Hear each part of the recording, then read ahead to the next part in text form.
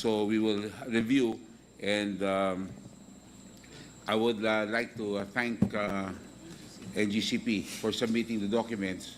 As they say, better late than never. So thank you very much for submitting the documents today, and we will review these documents for the future hearings of the committee. Thank you very much. Mr. Chair? Yes. Before I recognize the Honorable Fernandez, I would like to remind everyone that there were supposed to be two presentations last hearing, which were not presented because of the time element. So before we continue with the questions, so that we can discuss it intelligently, may I ask first that the presentations, para po matapos na po yung mga presentation, di na ho kayo, then nakakahiya ho, dapat ho last week pa ho nyo dapat pinisent po yan. I will ask you now to present while we're going to prepare some of our questions based on your presentation. Okay? Mr. Chairman, this is an administrative issue because a while ago you were discussing about the invitations, and I wasn't able to ask some clarification on the invitation that we sent to the resource persons. Like, we have invited the chairman of the NGCP, si Shu Guang Chao. Nandito po ba siya ngayon? Yes. They have letters. That's why after the presentation, we will call NGCP so that NGCP will explain the letters of all the persons that we were invited but were not able to show up in today's hearing. So now we will ask first, the Honorable Eunice Junicio is recognized. You're here. Thank you very much for coming. Oh, thank you for coming. So we're going to present some presentation Yes, first, and then we will go back to the administrative matters. Thank you, Mr. Chairman. Thank you very much. So we now proceed. May I ask Transco to please make your presentation first. Then after that, the next presenter would be MIAP. MIAP. Okay. Is that the right presentation? IMAP, right? IMAP. Okay, so we start first with Transco. Good Please afternoon, present. Mr. Chair. Silence requested. Good afternoon. I'm Dina Dizon, Vice President of Transco. Mr. Chair, our President is currently in a board meeting right now, Transco board meeting, but he will catch up later once that finishes.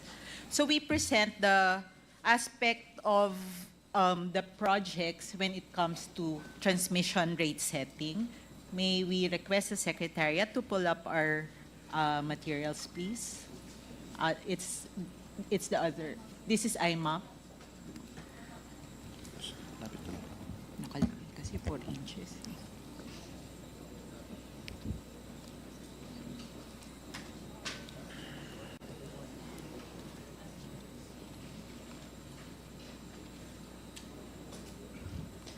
So again, good afternoon. Our presentation intends to provide insights and show the implications of the projects in transmission rate setting. Next slide, please. The transmission projects, sorry about that. The IPIRA has allowed ERC to enforce a methodology for rate setting that not only takes into account efficiencies, but also penalizes the regulated entities for inefficiencies. As a regulator, the ERC must aim to balance fair returns to the investors and at the same time ensure reasonable price of electricity for the consumers. Next slide, please. The transmission projects that are much discussed go into what is referred to as the regulatory asset base that the regulator considers in setting transmission rates. The RAB, as we call it, in fact is the primary driver of the two components of NGCP's maximum annual revenue, or the MAR. And the two are the profit component, this is in red, and the depreciation in green. In fact, for the third regulatory period final determination for NGCP, these components represented 82% of NGCP's MAR, with return on capital or the profit component as 66% and the depreciation as 16%. This being said, the proper consideration of the RAB value is essential to the whole rate determination process. Next slide, please. The objective of performance-based regulation is to ensure that only completed projects and efficient cost of ongoing projects are included in the opening RAB. The opening RAB is the reckoning point for the regulatory period, and the reason for including this only is to maintain fair and reasonable transmission rate. Allowing ongoing projects is not bad per se, since it encourages investment by the transmission network service provider. What is important, though, in the whole process to promote fairness is the reconciliation portion. Only completed projects are added to, and a reasonable provision for ongoing projects are included in the opening RAB. While forecast CapEx expenditures are allowed to earn the weighted average cost of capital, the reconciliation process ensures that there are efficiency adjustments as well. Next slide, please. Here is a more detailed representation of the previous slide. The point we want to highlight here is that the projected depreciation component is based on only on existing and newly completed projects. This is a fair framework. However, under the recent as-spent approach adopted by the majority decision of the regulator for the lapse period 2016 to 2022, the depreciation for ongoing projects, which for the most part encountered project delays, had been added to the depreciation building block for the annual revenue requirements, or MAR, of NGCP. Just to illustrate the point, next slide, please. We want to tie in the discussion of the performance of NGCP during the fourth reg period, considering the draft determination allows the as-spent approach for the lapsed period. The figures here have been lifted from the ERC draft final determination. And NGCP completed only 75 projects out of 258, or 29% of the target, 258 projects. And in money value, this is roughly 10%. Next, NGCP completed much of the other projects within 2023 to 2024, or beyond the fourth regulatory period. There are projects with maximum delay exceeding 9 years. Similarly, 51 of 68 ongoing projects, or 75%, are also delayed, with the maximum delay, again, for some exceeding 9 years. With the noted delays, the ERC even filed NGCP for unjustified for these, and a total penalty of 15.8 million was imposed. Next, please. The adoption of the as-spent approach results in a higher transmission rate by 80 centavos per kilowatt hour, give or take a few. These pieces of information have been lifted from the actual draft final determination released by the ERC. So our last slide is on the potential impact of delayed transmission projects. While there is cost implication directly for the transmission charge, that is, our analysis is that for every 5 billion worth of CapEx, the additional amount of transmission rate is about 1/2 of 1 centavo per kilowatt hour. But there are also indirect impact, like the cost to the economy, then the allowing other alternative sources to come in, so the renewable energy integration benefits are not optimized. And then finally, the higher electricity cost here may be a result of using more expensive alternative power sources because the lines are not available to deliver the cheaper sources. So that's our presentation, Mr. Chair. Thank you.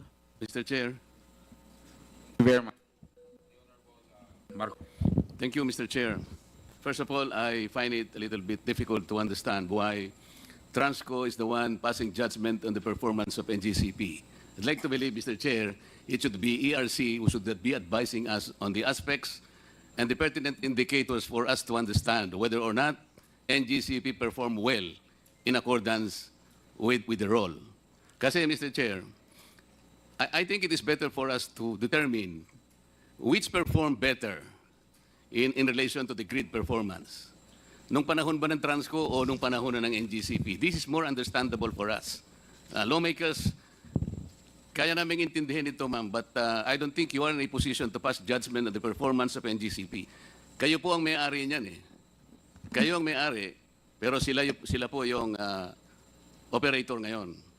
But I think, Madam ERC, kayo po ang kayo po ang merong role dito eh. But before that, Mr. Chair, I think you made the opening salvo and said that the very purpose of this hearing is for us to determine or to lower the rates of electricity in this country. if that is the primordial objective, I believe, Mr. Chair, the cost share of NGCP in the entire electric bill of our people is only 3%. 52% still in generation. 25% is in distribution. So if we are serious enough in focusing our attention and reducing the electricity in this country, let us focus on which area takes up the largest share. Dapat sa generation tayo eh. Pero ang daming problema po, Mr. Chair eh. I already pointed out this to the DOE. Noon po, ERC muna. If we wanted to reduce the electricity in this country, let me ask the ERC, bakit hanggang ngayon po wala kayong regulations on aggregation? Bakit yun ating pong ARCOA hindi nyo pinatutupad? This is where we can reduce our electricity. Retail competition and open access is a provision in EPIRA that we have not seriously considered. Ilan po yung nag-migrate from the captive market of Meralco? Ilan po kaya? Napakalaki po ng relation nito, Mr. Chair. If we are really serious to lower the electricity in this country, kailangan po nating i-implement po yung EPIRA. Nandun po yung sinasabing retail competition and open access. So, alam po ba ninyo kung ilan ang nakaka-graduate or migrate from the captive market of Meralco para contestable market na sila? Wala naman kayong report eh. What about aggregation? There are no rules on aggregation here. Pagkatapos ni-raise po namin ang issue way noon pa, you suddenly adopted a modality you call performance-based rate. Mr. Chair, before we had EPIRA, ang ating pong modality is RORB. This is return on base rate, which is more practical because everything else is based on CAPEX. Kung ano po yung gastos ninyo, doon tayo kikita. Pero doon sa performance-based na po kung ano lang pinlano nila, hindi pa po natin napatunayan kung talagang yung plano natupad. Doon na po natin ibe-base ang singil. Kaya ang taas-taas po And we need to look into the system loss. Magkano po yung system loss? Meralco, maybe 10%. Electric cooperatives, maybe 20%. Ang taas po. Bakit hindi po ito yung unahin natin? Why are we focusing our attention on the transmission, which is only 3%? Thank you very much, Honorable Marcoleta. Ito po yung gusto Ano ko po, pong napaganda ho ng inyong Mr. Chairman. question at inyong mga tanong. Mr. Pero, Chair, sige, Mr. Chairman. Honorable, Mr. Chair, in support. Point of clarification, Mr. Chair. Klaklaruhin lang po natin ito ha. Meron pa ho isang pang presentation. Yes, Patapusin po natin muna yung isang presentation, then lahat ng mga nakalista, Point of tatawagin ko clarification, kayo Mr. para Chairman. maayos po yung ating presentation. Mr. Chairman, point of Thank you. clarification and point of information. And hindi po naman natin dinedepensa ang Transco. But tama po si Congressman Marcoleta that we have to follow kung ano sinasabi ng ating pong EPIRA. And specifically, EPIRA law, binabanggit po yan sa Section 34F. Para po i-determine yung pong rate base, Transco and distribution utility, ang sinasabi, shall not be allowed to include management inefficiencies like cost of project delays. And that's the reason why Transco, binabanggit po nila yung mga delays ng mga project. Okay. And it is the right of the Transco na sabihin po sa atin, ano itong mga proyekto na nagdi-delay po. And that's the reason why sinusuportahan po ng EPIRA law under Section 34F that the management inefficiencies and cost of the project delays must be considered and must be updated by the Transco. Thank you very much, Honorable Dan Fernandez. Mr. Chair, We will now proceed. Mr. Chair, before we move, with, because you gave point of clarification kay Kong yeah. Dan, so it's my time siguro. No, no, just wala one po. point clarification lang, Mr. Chair. Before, I think I discussed already last time. The Honorable Presti De Jesus, Mr. Chair. patapusin po natin muna Hindi, yung IMAP Mr. so Chair, that very I will now important. entertain all the questions Mr. because very- kung lahat magpo-point of clarification, hindi ko matatapos Mr. Chair, dito. last isa lang, Mr. Chair, kasi misleading sinasabi lang delay. Pakisabi nga ako, ano ba yung reason ng delay? Is it all problem by the NGCP Wait. or ERC rin? Or Maybe may that's court already case? a Kasi- question. Yes, that is already a question for interpretation, and I suggest that you are already on the list, Honorable Presti De Jesus. So now I will now recognize IMAP. IMAP, may you please prepare for your. We may now deliver your presentation. We're taking notes. Okay. Thank you. Thank you. Thank you, Mr. Chairman. Can you please, your attorney? I'm Attorney Richard Nethercott, Mr. Chairman. This is President of the Independent Electricity Market Operator of the Philippines, or IMAP. Okay. Please proceed. Thank you, Mr. Chairman, and good afternoon to the honorable members of this committee. So last December 23, we were directed by this committee to prepare a study or a report on the cost impact of delayed projects. Considering the data that are in our possession, what we prepared, Mr. Chairman, is to present to the committee a comparative study of the market price impact of completed transmission line projects. So we focus on 4 completed projects of the NGCP from the last 2 years, particularly, well, actually 3 years. No?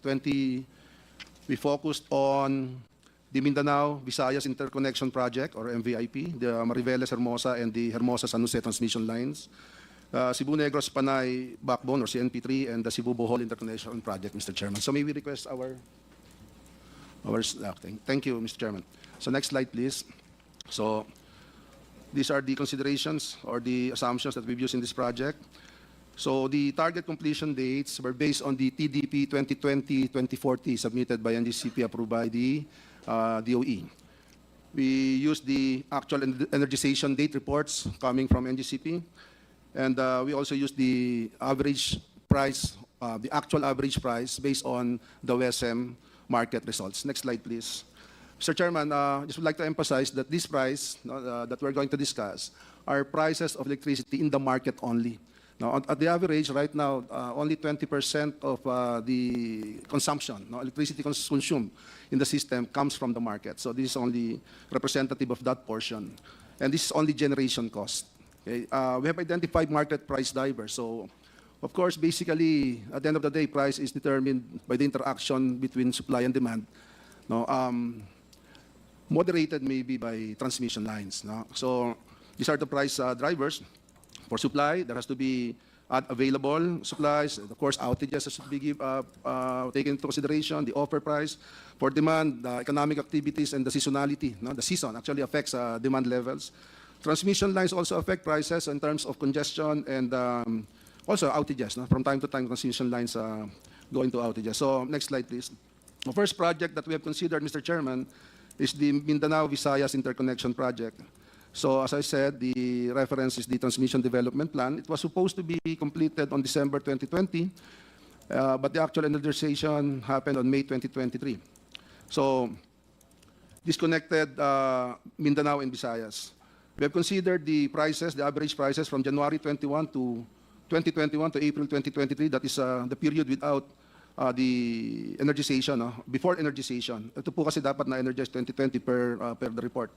So for that period, the average prices in Luzon were 6.49 for Visayas, this is 7.39 for Mindanao. For the billing period, February 2023 to April 2023. February lang po sa Mindanao because the Mindanao WSM only started in January 2023. The price before MVIP was 6.17. Now when the MVIP was energized on May 2023, the prices from May 2023 to December 2024 with MVIP are now 5.67 in Luzon, 6.85 in the Visayas, and 4.87 in Mindanao. So yun po yung average prices. Now, we got the difference, no? Without and with. And then, meron pong table dyan which says monthly average quantity or spot quantity. Ito po yung binibili sa WSM. For Luzon, that is 618,512 megawatt hours. For Visayas, 155,643 megawatt hours. For Mindanao, it's 140,788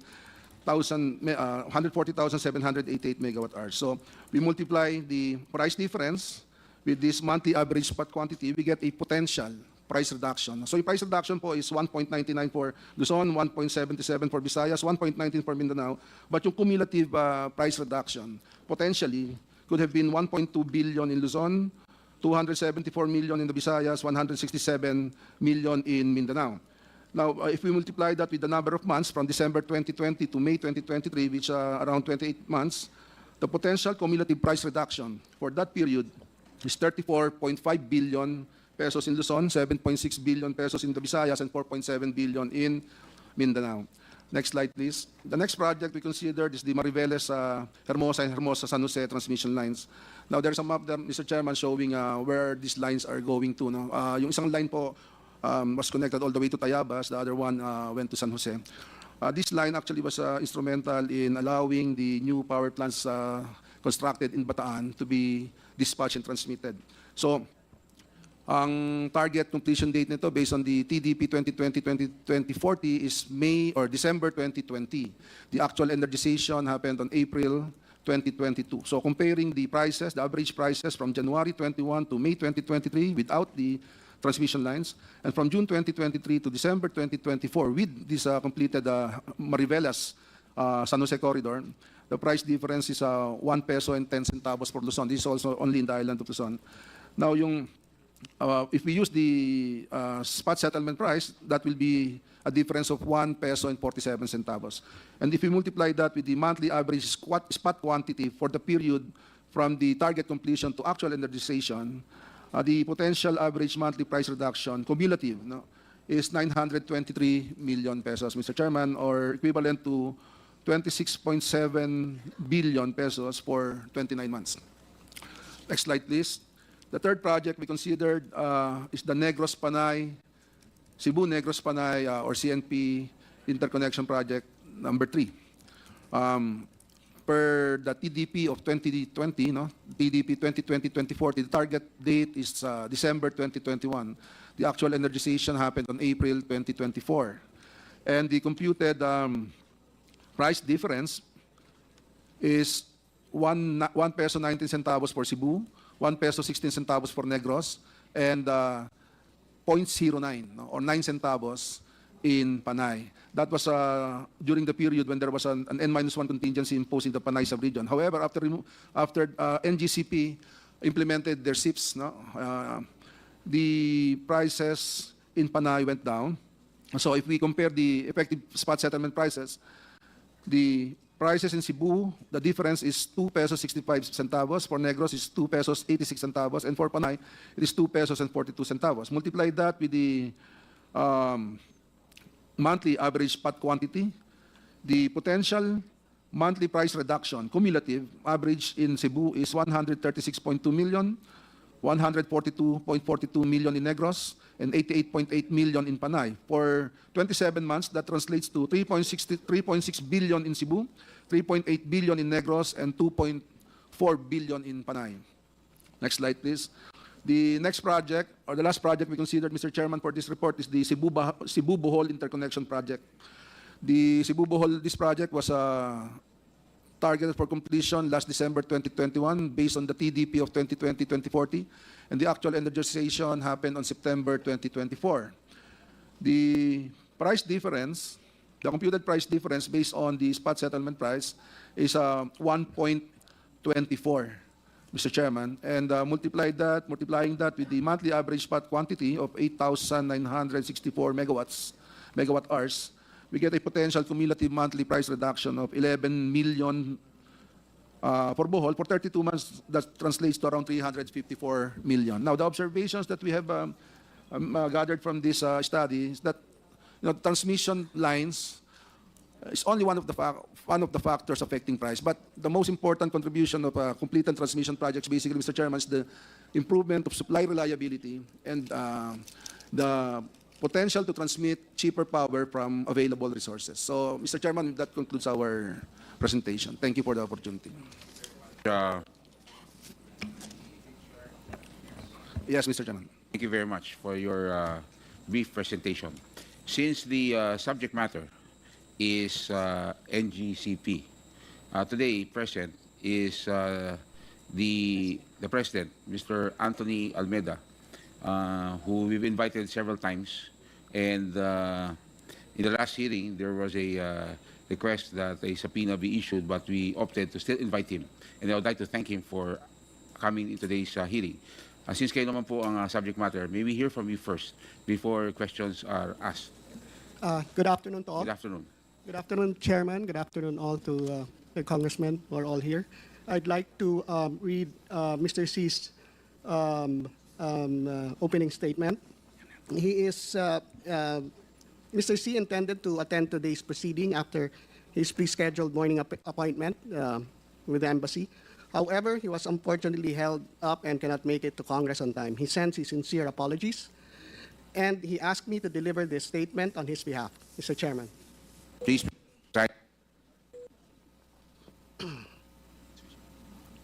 NGCP is a Filipino corporation, and we run the company as Filipinos. We bought the transmission business from the government in 2007 in an open public bidding at the cost of almost $4 billion.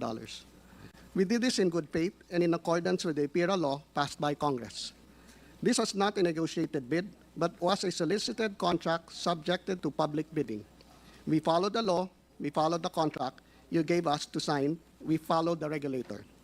As the operator of the transmission system of the country, we are a partner of the government in the energy sector. We have undertaken to pay some $3.95 billion as concession fee. We have also invested so much into improving the system, almost 400 billion pesos as of the end of 2024. We have increased the capacity of the transmission system to transmit power 865 times compared to Transco. We have taken up the government's directive to loop the entire country with the completion of the Mindanao-Visayas interconnection project. We have also finished the Cebu-Negros Panay interconnection, the Cebu-Bohol interconnection, and the Hermosa-San Jose backbone. We are not in breach of our franchise, our concession agreement, and the Philippine Grid Code. The price the consumer pays for the transmission services have gone down significantly since Transco ran it in 2008. Our portion of the bill is only 3%, but we find the other 97% has not been subjected to the same scrutiny. On our projects and alleged delays, if there's any delay, there can be directly attributed to the delays in right-of-way procurement, the long permitting process, and most significantly, ERC's delay. We have more than 100 projects pending approval with the ERC, and these projects have waited for approval for almost 4 years on the average. The last regulatory reset conducted was for the period of 2011 and to 2015. Since then, we have not been given a revenue scheme that reflects the development needs of the transmission system. Despite no clear revenue stream and uncertain recovery, we continue to invest into the grid. We continue to build, and we continue to serve our country. Even now, we are locked in discussions with the ERC, who chooses to penalize us for every little delay, and refuse to acknowledge their part in the regulatory mess the energy industry finds itself in. We follow the rules you set, the contracts you drafted, and the franchise you passed into law. We have done our job. We have bent over backwards to pursue our mandate and hold our end of the concession agreement. Our SCADA system is a secure, standalone, isolated system that is not connected to any other network.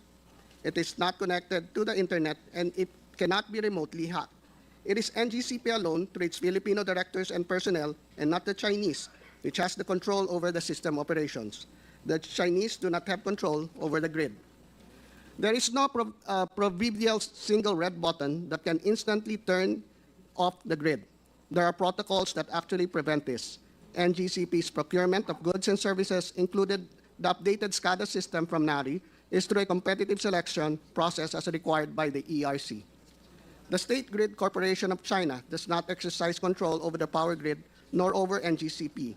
Domestic corporations Monte Oro Grid Resources Corporation and Kalakahay Power Corporation each hold 30%, or a total of 60% of the outstanding capital stock of NGCP, whereas SGCC only holds a minority share of 40%.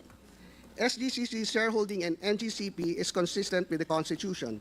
Moreover, during the bidding of the concession agreement, the government required the participation of financially and technically capable participants. Since the operation of the transmission business has always been monopolized by the state, only foreign participants possess the relevant with domestic and international experience and expertise to operate transmission system comparable to the Philippine transmission grid. As to why we choose to partner with SGCC, I direct this question to the former owner. He bought into the Chinese. When I bought the shares in 2010, the Chinese were already there. Similarly, the shareholders' agreement that has been the topic of so much speculation was already there when we stepped into the former owner's shoes. But I do not wish to throw stones. I also want solutions. Speaking as a businessman, we need stability, not just in the energy supply, but also in law, policy, and regulation. I strongly urge the DOE to look into the problem as a whole. The data is clear. 97% of the power interruptions from 2016 to 2013 was caused by problems in supply. We need stable, affordable, baseload power. We need comprehensive aligned plan and considers the need to all sectors. We are willing to be part of the solution, but transmission should not be the solution for everyone's problems. For DOE, ERC, and Transco, NGCP, and IMAP, we should work together hand in hand to have a better energy plan. God bless us all. Thank you, Mr. Chairman. Thank you very much, Mr. Anthony Almeida. That was the statement of Mr. C. Yes, Jr. Mr. Chairman. Thank you Okay. very much. Thank you very much. I will be asking you the first question, but before that, I'd like to acknowledge some members who have arrived. The Deputy Majority Leader, the Honorable Franz Pumarin of the 3rd District of Quezon City, the Honorable Bong Teves Jr. of DGP Party List, and of course, the hardworking Stella Luz Kimbo of the 2nd District of Marikina City. Welcome to the committee hearing. The chairperson of ERC is here also. May please raise your hand. The chairperson, the Honorable Dimolanta. Yes, ma'am. Welcome to this hearing. Na-late kayo. Yung isang hearing, hindi kayo na-late. Ngayon, na-late kayo. Mukhang may meeting pa. Anyway, thank you very much, Mr. Almeida, for appearing before this committee. And thank you for your manifestation, and the manifestation, Mr. C, that indeed you're here to solve problems. You're here to help solve these problems. Of course, a lot of questions will be asked later because of the presentation made. But I just would like to ask one question. Regardless of the percentage, because you claim it's 3%, in last week's hearing, some members have said it was 10% effective because of the delay of transmission. Kasi alam po ninyo, ang GENCO, marami. Ang DU, marami. Pero ang grid, ang highway, iisa. Kayo lang po yan. Kaya ang focus sa inyo eh. Kasi kayo ho yung nag-iisa ron eh. Okay? At ang sinasabi nila, and I will have to, and I'm sure the Honorable President De Jesus will admit in the previous hearings of all the DUs na nagre-request ho ng mga franchise renewal, ang lagi ho nilang tinuturo, NGCP. Kaya daw, because of the delay, it's not only 2%. Mas mataas ang effective rate na maapektuhan ang presyo ng kuryente. Now, pwede po ba ako magtanong? Isang tanong lang, Mr. Almeida. Nandito man po kayo para magbigay ng solusyon. Paano ho natin mabababa ang kuryente sa ating bansa? Maybe all the energy family has to work together to put the prices down. Kasi if we're 3%, we have to talk also to the 97%, Mr. Chairman. So 100% of the whole energy family should discuss and talk. Kami naman on the 3% as the highway will be here. Mr. Chairman, the most important thing here is maybe we can do energy planning as a whole, from transmission, generation, and distribution, on where to put our plants para we as transmission know where to go. Hindi ho kami yung naghahabol po sa, kunwari, sa pataas, pababa, pa-left, pa-right, so that it would be also more viable and consistent also on the timeline. Because we have issues also, of course, on the right-of-ways when we pass through. And in any other businesses then po, Mr. Chairman, those are the issues. And issues on permits and everything. Although DOE has been helping us out also on our to-do list on permits. But as a whole, as an energy family, to put the price down, all the sectors has to talk together and put the 97% and the 3% has to work together and work on the price scheme on putting the price down. So, Mr. Chairman, it's a holistic plan. It's just not only as transmission. But you will have to admit that you're part of that plan. I mean, Yes, of course, if you don't cooperate and yes, the Mr. Chairman. delays, Yes. as presented earlier, Yes. you're only 30% compliant. Yes. You have a 70% backlog, Yes. as they presented earlier. From 250, you've only done 75, yeah, yeah. 75. So you're like you have a backlog of around 70%. Yeah, can I? Yeah, And yes. do you agree that this will cost an increase? Yeah. Mr. Chairman, we'd like to validate that number also, and we'd like to look the figures that was presented by Transco. Because as far as I'm concerned, there are a number of backlogs also on the approvals that we need. Remember, we're a regulated company, so we need also approvals on all those regulations also. Although, if it is a shortcomings of NGCP, I would admit it right now as the CEO here. But of course, I'd like to look at the numbers also and validate the numbers also. Mr. Chairman. Yeah, if So that's you okay. confirm that indeed the delays could also bring the prices up. I haven't worked on that. Yeah, Mr. Chair. Mr. Yeah. Chairman, may I be Yes. recognized? Yes, sir. Thank you, Mr. Chairman. Mr. Mr. Sagayo. Paul Sagayo Jr. Yes, here please. from Please, NGCP. Thank Sir you. Paul, yes. Thank you. In the interest of fair play and due process, if I may, Mr. Chairman, this is the first time that we had been seeing all the presentation materials of Transco and IMAP. May we just be given 7 days from today to consult with our consultants, and we will submit the necessary comments.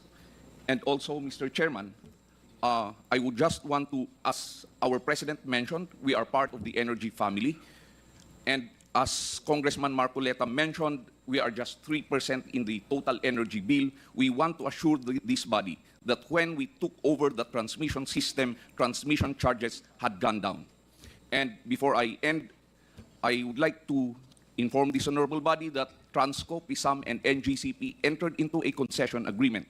Under 2.01 of the concession agreement, it is clearly provided that Transco has no regulatory powers over NGCP. Just a gentle reminder. Thank you, Mr. Chairman. Thank you very much, Mr. Paul Sagayo. Mr. Honorable Chairman, Dan Mr. Fernandez, Chairman, you have now the floor. You're the next. Sakto. interpelator. I just wanted to have Honorable Dan a... Fernandez is recognized. Sir, before we proceed with interpellation, Yes. maybe perhaps here I'd like to hear from the former president of Transco. Kasi po I understand the current Transco administration gave their point of view, but I'd also like to hear from more historical institutional Honorable Dan members. Fernandez, If with the indulgence of the it's his turn, so he will have to ask that question. kay former Transco... Are you yielding to the question? Ask kay... yeah, sure. Mr. Chair, So, question. Honorable Matibag, Attorney Matibag, please respond. This is now the time of the Honorable Dan Fernandez. I'd like to remind everyone it's 5 minutes questions. Time of the question would be 5 minutes. You can go for a second round if needed, except the answer, ha? Hindi kasama answer din, ha? So 5 minutes po tayo. The Honorable Matibag. Good afternoon. Mr. Chairman, point of order. What are the rules of this committee in terms of there's a representative asking a question and using the time of another representative? No, this is now, that's why I have to, I sought the permission of the Honorable Dan Fernandez. So it's now Dan Fernandez's time. So And, he agreed. That's also a question. Representative Yes. Fernandez yielding. Yes. Thank you. Thank you very much. The Honorable Matibag. Thank you, Attorney Mr. Matibag, I'm sorry. Thank you, Mr. Chair. And first of all, salamat po sa inyong imbitasyon at paumanhin na pangatlong beses ako naimbitahan. This is the first time that I attended this hearing and I'm glad to be here. I'm here just a former president and now just a consumer at isa pong Pilipino. I was just listening to the report and the statement of President Almeida and the good lawyer of NGCP. I've heard that report long time ago. That's the same things that they've been saying na magtulungan tayo, magayos tayo. But let me share my experience when I was the president for 5 years. Wala po kaming pagkakataon na nakapasok at na tingnan man lamang ang mga pasilidad ng NGCP na pag-aari ng Transco. Ngayon lamang po ako nakakita na kami yung may-ari ng bahay at gusto mong tingnan kung anong ginagawa sa bahay mo, hindi kayo pwedeng pumasok. I just like to remind everyone, pinag-uusapan natin dito, presyo, 3% ba, 10% ba, ganito yung binayaran. But more than that, this is something that should be a concern of everyone, and that is the national security and the national interest of our country.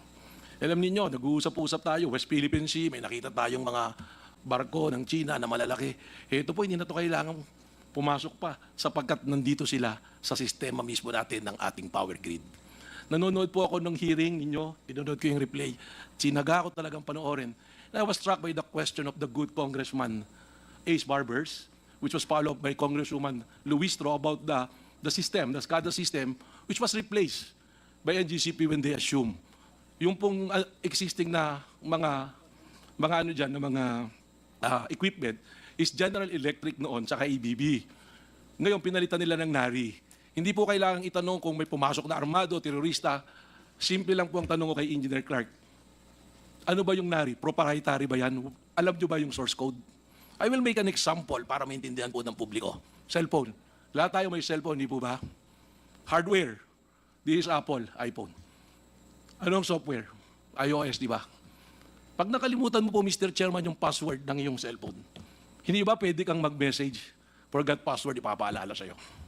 Ibig bang sabihin, yung SCADA ba, na ginather, yung mga data ng ating power grid, hindi ba nakikita ng China? Tatlong control, walang single red button. There was already an incident na nagkaproblema ang power grid natin. It was resolved remotely. Twice already na nangyari. So ano ibig sabihin nito? Remotely pwedeng gawin. Hindi po totoo. Magaling si Engineer Clark. Alam ko, na-research ko yung background niya eh. Yung sa mga yung mga performance. Pero ang tanong, do you know the source code? Proprietary yan eh. When we made the research, when we made the presentation doon sa Senado, lumabas that NARI is a state-owned company na used by a military. So nag-report kami niyan, December 2019. We were able to capture yung website nila. Yun yung pinipresent ni Congresswoman Luistro. Sabi ko, ito yung dokumentong binigay namin noon sa Senado. Nakita namin. kiniklaim talaga nila na first overseas nila na paggamit ng equipment at ng SCADA ang Pilipinas. Nung niraise namin yung issue sa Senado, February, tingnan nyo ngayon sa website ng NARI kung nandun pa, wala na. But I have the screenshot already. So more than that. Now, yung question naman noon ni Congresswoman nung nanonood ako, Kimbo, the Honorable Congresswoman Kimbo, sinasabi natin 3%. Huwag natin pag-initan to. I yield to those position of the honorable members. But hindi po 3% lang pinag-uusapan natin dito. The presentation of IMAP was very clear. Nakita nyo yung diferensya because of the delay. But even before that, there was the study done by Butuan, the power plan of Butuan. I'm sure the good chairman knows about this. Nang diferensya, because of the delay of the project of Visayas-Mindanao connection, there is a price difference of 2 pesos compared to Luzon and Visayas. Ano pong basis nito, IPIRA law? Because under the IPIRA law, the WESM, bibilin nila yung excess ng generation. Wag po natin sisihin yung generation. Yung excess po ng generation, binibili ng WESM, during peak, doon binibenta eh. Yung off-peak, binibili nila eh. Yun po yung totoo niyan. Bakit wala sa Mindanao? Dahil ang requirement is there should be an interconnection before magkaroon ng WESM sa Mindanao. Kaya yung presentation ng IMAP na bumaba because there's already interconnected. Bakit? Because under the IPIRA law, ang sabi ng IPIRA law, bibilin nga. Ano ang nangyari sa Mindanao? Fully contracted. Yung mga excess kailangan bilhin ng electric cooperatives. So sino nagbabayad? Tayo po, ng mga consumers. So may I make an appeal, Mr. Chair? Huwag na sabihin, 3% lang yan. Segment lang ang NGCP. I must remind everyone, the only natural monopoly in the entire energy sector, in the entire business sa Pilipinas, is transmission. Napakarami po yan. Alam niyo po, naririnig ko sa news, yung tinitira po kayo sa Kongreso, 777. Alam niyo, mas maganda pong sagot na 77 na pag-uusapan. Yung 7 na violation sa concession agreement ng NGCP, yung 7 po na violation ng national security ng NGCP, at yung 7 po na abuse nila as to the financial status ng government natin. Paano natamaan? Bakit nalugi tayo? Ang ganda po ng opening statement ni Mr. Almeda, binili namin to ng per square. Pero pag binilikan po natin, it violates the IPIRA law. Because under the IPIRA law, dapat maximum value makuha mo eh. That is in the implementing rules ng IPIRA law natin eh. Hindi natin nakuha yung maximum value. Katunayan, we're losing. During the time of Transco, sinisisi natin Transco, delay, ganito, ganyan, kaya natin binigay. Doon pa rin yung delay eh. Mr. Chair, point of clarification. My clarification is, Transco rin na nagpabid nito eh. Kayo rin, di ba? Hindi po. No, yes or no? Pisam po. PISAM, because according to the IPIRA law, a cornerstone of IPIRA law was the privatization of the Transco transferring management of the national grid to private operators who could bring efficiency, innovation, and capital investment. So, joint kayo ng Transco and PISAM who bidded this in 2007 as ito po, clear. Tama po, Mr. Chair. Unfortunately, Attorney Matibag was not part of Transco at that time. But, Because if I was there at that time, I will not allow it. Yes, but let us be clear, Attorney Matibag. So, before you answer May I your reclaim question- my time, Mr. Chairman? Are you done with your... Well, Are you done? alam nyo, hindi ho tayo matatapos kung gusto nyo. Oo. Meron pa po sana kung gustong idagdag. Mr. Chairman, Mr. Chairman. There is 777. Mr. Chair. Okay, Mr. thank you Chair. very much, Honorable Attorney So Matibag. I'll just wrap up. Mr. Yes, Chair. I will give you 2 minutes to wrap up. Ito kasi yung Sige lang problema, po. tinawag niyo po ako rito, nananahimik na ako eh. Okay. Kaya nabuksan yung ganito eh. Ako po hindi nagre-represent ng taong Okay. bayan na po yung pinag-uusapan dito. In fact, I was a victim of mga white paper and everything during that time. Pero ngayon, wala namang maakusa sa akin ako ipagkakakitaan ko to, kung ano man. So I can speak freely. I'm speaking as a public now. I'm speaking for the Filipino people when we are singing the national anthem. Hindi tayo papayag, di ba? Huwag tayo magpapapi. Hindi na tayo kailangang sakupin. They are there in their system. Because binenta natin. Let me cite this. Tama po yung sinasabi nyo. I was very happy last week to find out, to read the news from Reuters. Alam nyo po ba ang ginawa ng United Kingdom? Na dati ang nagpapatakbo rin ng China yung... Mr. Chair, I think private malayo na company. yung ano niya, Mr. Chair eh. Hindi po malayo So, yun. because the question is direct Wait. kanina eh. Dali lang. Dr. Say, I asked him to wrap up. Please wrap up so we can go back to the Honorable Dan Fernandez. Privately owned ang transmission ng UK noon. I was redeemed because noong 2017 we're already pushing na dapat government at least the systems operation. Kasi this is include national security. Hindi po ito malayo. In fact, isa pang news, tinanggal ng UK ang NARI system for the same reason that I am saying now. Kung ilalayo natin, sasabihin natin, hindi na tayo Pilipino nito. pinagbalit na natin ng 30, para pinagbenta na natin sa pilak yung ating bansa. Thank you very much, Attorney. Pero you will agree, Attorney Matibag, that nung nagkabentahan, Transco was also part of that sale kasama. It was Pisamo was under it. But you were not the Maybe president. Maybe we can ask. Yeah, but you were Attorney- not the president. I was not the president, but But, you know, somebody in the room can answer it because Yeah. Attorney Alabanza was part of Pisamo. Okay, we will discuss that later. Mr. Chair. We will now give it back to the Honorable Dan Fernandez. Mr. Chair, point of order. Point of order, Mr. Chair. And for the record, Mr. Chair, earlier when I wanted to hear from Attorney Matibag, my point, Mr. Chair, was not as to take time from the good Chairman Fernandez. This was because he is a resource person po. Nagbigay ng statement yung ating other resource persons. I just wanted that for the consideration of the committee that he be given the time. So I hope, Mr. Chair, this would not be taken against yung oras ni Mr. No, ni don't Chairman worry. Fernandez. Your question was short enough. Thank you very much, It Mr. doesn't Chair. include the answer, remember, okay? Thank you, So, Mr. Chair. but, you know, it was the time of Dan Fernandez. So I had to ask the Honorable Dan if he was willing to also ask the same question you were raising para hindi ho tayo kasi kailangan ho, time ho ni Dan Fernandez. The Honorable Dan Fernandez, you still have the floor. Thank you so much, Mr. Chairman. At don't worry, Mr. Matibag, welcome to the club. Yung mga na-experience mo, hindi lang ikaw nakaka-experience, pati ako. And going back to what you were saying a while ago, darating tayo dyan. Siguro sa part 2 ng pagtatanong ko at part 3 ng pagtatanong ko, kahit abutin tayo ng madaling araw dito. But going back to what I've been discussing a while ago, Mr. Chairman, kasi meron pong administrative matter na hindi pa po tayo natatakel. So I just wanted to go back there para at least po ay malaman ko yung mga nirequest ko noong nakaraan. Because sa list po ng ating pong mga invited guests and list ng nandito po, parang hindi ko nakikita yung mga taong inimbitahan natin. Like for example, yung chairman ng NGCP, si Su Guangchao. We invited him. Yung director si Yao Sheng. Yung director ng Wang Lijin, si Lin Xinhua. Asan po sila? There's a letter. Yes, what's the from letter all about? Do you have a copy of the letter signed by Mr. Almeida for all of these directors? So ano po reason, Mr. Almeida, kung bakit hindi sila dumating sa araw na ito?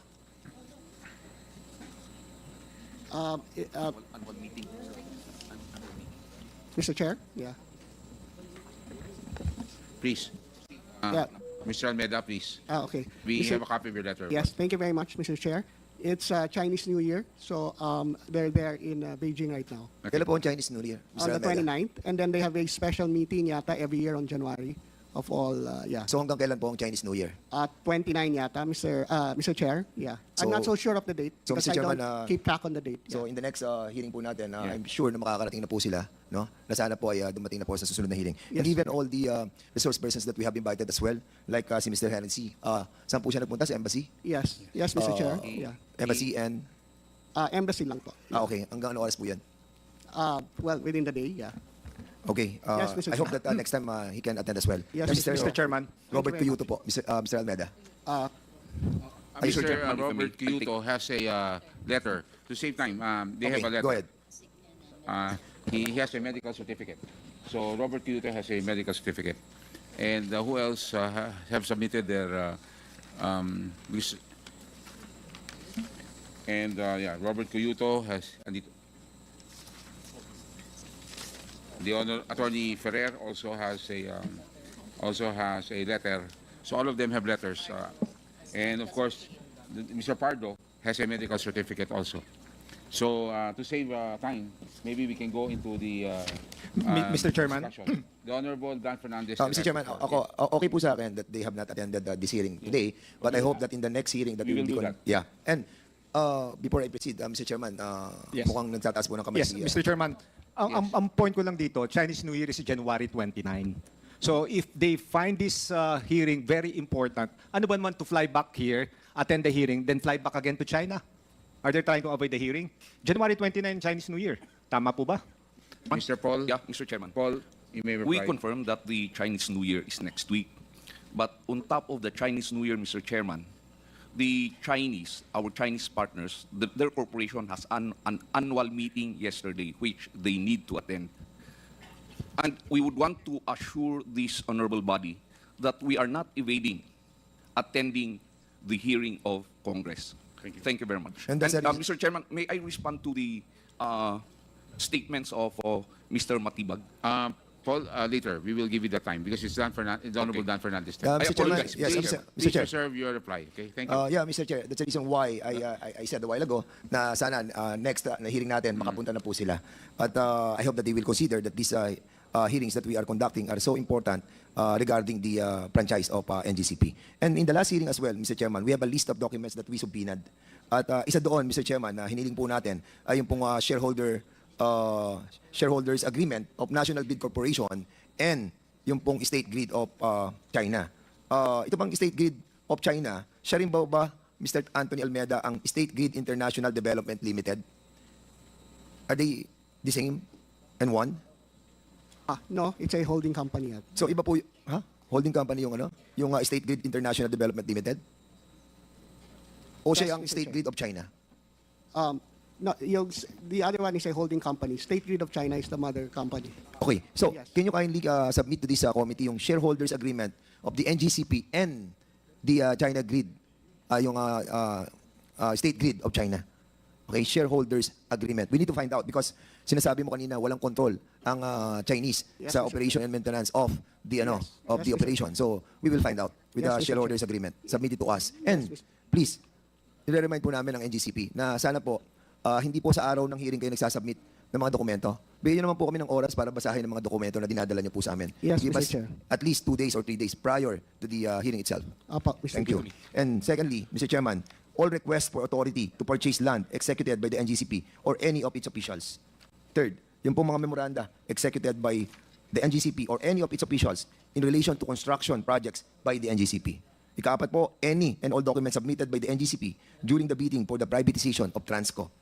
And number 5, any and all documents submitted by the NARI group in relation to the bid proposals submitted to NGCP. Share purchase agreement among Henry C., Robert Kyoto, and Synergy Grid and Development Incorporated. Submit it to us as well.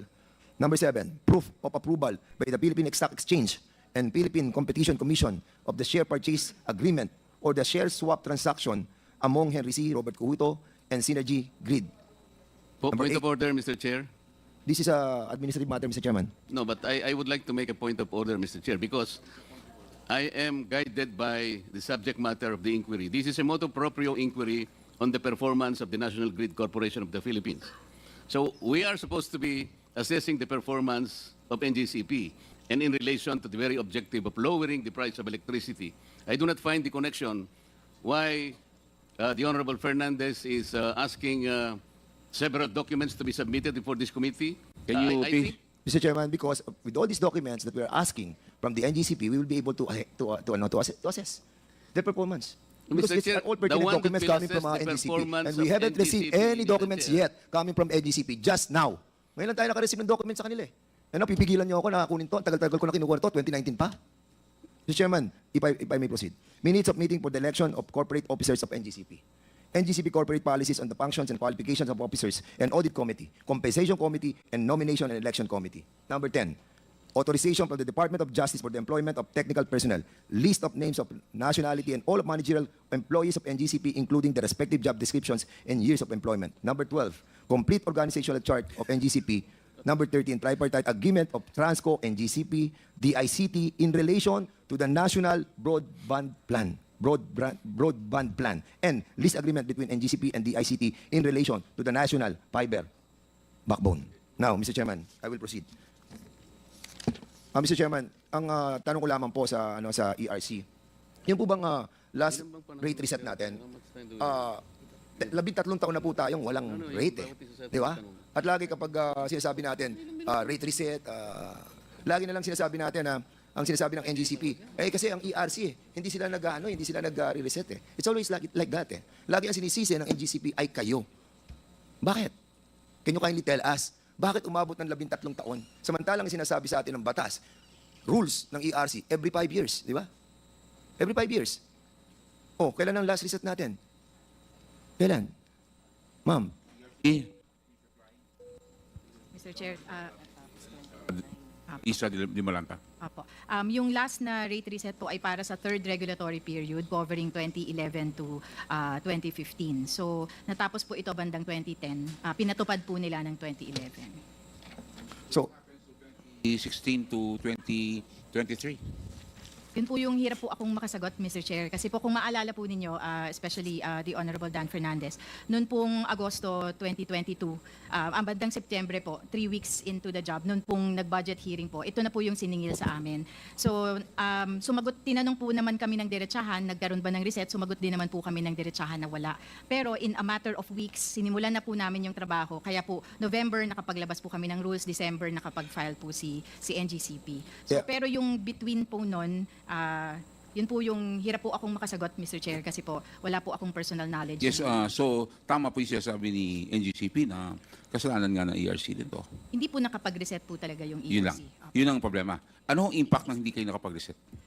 Wala pong naging review nung rates ni NGCP at wala din po silang opportunity na makapag-file para sa bagong rates. So ang nangyari po, tinuloy-tuloy lang yung dating rates na naaprubahan ng ERC. Honorable Dan At Fernandez. wala pong na-assess, wala pong na-depreciate ng mga value ng kanilang mga assets. Mr. Chairman, 13 taon. At hindi ako naniniwala na ito'y kagagawan lamang ng ERC, but nevertheless, darating po tayo doon. Ngayon po, anong status ng ating pong reset? Para sa kababayan natin na nanonood at sa mga kasamahan po natin, itong pinag-uusapan po natin, ito po yung taripa. At ang pinag-uusapan po dito, okay, sinasabi yan ng NGCP at ibang members ng ating pong mga kasamahan dito that napakaliit lang ng porsyento ng transmission rate sa kabuuan na binabayad ng ating taong bayan. Pero tayo po dito ay niloloko. Ang ating pong transmission rate, tama, maliit lang, 1 peso and 19 cents per kilowatt hour. Yun po ang general na sinisingil. Pero Mr. Chairman, 13 or 10 cents lang ang difference. Malaking bagay po yan sa ating pong mga kababayan. Most especially na hindi tayo nag-compute, marami na po tayong overcollection. And this must be refunded to our Filipino people. Now, ang tanong, Mona Lisa, ano na ang status ng ating pong NGCP sa rate reset? Sa reset po ng 4th regulatory period, Mr. Chair, ito po yung tapos ng period 2016 to 2022.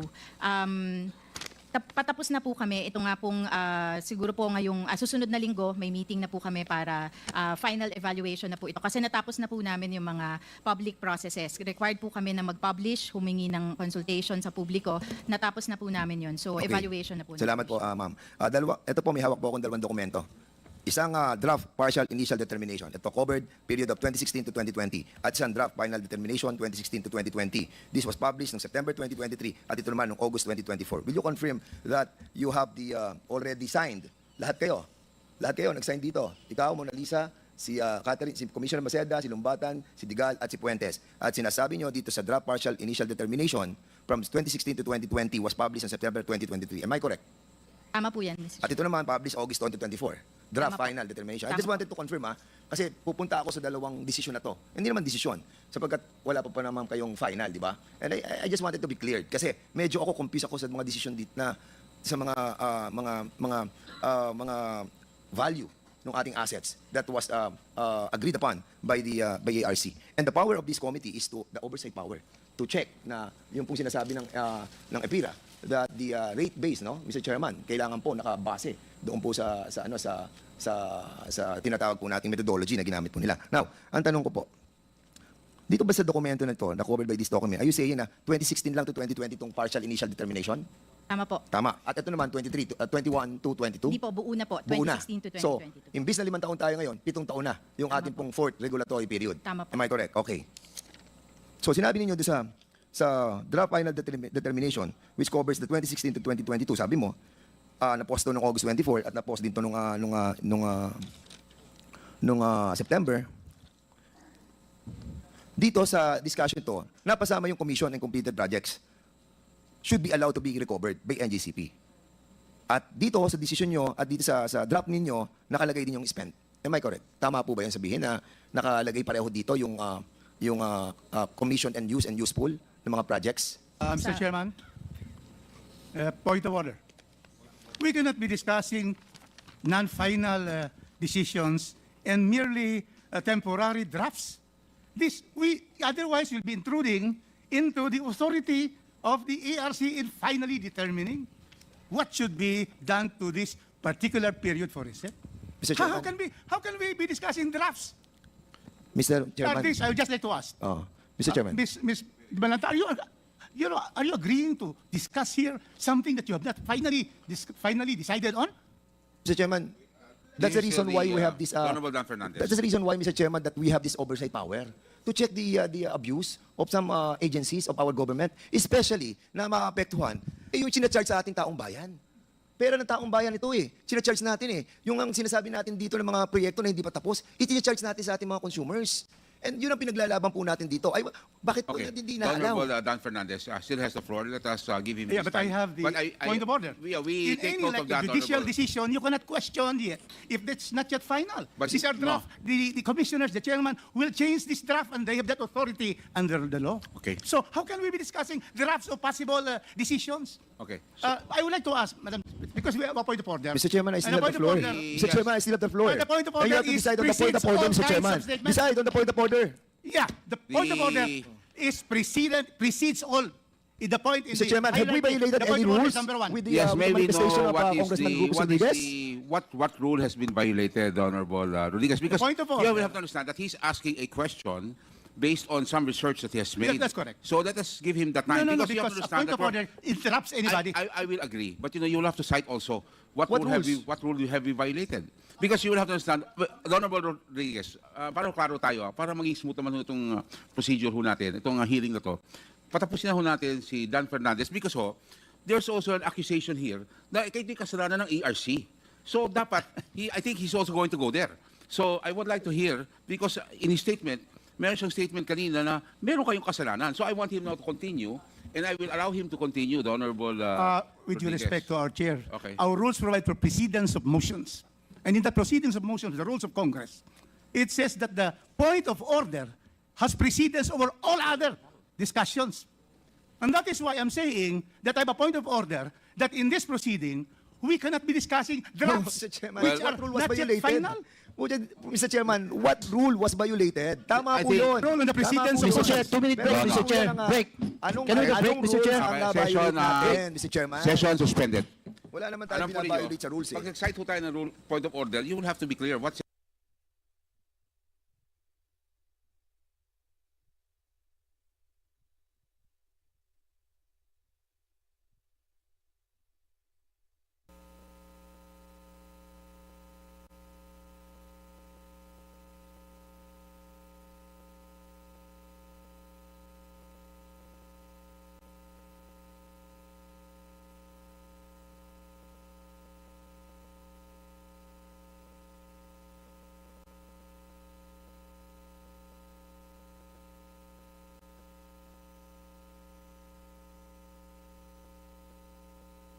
Mr. Chair, akala ko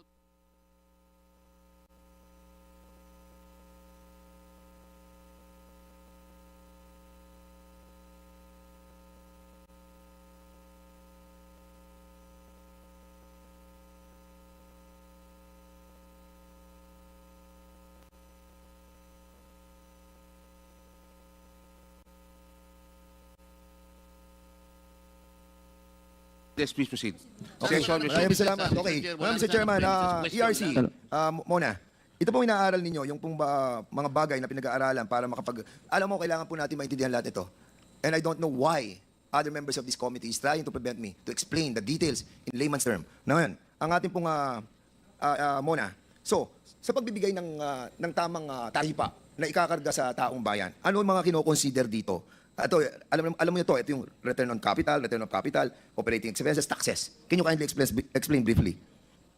Opo. Mr. Chair, with your indulgence, yun pong sistema po or programa ng rate setting sa ating regulated entities, NGCP at distribution utilities, yung tinatawag na building block approach. So meron po tayo mga building blocks katulad nga po ng nabanggit ninyo na CAPEX and then yung return on capital or return on the total CAPEX including the opening asset base, the return of capital, ito na yung mga kasama yung WACC, depreciation, at yung mga operating expenses or OPEX, mga O&M expenses po, at taxes po, kung allowed po sila under the rules of Okay, recovery. in other words, Mona, no, para mapabilis tayo. Itong tinatawag natin regulatory asset base, itong RAB, ang sinasabi natin, ito yung pinaka-asset natin, di ba? Pinaka-asset ng transmission. Tama? Tama po. Tapos kailangan natin dito yung CAPEX, kung magkano yung, Ginastos yung po. gagastusin para doon sa proyekto. Now, kapag mataas ang lahat ng ito, mataas ang singil ng kuryente. Kasi yun po yung base po, Correct. multiply mo dun sa At ang sinasabi po ng batas, kailangan just and reasonable na ibibigay sa rate para sa ating mga kababayan. Am I correct? Tama naman. Okay, question. Puntahan natin yung opening RAB. Kasi noong 2015, okay, ano ba yung opening rub? Ito yung sinasabi natin na, ano yung total asset nung 2015 ng transmission? Di ba? May opening rub tayo dyan, tinatawag eh. May closing. Closing na yun, tapos na yun eh. 2011 to 2015, tapos na yung third regulatory period. Pupunta na tayo sa fourth regulatory period. At ang sabi, yung closing rub o yung closing na asset na to, pupunta ngayon, moving forward, doon sa 2016, sa fourth regulatory period. Ang tanong, sa draft partial initial determination dito at sa draft final determination, dahil sa tinatawag na roll forward methodology na ginamit ng ERC, mahalaga na malaman. Di ba? Malaman natin. Ang tamang halaga ng assets ng NGCP na dapat mag-roll forward dun sa fourth regulatory period. Nagsagawa ba ang mga experts na kinuha ng NGCP para malaman ang halaga na dapat may roll forward doon sa closing rub papunta sa opening rub ng fourth regulatory period? May mga expert pong kinuha ang ERC para po Sino po? mag-validate Sino po? dito. Sandali. Andito po ba, inibitahan natin yes. ang... You have one more question, Honorable Fernandez. Then we will have to move, then you will have to go for second round. One more question. Proceed. Are you done with your answer? Mr. Chair, sagutin ko lang po kung sino po yung Yes. consultant. NCL Consulting po. Yes. NCL, okay. One more question, Honorable Dan. Okay. Ang Royal Asia, Appraisal Corporation, andito po kayo. Magkano binayad sa inyo para tayo po ay mag-appraise ng lahat ng total asset, yung regulatory asset base ng ating NGCP?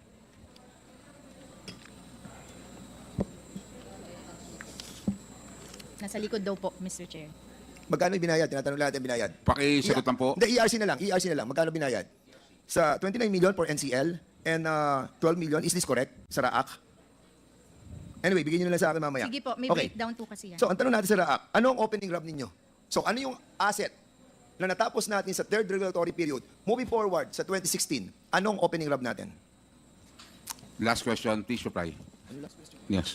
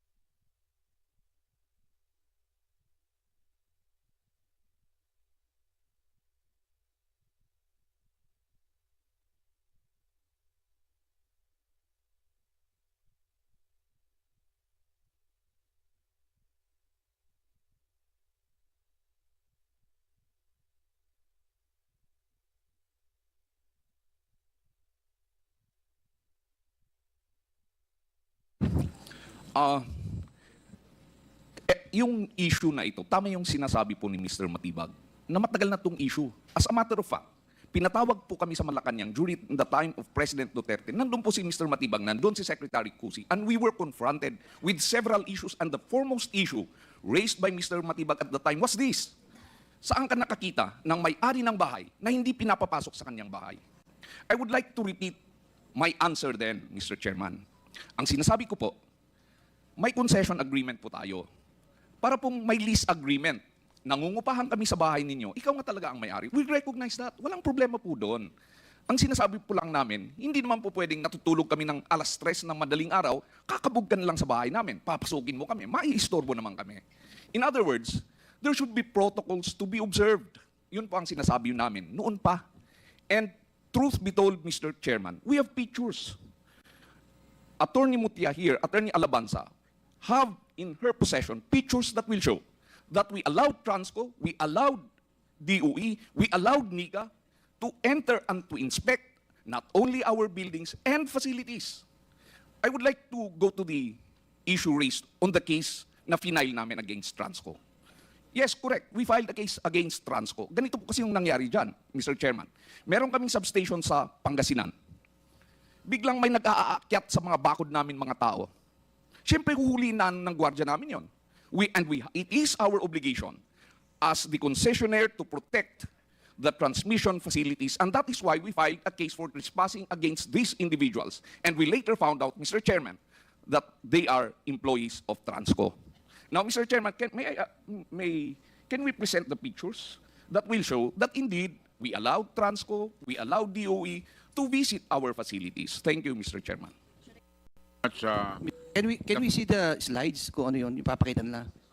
Rani, okay, he still has the floor. The Honorable President, please. Yeah, before I proceed to my next question, can we see the slides? Kung There are totoo? slides that, are you ready to present the pictures? Or later, while they preparing, I proceed to my next Mr. question. Chair, Please I have proceed to a- your next question. I can send it to Mr. Chair. COMSEC. Please proceed. The link po. I can send the link. You will send, okay, please coordinate with the staff now. Yes, sir. Just Okay, coordinate, the Honorable thank you. President Jesus, Thank you. go ahead. Again, the last time, the hearing that we had, Mr. Chair, lagi natin pinag-usapan about the Chinese na may one push, may button sa China na once na pinindot yun, magba-brown out. So I would like to ask NGCP, totoo ba yun na may one button na basta't pinrest mo, black out ang buong Pilipinas? Maraming nanonood sa atin kasi natatakot sila rito. So gusto natin for the record, totoo ba yun na isang pindot lang magba-black out ang buong Pilipinas? Yung parang bang sa Mission Impossible movie, parang ganun. Totoo ba yun? Mr. Chair, wala pong ganun sa NGCP na...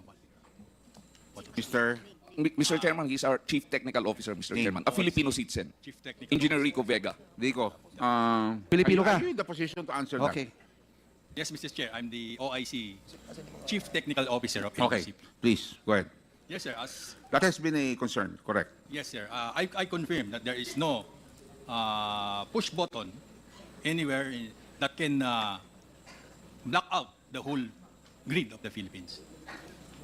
So sinasabi... But I just would like to, I think the question is based on, are you 100%? Because you did not make that. The National Grid did not make that software and did not make that. I'm not talking about button, we're talking of anything. But they're able to tamper with our Yes, supply sir. of electricity, As we transmission of have electricity. reported, Mr. Chair, our SCADA is not connected to the internet. Can be accessed. Yeah. It has the own Okay. procedures. Okay, Mr. President Jesus, you should have the floor. Thank you, Mr. Chair. Siguro follow-up question lang. Yung access ba ng Chinese counterpart nyo sa ganitong klaseng control, nakikilam ba sila pagdating sa ganito? Mr. Chair, all our low dispatch center and engineers in our facilities are all Filipinos. Mr. Chair, can I assure the Filipino people, especially yung mga nanonood sa atin, there's no such things. I want you to confirm that. You're under oath. Mr. Chair, na-under oath ba sila? Just to make sure na... Oh, yes, that's a very good... yun nga. Kasi very important to, no? Kasi ang ating mga kababayan, natatakot baka nga daw may push buttons. I just want to confirm na talaga walang ganun. So on the request of the Honorable Trustee, we will suspend your time. Please rise. The committee, everybody, all resource persons, okay? Pati yung mga nasa likod, no? All resource persons attending for the first time, okay? Please rise. Please. At please raise your right hand. Do you swear to tell the truth, the whole truth, and nothing but the truth before this congressional inquiry, so help you God? Thank you. Please take your seats. Okay, the Honorable President De Jesus. Thank you, Mr. Chair. So, kasi, you know, we work in the energy sector for the last 15 years. So, hindi madali magpatay o mag-shut off ng kuryente. Can you explain yung procedure kung paano sina-shut down ang buong grid? Yan ba isang pindot lang dito sa Pilipinas o iba sa Luzon, iba sa Visayas, iba Mindanao o iba bayan? Kasi meron tayong mga substation tender na sila lang ang ano. Can you explain that if you have a presentation para once and for all maintindihan ng ating kababayan? Ano ba kasi natatakot sila sa one button na yan na sinasabi na? Please explain. Mr. Chairman, may I interrupt? Please. Sorry, I'm sorry. Yeah. Are you a technical person? I'm not, I just want to raise a point, Mr. Chairman. Can you Because respond to the question? Yes. Please. Mr. Chairman, we have protocols, but I would like to assure this honorable body that we can divulge everything about our protocols, but these are very, very sensitive issues, and they involve national security. May we request, Mr. Chairman, if we will be compelled to do that, we request for an executive session. Thank you. Thank you, Mr. Chairman. Okay, thank you very much. And last point, Mr. Chairman, on China being able to put off the whole grid, Mr. Chairman, that's fake news. Okay, thank you very much, Mr. Paul Sagayo. Don Presley, you still have, Honorable Presley. you Yeah, still have the so floor. again, so hindi totoo yun. So at least just to make it clear. Okay, Attorney Paul, maybe Attorney Paul will confirm. Hindi totoo yun. Yes, Absolutely a lie, Mr. Chairman. thank you very much. Thank you, Mr. Chairman. My next question, who determines, who evaluates, and who approves that type of technical equipment placed in the control centers? Who is authorized to handle the control? Mr. Chairman, again, the same answer, that all of these things will be covered. We can make, in a presentation that we can make, provided that it is on executive session. Thank you, Mr. Chairman. Thank you. Again, my next question, have you opened these control centers to a cybersecurity or any security vulnerability audit? Who's going to reply? Who's going to reply? Paul, are you replying? Mutia. Or Mr. Chairman, Rico Vega? Or Yes, Mr. Chair. We have a third party to audit our system, and in fact, we have been audited by ERC, NICA, and NSC, and we do the regular audit, third party. And Mr. Chairman, this has been raised a long, long time ago. That is why NICA and NGCP entered into a memorandum of agreement. And again, in that pursuant to that agreement, we allowed NICA to stay, to hold office in NGCP, and they are there.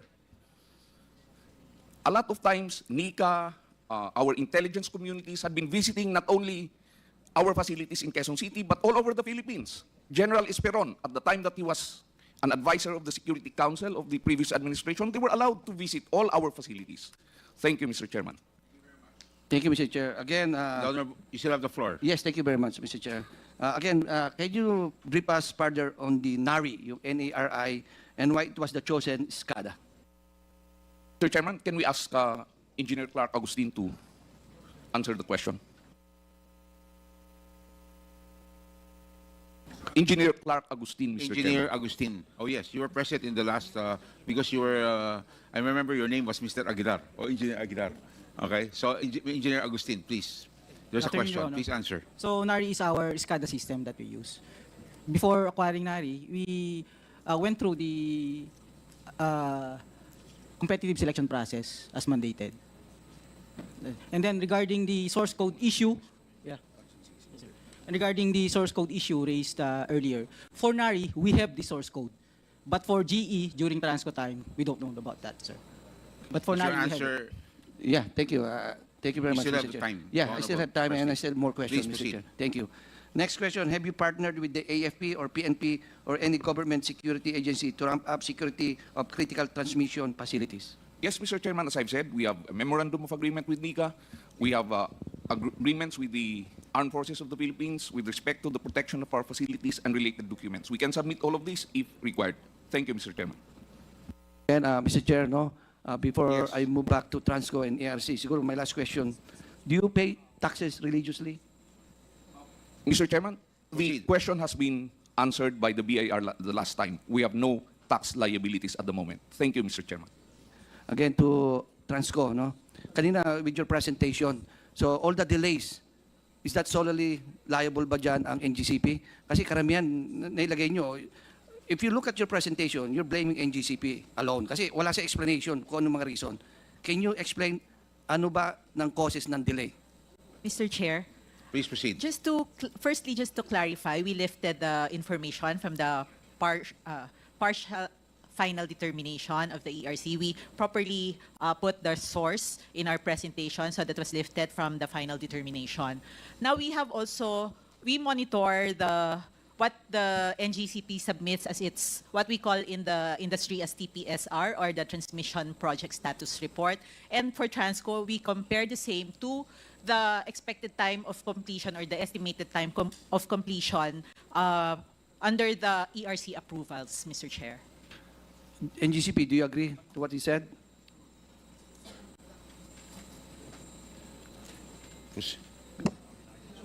Who you're addressing the question to? To NGCP, if they agree to what Transco said a while ago. Attorney, Paul? Yeah. Is it, who's going to reply? Is it Attorney? Attorney Mutia will reply, but can you please repeat again? Can you please repeat what you've just stated? Mr. Chair. Can you please repeat that? Yes, firstly, we put the source or the reference in our presentation, and our presentation says that we lifted from the partial final determination.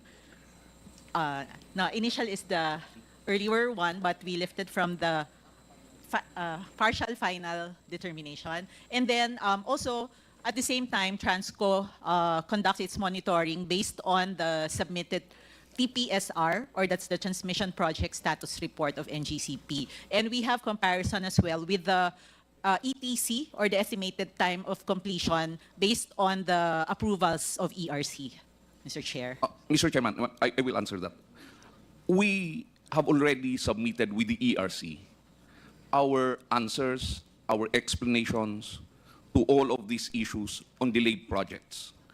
I would like to, well, there is a principle which we call the principle of sub judice, that anything that is the subject of a litigation cannot be discussed openly. Well, anyway, we have already submitted that with the ERC. Mr. Chairman, as a follow-up to what the Honorable Congressman Rufus Rodriguez mentioned earlier, as the regulated entity, I would like to raise concern also about the proceedings that we're having now, with all due respect, because under the IPIRA, particularly Section 38, it is clearly provided that there is hereby created an independent, and again, I'd like to repeat that, an independent Energy Regulatory Commission, a quasi-judicial body. As of now, this is the first time that I've been hearing internal discussions of ERC from the chairman herself. I believe that these things are matters which are now being deliberated upon by the ERC. What is the objective of the hearing? Is it intended to influence the ERC? Mr. Chairman, as the regulated entity, I am very, very much alarmed. Because if that is the case, we might just as well abolish ERC. Just a point of clarification, a statement that I would like to make as the regulated entity. Thank you, Mr. Chairman. Opinion Mr. Chairman, is, I think I the still have time, opinion- Mr. Chairman. The opinion is respected, but we will have to understand that this is the oversight function of the committee, considering that you are a franchisee, and ERC is even the creation of Congress. So if there's any problem with ERC, then their department should be studied also. I understand. So thank you very much. Thank you. So let's be clear. Yes, Chairman Di Malanta. Yes, Mr. Chair, just for the record, because there were certain statements attributed as if I made them, but there were no internal discussions that I have discussed. All that I have discussed were contained in the published drafts posted by the ERC precisely for public consultation. So I just wanted to put that on record, Mr. Chair. No, Mr. So Chairman. you're saying that everything that's being discussed here has been publicly posted? Yes, Mr. Because Chair. because of the consultations, public Process, consultations yes. that you have to do. As a So matter there's of no fact, Mr. secret Chairman. As far as this, the Honorable... Mr. Chairman, thank you, Mr. Chairman. I listened to the discussions during the last hearing. There were discussions about 3-2 votes on as spent, as commissioned. I think I didn't find that in the... It's published, Mr. Chair. Mr. Chairman. That is published, Mr. Chairman. Attorney Point of information. Sagayo. So Point that of is also information, Mr. Chairman. everything that's Thank you. discussed here has been published, and they will attest to that. Please furnish NGCP a copy. This is still the time. Thank you. I would suggest that the questions has to be asked by President De Jesus. Okay, if you have any questions, please course it to him, and he will ask the questions. Attorney, Thank you. You still have time. I think I had You still 10 more have, questions. One more question. Please proceed. I would like to know how many minutes I have. Oh, 1.5. So I'm allowed minutes. 10 more questions, Mr. Okay. Chair. 1.5 To minutes. Transco. So how many pending right-of-way? May mga cases pa kayong pending sa inyo na right-of-way? Mr. Chair, yes, that's correct. So- Pero these are for the right-of-way cases being handled by Transco pertain to assets that are already operating and operating at the time that we transfer the concession to NGCP. As far as the NGCP, yung panahon nyo, nung kayo pa nagpapatakbo ng transmission line natin, meron pa rin hanggang yun pending. Ongoing, Mr. Chair. So how many years is that? Some even go beyond the existence of Transco because these are NPC-related projects. Yeah, even though this is still a government entities, either Yes, Mr. Transco, Chair. NPC, same banana. My That's question is, how took it bakit masyado matagal? What took it so long na hanggang ngayon, pending pa rin? If you, being a government entity, hindi nyo nagagawa kagad in time, how much more ang private o ang concessionaire nyo, NGCP? Gobyerno na tayo kayo Mr. Chair, at the time, these were projects of the government then, and they were building really the power or the network, the grid. This was way back 70s, 80s. Currently, I will not be able to have any say on what happened before, but it's actually when the concession was with NGCP was prepared or the bid was set out, the right-of-way portion was really left for the government to settle. So NGCP started fresh with their own projects, with their own right-of-way management, Mr. Chair. So how many cases pending pa ngayon? In terms of pending cases, right now, Mr. Chair, I don't have the number, but we can submit. But if there are no claims for Transco to settle these, we are not able to do this for all the entire Philippines because these are all done projects. We need the lengthy process here is in fact the validation, whether the piece of lot is really part of a transmission project before, and also the valuation that will go into that in the settlement of that lot, Mr. Chair. Mr. Chair, Honorable President Jesus, last question. Okay, so before the last question, Mr. Chair, siguro I would like to make a manifestation here, no? So there's a motu proprio here about NGCP, but at the end of the day, whatever the results of this motu proprio, kundi rin natin mapababa ang presyo ng kuryente, useless din po yung ginagawa natin. So kailangan meron tayong gawin na bumaba ang presyo ng kuryente. Okay, Maraming nanonood please ngayon, ask your question. Yeah, before I ask the question. You have to ask your question. Your time is running. Again, do you still you're still relevant, Transco? Kung wala na rin, you have no control over NGCP. Ano pang relevant ng Transco? Mr. Chair, this is just I cannot speak for if there's no Transco, then there will be no say the regular monitoring of the operations of NGCP, because while you have the ERC, the regulator, they don't have the manpower or the setup to really dig deep into the operations or the goings on in NGCP, Mr. Chair. So yes, Transco is relevant, and especially in the planning aspect as well. We are the government should have a hand in the planning aspect, whether that's transmission, generation, the whole power industry. If the planning aspect is left only to private, then the government side or the objectives of the government may not be directly met, or there may be misalignments in terms of priorities, Mr. Chair. Mr. Chair, so I'll go for the second round. Thank you very much. The Chair now, thank you very much, Honorable President Jesus. We now go to the third interpreter from the 2nd District of Marikina, the Honorable Stella Kimbo. Salamat, Mr. Chair. Magandang hapon po sa lahat. Before I begin with my questions, I'd like to remind NGCP that the reason for why you're able to operate is because of the franchise that Congress granted you in 2008. And of course, by Section 2 of RA 9511, the term is 50 years, so hanggang 2058 po yan. But it was granted to you under the condition that it will be subject to amendment, alteration, or repeal by Congress when the common good so requires. So that's the reason for why we are here today. Gusto natin tanungin kung ano po ba ang performance ng isang napaka-importante po na korporasyon dito sa ating bansa. As we know, electricity is a very big source of inflation. At ngayon po, ang inflation ang pinaka-importanting problema po sa ating ekonomiya, and therefore, I appeal to our NGCP officials, particularly Attorney Sagayo. Sana po maging cooperative lang po tayo. Mainahon lang po. Wag naman po sana natin i-raise ang sub judice. Hindi naman po tayo korte. People center po ito, hindi po ito korte. Salamat po. So let me go to my first question, Mr. Chair. Kanina pa po, paulit-ulit sinasabi na 3% lang po ang transmission charges. Last week naman po, narinig ko, 10% ang transmission charges. Bago tayong malito, pwede ba natin linawin? Ano ba talaga? Kasi sa pagkakaalam ko, ang presyo ng electricity, at least for NCR, is about 11.42 pesos per kilowatt hour. Kanina po, nakita ko, ang transmission charges on the average, I saw a slide, it was 0.8 on the average. So, ano ba talaga? I saw an electric bill earlier, 4,000 pesos. Of that, merong 227 na transmission charge. So that's about 5.6%. So, ano ba talaga? Sino bang pwedeng sumagot sa akin? Pwede ba natin pasagutin si ERC Chair? I think you're the right agency, being the regulator. What is the real yes, ano ba talaga? What is the real score? Yung 227 of 4,000, dun sa sample bill na pinakita ninyo last week. Ano yun? Yun yung wheeling charges siguro. Tama po ba?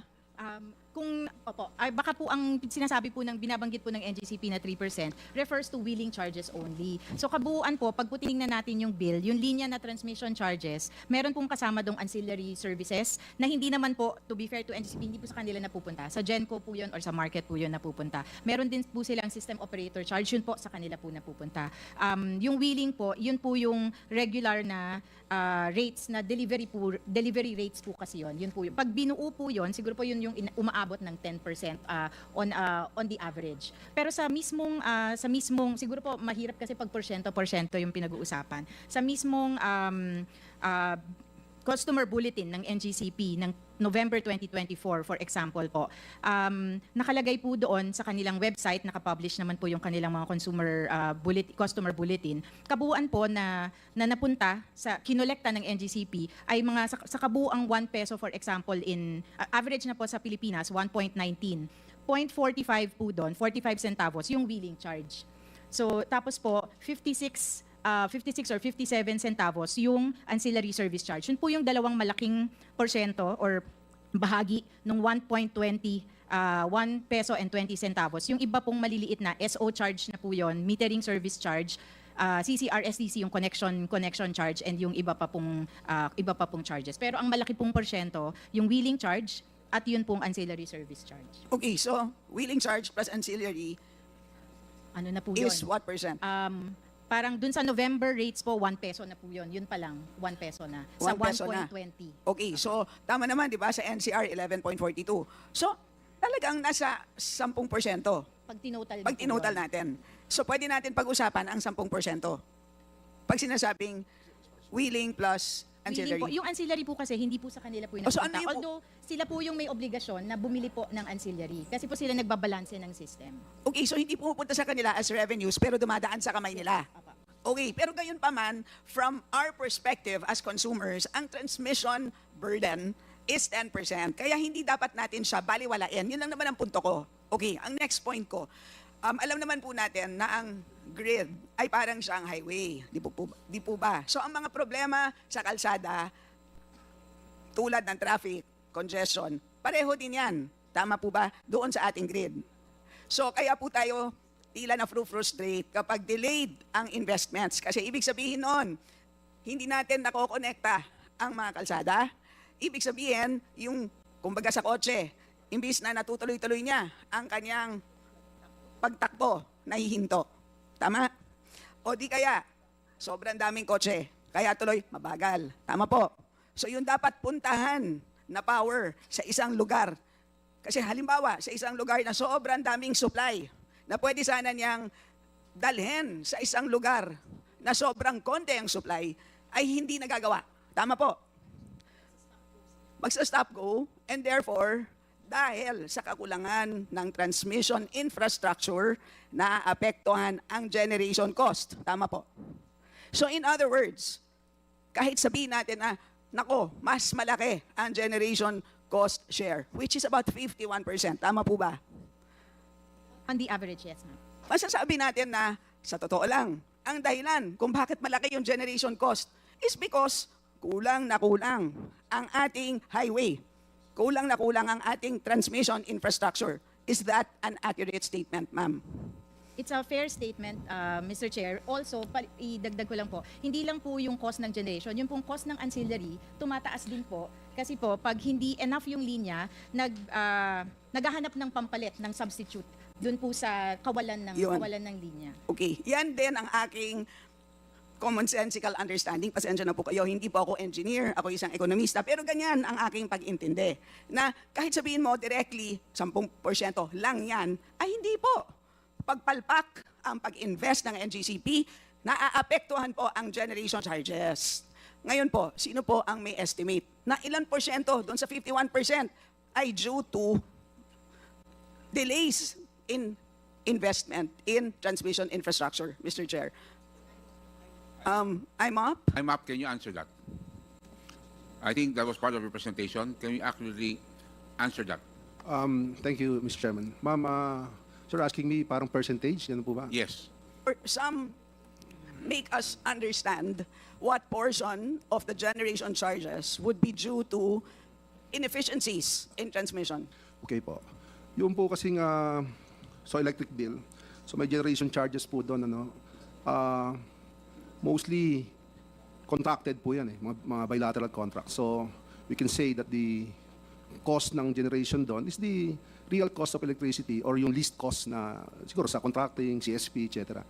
Pero sa amin sa market kasi, aside from the cost of the generation, may additional charge that's factored in that is called line rental. Yung line rental po, to be clear, to clarify, hindi po ito transmission charge. Hindi po ito na pupunta rin sa NGCP. Kaya lang tawag natin sa ngayon ay line rental. And we are proposing that it be changed actually to line loss and congestion cost. Ang ibig sabihin po nun, kung from point A to point B ay limited yung transmission line, maaaring yung lower cost generation from point A, hindi lahat makatawid to point B. And therefore, yung kulang na electricity necessary to meet the demand in point B ay imi-meet ng generation available at that point B, na maaaring from time to time ay mas mahal. At kung mas mahal yon, magkakaroon ng price difference. At yung po basically is computed or attributed as LLCC or what we call now as line rental. So yung kaya po ang presyo sa WSM, minsan nakikriticize mas mataas kasi po hindi siya generation cost only. Kasama po kasi sa kinokolekta sa WSM yung LLCC na ang multiplier naman po niyan ay yung bilateral contracted quantities, hindi po spot quantities. So siguro in a sense sa market, yun po yung masasabi namin na contribution. Siguro the lower the LLCC, we can say that the more efficient the system is. Kung mas mahal ang LLCC, let's say from Latil yung Cebu Bohol, kaya mahal sa Cebu Bohol kasi congested yung or limited yung line. So yung pong necessary requirement ng Bohol, nami-meet ng generators from Bohol na most of the time are diesel na. Kaya mahal yung presyo ng kuryente sa Bohol. Now with the completion of the transmission product, the second line, Cebu to Bohol, bumaba po yung presyo sa Bohol. So yun po yung masasabi namin na factor ng transmission in terms of prices. So mahirap po, hindi ko po masabi ko yes, ma'am. Mr. Chairman, point of clarification. Just point of clarification sa ERC on the statement of... Ma'am, are you willing to... Yes, please. Yes. Mikey. Actually, Honorable Mikey Romero. You know, ERC, you have formulas for that. You cannot just blame the distribution or the generation kasi yung EPIRA broke it down, di ba? Power generation, power transmission, the supply, and the... so, broken down na to So, kahit sa bill statement natin, either Meralco or any electric co-op, naka-breakdown na yung expenses. So, kitang-kita mo na magkano yung transmission. Number 2, ERC, if you can confirm. Ma'am, sorry. Sa cost ng generation, naka-breakdown din kayo on the coal, bunker fuel, plus CRF, di ba? Plus yung return on investment. So you cannot blame anybody, whether it's a problem of the distribution or generation. Very, very separate itong dalawang to. ERC. Yun sa unang punto po, tama po. IPIRA required the unbundling. Yun po yung nire-refer ng Honorable Congressman, yung unbundling po ng bill. Kaya po ngayon, kita na po natin yung lahat ng distribution. Dati po nung panahon ni Napocor, nakatago lang yun sa isang number. So hindi po natin alam kung saan nagmumula yung, kung tataas yung bill, saan nanggagaling yung pagtaas. Ngayon po, kita na po natin. So dun po sa pangalawang punto, hindi ko po alam kung if I captured the question correctly, but yun pong sa tariff per, if you're referring po to PSAs, Power Supply Agreement, tama po, naka-breakdown din po yun pag inaprubahan ng ERC. Pero kung ano po yung masisingil dun sa mga consumers, dun sa iba-ibang cooperative or distribution utility, meron na pong mix. So, depende po sa galing, sa husay ng distributor, kung makakabili siya ng mura para mapamura yung mix niya, or yun nga po yung pinapaliwanag ng IMAP kanina, yun pong pagtaas sa WESM caused by other congestion charges. Pag po exposed yung isang kooperatiba or distribution utility sa WESM, buo po yung pasa ng congestion charges po na yun. So, hindi po natin ma-fix yun pong formula, kung yun po yung ibig sabihin. Kasi po, ang proseso ng pag-approve ay per contract. Ma'am, but you're the one setting the formula. Like for example, if it's 8 pesos ang cost ng, or 11 pesos ang sinabi ni, so magkano ang cost ng generation mo?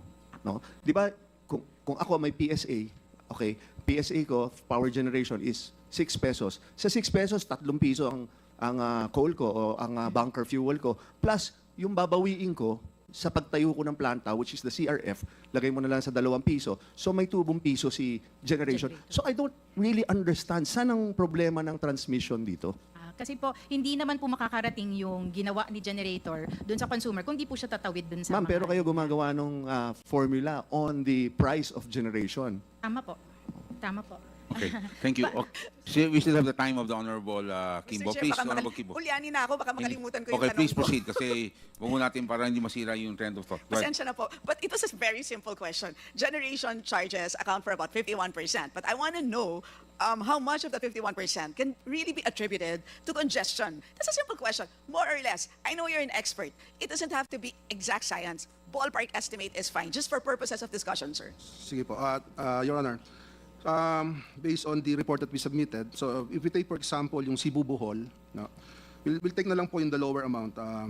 If we compare the period of September 23 to December 2023, no, yung period po na yun na target completion date to actual energization, let's say 613 ang presyo sa Bohol.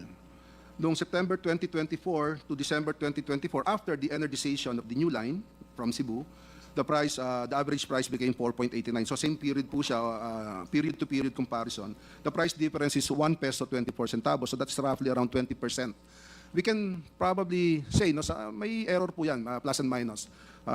We can maybe say 20%, maybe attributable to the line limitation at that time prior to the energization of the new Cebu Bohol line. Kasi yung line loss naman po kasi parang kasama talaga siya, P6 siya eh. So, yung contribution, no, yung benefit which the completed line offered, no, roughly translates to around a 20% price reduction. Siguro I can put it that way, Mr. Chairman, Madam. So, Mr. Chair, malaki, di ba? Kasi on top of the 10% na direct transmission cost, meron palang indirect na transmission cost na nagre-reflect as an increase in generation cost. Is that a rough ano?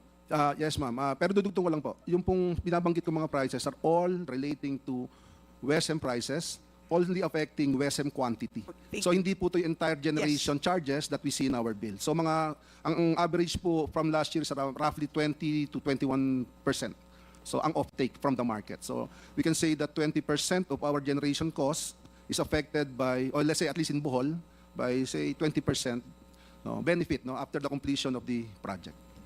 So, Mr. Chair, si Attorney Batibag wishes. Just to add, no, I'd like to interject to the answer of IMAP. No?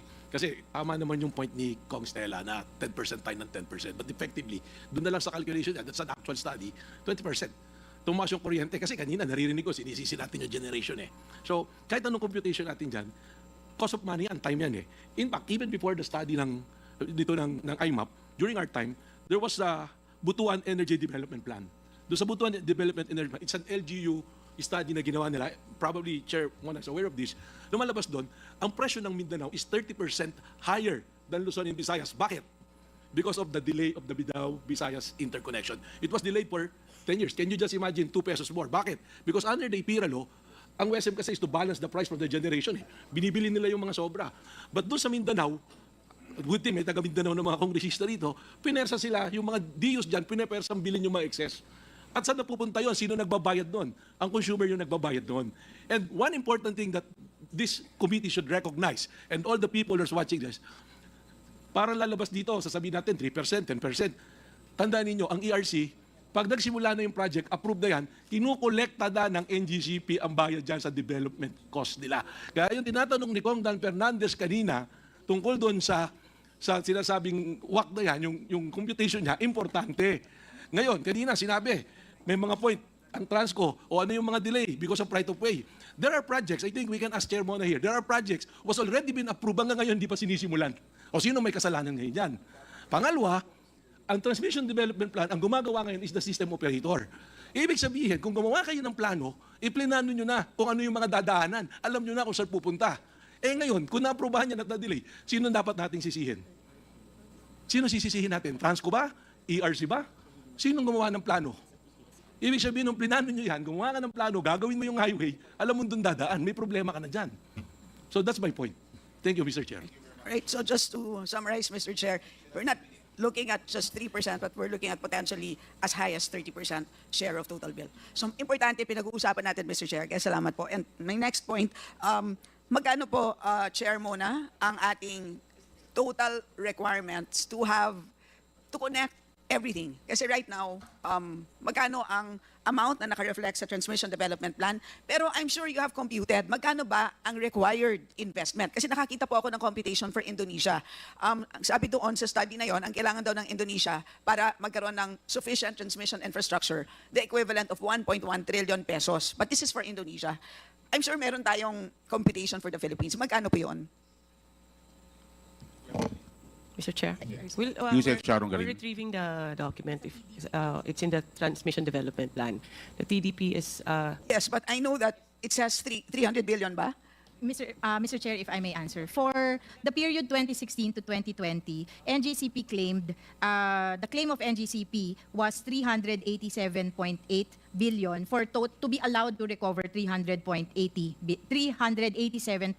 billion pesos. Meron po silang bagong application sa amin for 2023 to 2024, 27. Nire-retrieve ko lang po yung numbers kasi yun po yung moving forward. Tapos na po kasi yung period na ina-undertake namin ngayon na ang pinag-uusapan po natin fourth regulatory period. But the moving forward, I'll get the numbers lang po so we can share. And so, ilang porsyento po sa ngayon ng required investment ang in place na po? Are we half? Meron naman po tayong detalyadong breakdown, Mr. Chair. We can submit, hindi ko lang po hawak ngayon yung total. But there are still projects, for example, that were approved during the third regulatory period. This was the 2011 to 2015. No, I'm not talking about approvals. I'm talking about in place. Kasi ang pinag-uusapan natin is yung pinapalawak na kalsada, pinapa-widen na kalsada. So ilang porsyento yung backlog ang tanong? Parang kasi meron ako nakita na parang 90 plus ang ganun pa kataas. Po yung may numbers na ganun kasi po yun po yung sinasama sa Transmission Development Plan. But we have our own numbers. I'll just need to pull it up, Mr. Chair. Mr. Chair, pwede natin tanongin ang DOE. Mr. Chair, we just have the number of, based on the number of projects. They're retrieving the numbers in cost. Or maybe what they call that, circuit kilometers yata ang proper unit in terms of circuit kilometers. Can you just, maybe at one point in time dito sa hearing, if you can let us know? Because I think that that's probably the relevant unit to talk about. Kasi we're talking about expanding. Tama ba ako? Okay, so sige, hintayin na lang natin yan. Mr. Chair, just to, like on the number of projects, out of the 224 projects, this is based on the TDP, the completed projects are 97 and the ongoing are 46 and the rest are, di pa pala kasama. There are 224 projects. Now, out of the 109 projects, the 109 completed projects, 97 of that are delayed projects. And then the ongoing out of that 224 is 46 plus 55, Mr. Chair. And then the delayed within schedule is 9, and then the delayed is 46. The rest are in pre-construction stage. As of our calculations, together with ERC and Transco, about 6.71% of the projects are on time. The rest are delayed. Only 6.71. Yes, Mr. So Chair. 94%. These are without considering kung anong reasons. It's just like if you have a contract, you're supposed to deliver. So in our studies, 6.71, if I'm not mistaken, Mr. Chair. Ang delayed. Yes, And then Mr. Chair. how much, maybe see IMAP, how much is the maximum reduction in price that can be achieved if all of these projects can finally be completed? Kasi meron kayong computation na 0.005 per kilowatt hour ang magiging price reduction for every 5 billion peso. I don't know who's, I think that was Your Transco. Honor, Transco po yun, yung sa 5 billion na 0.005. Maximum, ma'am, pardon me, I can't give you a maximum only because yung price po kasi Whatever, maraming average components. or- From this study po, can roughly say that after completion of all of these projects na tinake namin into consideration, we can look at around really roughly 20% price difference, at least period to period, from yung mga areas affected by this project. Like for example, after the completion of the MVIP, the price in Mindanao went down from 617 to 498, comparing the period of May 2022 to April 2023. Comparing that with the same number of months from May 2023 to April 2024. So that's 1 peso 19 centavos in Mindanao. In Visayas, the price went down by 1 peso 77 centavos. And in Luzon, 1 peso and 99 centavos. So roughly, ma'am, on the average, mga around 20% of the price from that period. Pero pagka month-to-month po kasi, ma'am, yan, especially during summer months, prices are of course higher. Kaya ito po, average prices to for 1 year po ito. Sige po, sir. I'll give you some time, but can you compute in pesos Yes, kung magkano ang pwedeng ibaba per kilowatt hour, considering both direct and yung indirect na pinag-usapan natin kanina? Kasi hindi po ba ang congestion mawawala? No. So maapektuhan po yung 20% portion of the generation cost. So I'm sure you can easily compute that, di ba? Yes, ma'am. Ang ano lang po is that yung po kasing offtake from the market, really around 20% only. Now, if we will try to extrapolate. Yes. No? How it affects yung pricing of electricity contracted naman. Yes Kasi po. yung contracts po kasi most of them, well actually all of them, wala po kaming data from the BCQ except the quantity. No? I'll ask you in the second round. Just give me back of the envelope Sige po, ma'am, we'll try. And computations. we'll give you Yes. more or less non-speculative Yes, answer, ma'am. yes, Thank yes. you po. My last question. Last question. To be very quick. For the ERC, who is the regulator of the NGCP. So I believe as regulator, Mr. Chair, they must be at least checking on the compliances with the concessionary agreement. Tama po, no? Hindi. Sino po nag-check? Concession agreement, Mr. Chair, hindi po. Si PISAM po yung PISAM. counterparty po. So nasaan po ang PISAM? Yes. Pisam, please answer the question. So can you confirm that? You check on the compliance of NGCP? Madam, Mr. Chair, Madam Congressman, yes, we have formed a joint committee between PSAM and Transco, which we call the TR flat. And you do that? That monitors the compliance of NGCP. So with you the do that concession annually, agreement. right? Yes, ma'am. May we know, like, of all the agreements or provisions in the concession or the stipulations in the concessionary agreement, are there violations? And if so, like how many of the total? Thank you, Mr. Chair, Madam Congressman. Based on our latest report issued on December 2023, we have found certain non-compliances, specifically 66 out of the 83 provisions in the concession agreement under assessors are either have not been complied with or there is no basis for us to assess compliance. 66 of the 83? Yes, ma'am. Kung teacher po kayo, anong gagawin ninyo sa estudyante ninyo kung 66 out of 83 ay hindi niya nasagot sa exam?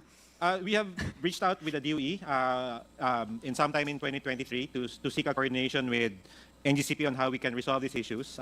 What is the most, I don't have time anymore, but can you just give us the most important or the biggest violation in this 66? Something that Congress must be alerted. Madam Chair, that's why some of these items, Mr. Chair, Madam Congressman, are subject to arbitration, so I cannot easily divulge what these certain provisions are. But again, it's So subject to you are confidentiality. also invoking. Well, these items. There are certain items that are subject to arbitration. However, there is a confidentiality agreement between Transco, PISAM, and NGCP, and the consent can be obtained by written consent, Madam Chair, Mr. Chair, Madam Congressman. Okay, I'll ask you in the second round again. Sorry, just very short promise, Mr. Chair. See, Mr. Rico Vega is the OIC CTO. Short question, bakit po kayo OIC? Honestly, ma'am, Sino po ang totoong Chief Technical Officer? Alam namin, kayo po ang OIC. So ang pagkakaintindi ko po, kung ikaw ay OIC, meron pong permanenteng CTO na hindi lang po for whatever reason functioning or available, and therefore you are temporarily designated as such. But in the GIS, curiously, you're also indicated or naka-indicate po dito sa GIS na kayo po ay OIC, CTO. So matagal na pala kayong OIC. Ilan taon na po kayong OIC? Madam Chair, when nag-retire po yung dating OIC namin, yung Pilipino po, si Sunny Ding Maliwat, in April 2021, I was designated as OIC CTO. Anong dahilan kung bakit hindi kayo ma-designate na permanent CTO? Yun, ma'am, hindi ko rin Pwede bang malaman, Mr. Chairman. Mr. Chair, pwede bang malaman kay, ay sino po bang, baka kay Mr. President, Mr. Almeda? Mr. Almeda, there's a question by the Honorable Stella Kimbo.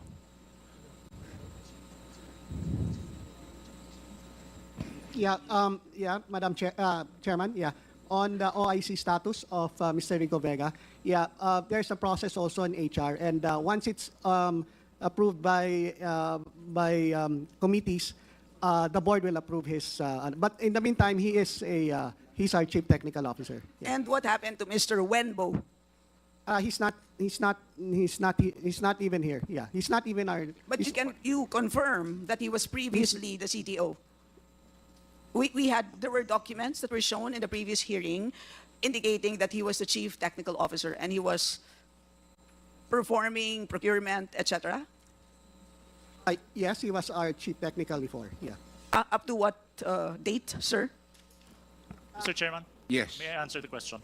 Mr. So Mr. Chair, before you recognize Mr. Concepcion, Mr. Almeda just confirmed that Mr. Wenbo, a Chinese national, was the company's chief technical officer. And this is, I think, a concern because sa pagkakaalam ko sa Constitution ay hindi ba dapat lahat ng executives ng isang public utility ay dapat po ay Pilipino. So that's the concern that I raised, Mr. Chair. Thank you. Thank you. That's clear. Please, Mr. Concepcion. Mr. Chairman, thank you for that. Mr. Wenbo is no longer with NGCP.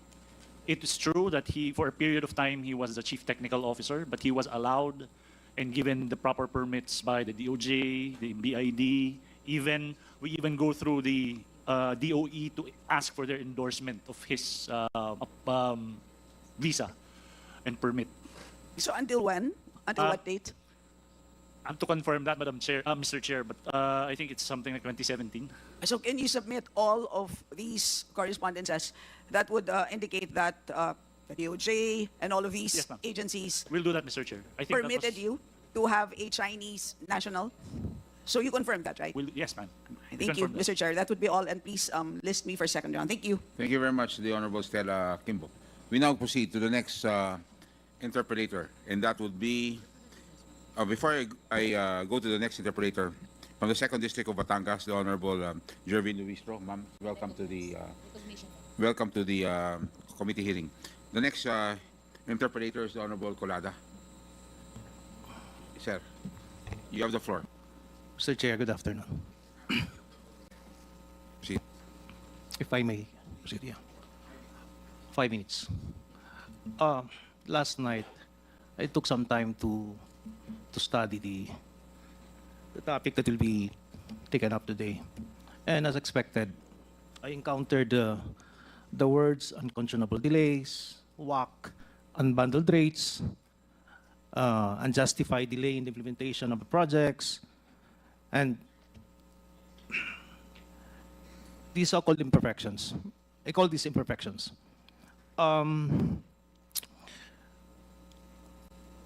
Iniisip ko na, Mr. Chair, do we have representatives from Mr. Chair, do we have representatives from the Department of Finance? Marlica Fund? DOF represented here. Wala, They're not.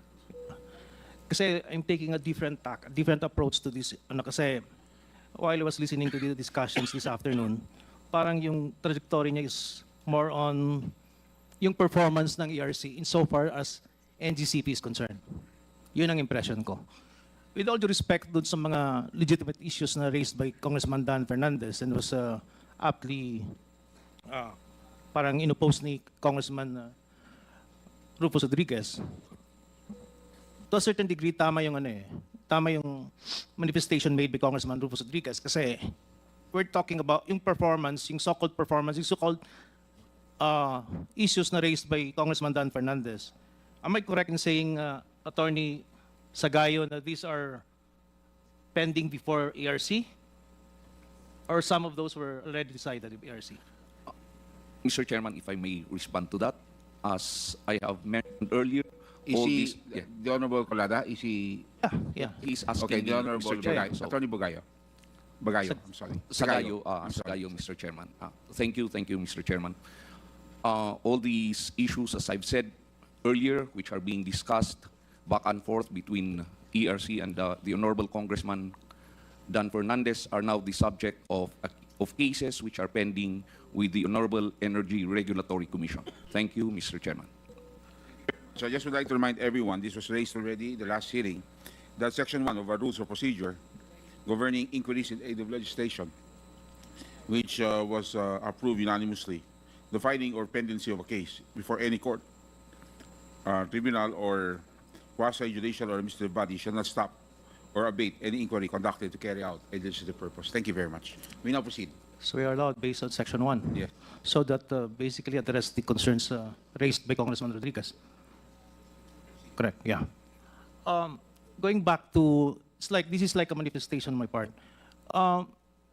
The point why I made mention of Marlica Fund and Department of Finance was that when I tried to Google it, NGCP, January 2025, yung lumalabas, Mr. Chair, Marlica Fund, NGCP.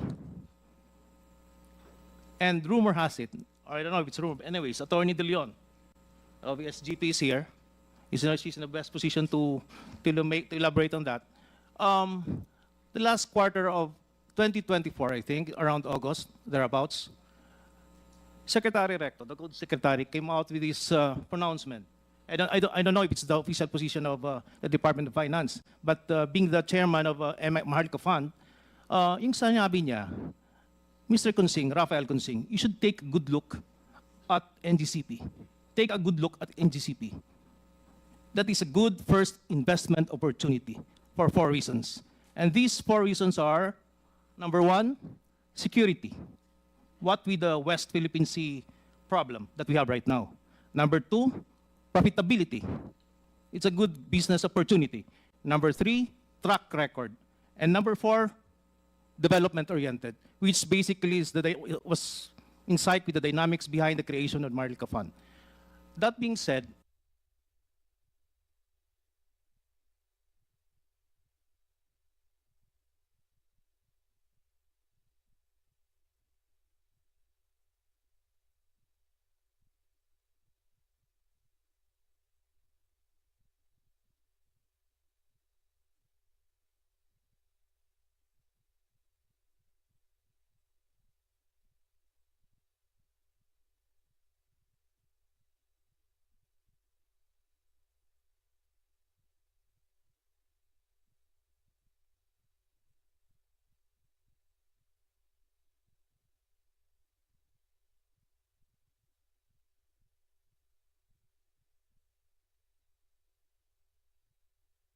Is the high cost of electricity attributable alone to NGCP? Not alone, Mr. Chair. Not alone. Thank you, because there are a lot of things and factors that must be considered. Is it correct to assume that there was an ERC resolution some time ago where you set the return on equity for distribution at 13.65%? Mr. Chair, I do not recall that particular, because there's a different percentage governing the distribution utilities po. Suppose I show to you that particular resolution before this day ends, na 13.65%. What will be the penalty that you should owe this committee? Meron po eh. Huwag po niyo sabihin hindi. You set, nasa resolution po ninyo eh. 13.65%.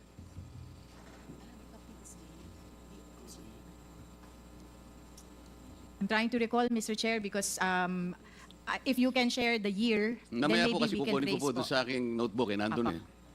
But I Kasi assure po- you there is one. Sige po. The reason why I'm asking this, because yung 13.65% hindi natutupad because you are not even examining the financials of Meralco. Pag tinignan po nyo, yung return on equity is already more than 23%. Yun po yung pinagmumulan ng taas ng kuryente ngayon. Because we might be barking on a wrong tree. My friend Melvin Matibag, when you made this a statement earlier, what office did you represent? I said I'm the former president. I'm now one of the consumers. And No, I but you represent the made Filipino. you made a statement earlier. I was asked by the committee to make a statement regarding my experience as the previous president of the National Transmission Corporation. So you were with Transco at the time. 2017 until 2022. Yes, that's In why fact, you were able. just to be honest, most of the documents being plus here Kaya nga, was the reason why you were provided able by to make a statement because you were with Transco at the time. That's correct, Yes. Mr. Chair. And you said that you have not had the opportunity of inspecting the facilities NGCP. Did I hear you right? That's correct, and it's even supported by a letter coming from NGCP. Never, not once. When I was new, they invited me to view all the screens, but not the facilities. And in fact, as I was saying, there is a letter dated Up August to what 28, extent were you allowed to visit? Only in the monitor room. The what? The monitor room, the monitoring room. Then they said how the electricity flow. I've never seen the equipment, the narrating, and everything. Just the screens. NGCP, is that correct? Mr. Chair, with all the respect to Mr. Matibag, he was allowed on the floor, the system operations floor in Quezon City, a place usually reserved only for our dispatchers. Our guests are usually confined to a conference room beside it, but because Mr. Matibag and then Secretary Kusi were, of course, had a spot visit, we did allow them to come in without notice. That's exactly what I'm saying with the monitors. Di ba yun? Sa Quezon City. Mr. Matibag, that was for the system Yeah, that's what I'm operations, saying, not with just the the monitor, sir. That's the control center. That's where everything happens. That's why that's a very high secure area that I myself cannot enter without going through the security protocols, even though I am an employee of NGCP. Okay, Mr. Chair, may I continue? I think that was settled. Kanina po, sinabi ko na parang pinagtitripan natin ng NGCP sapagkat ang pinagmumulan po ng cost natin sa ating electric bill, kung pag-uusapan ng NGCP po, transmission, is only 3%. Parang ayaw po nilang maniwala. Mr. Chair, ako po, religiously po na kino-compute ko po, alam ko yun eh. Alam ko po 3%. Yung nagsasabi po ng 10%, nagsisinungaling yun kasi hindi niya alam yung ancillary services. Alam ko po yun eh. 3% lang talaga. Madam ERC, may I continue with you, please?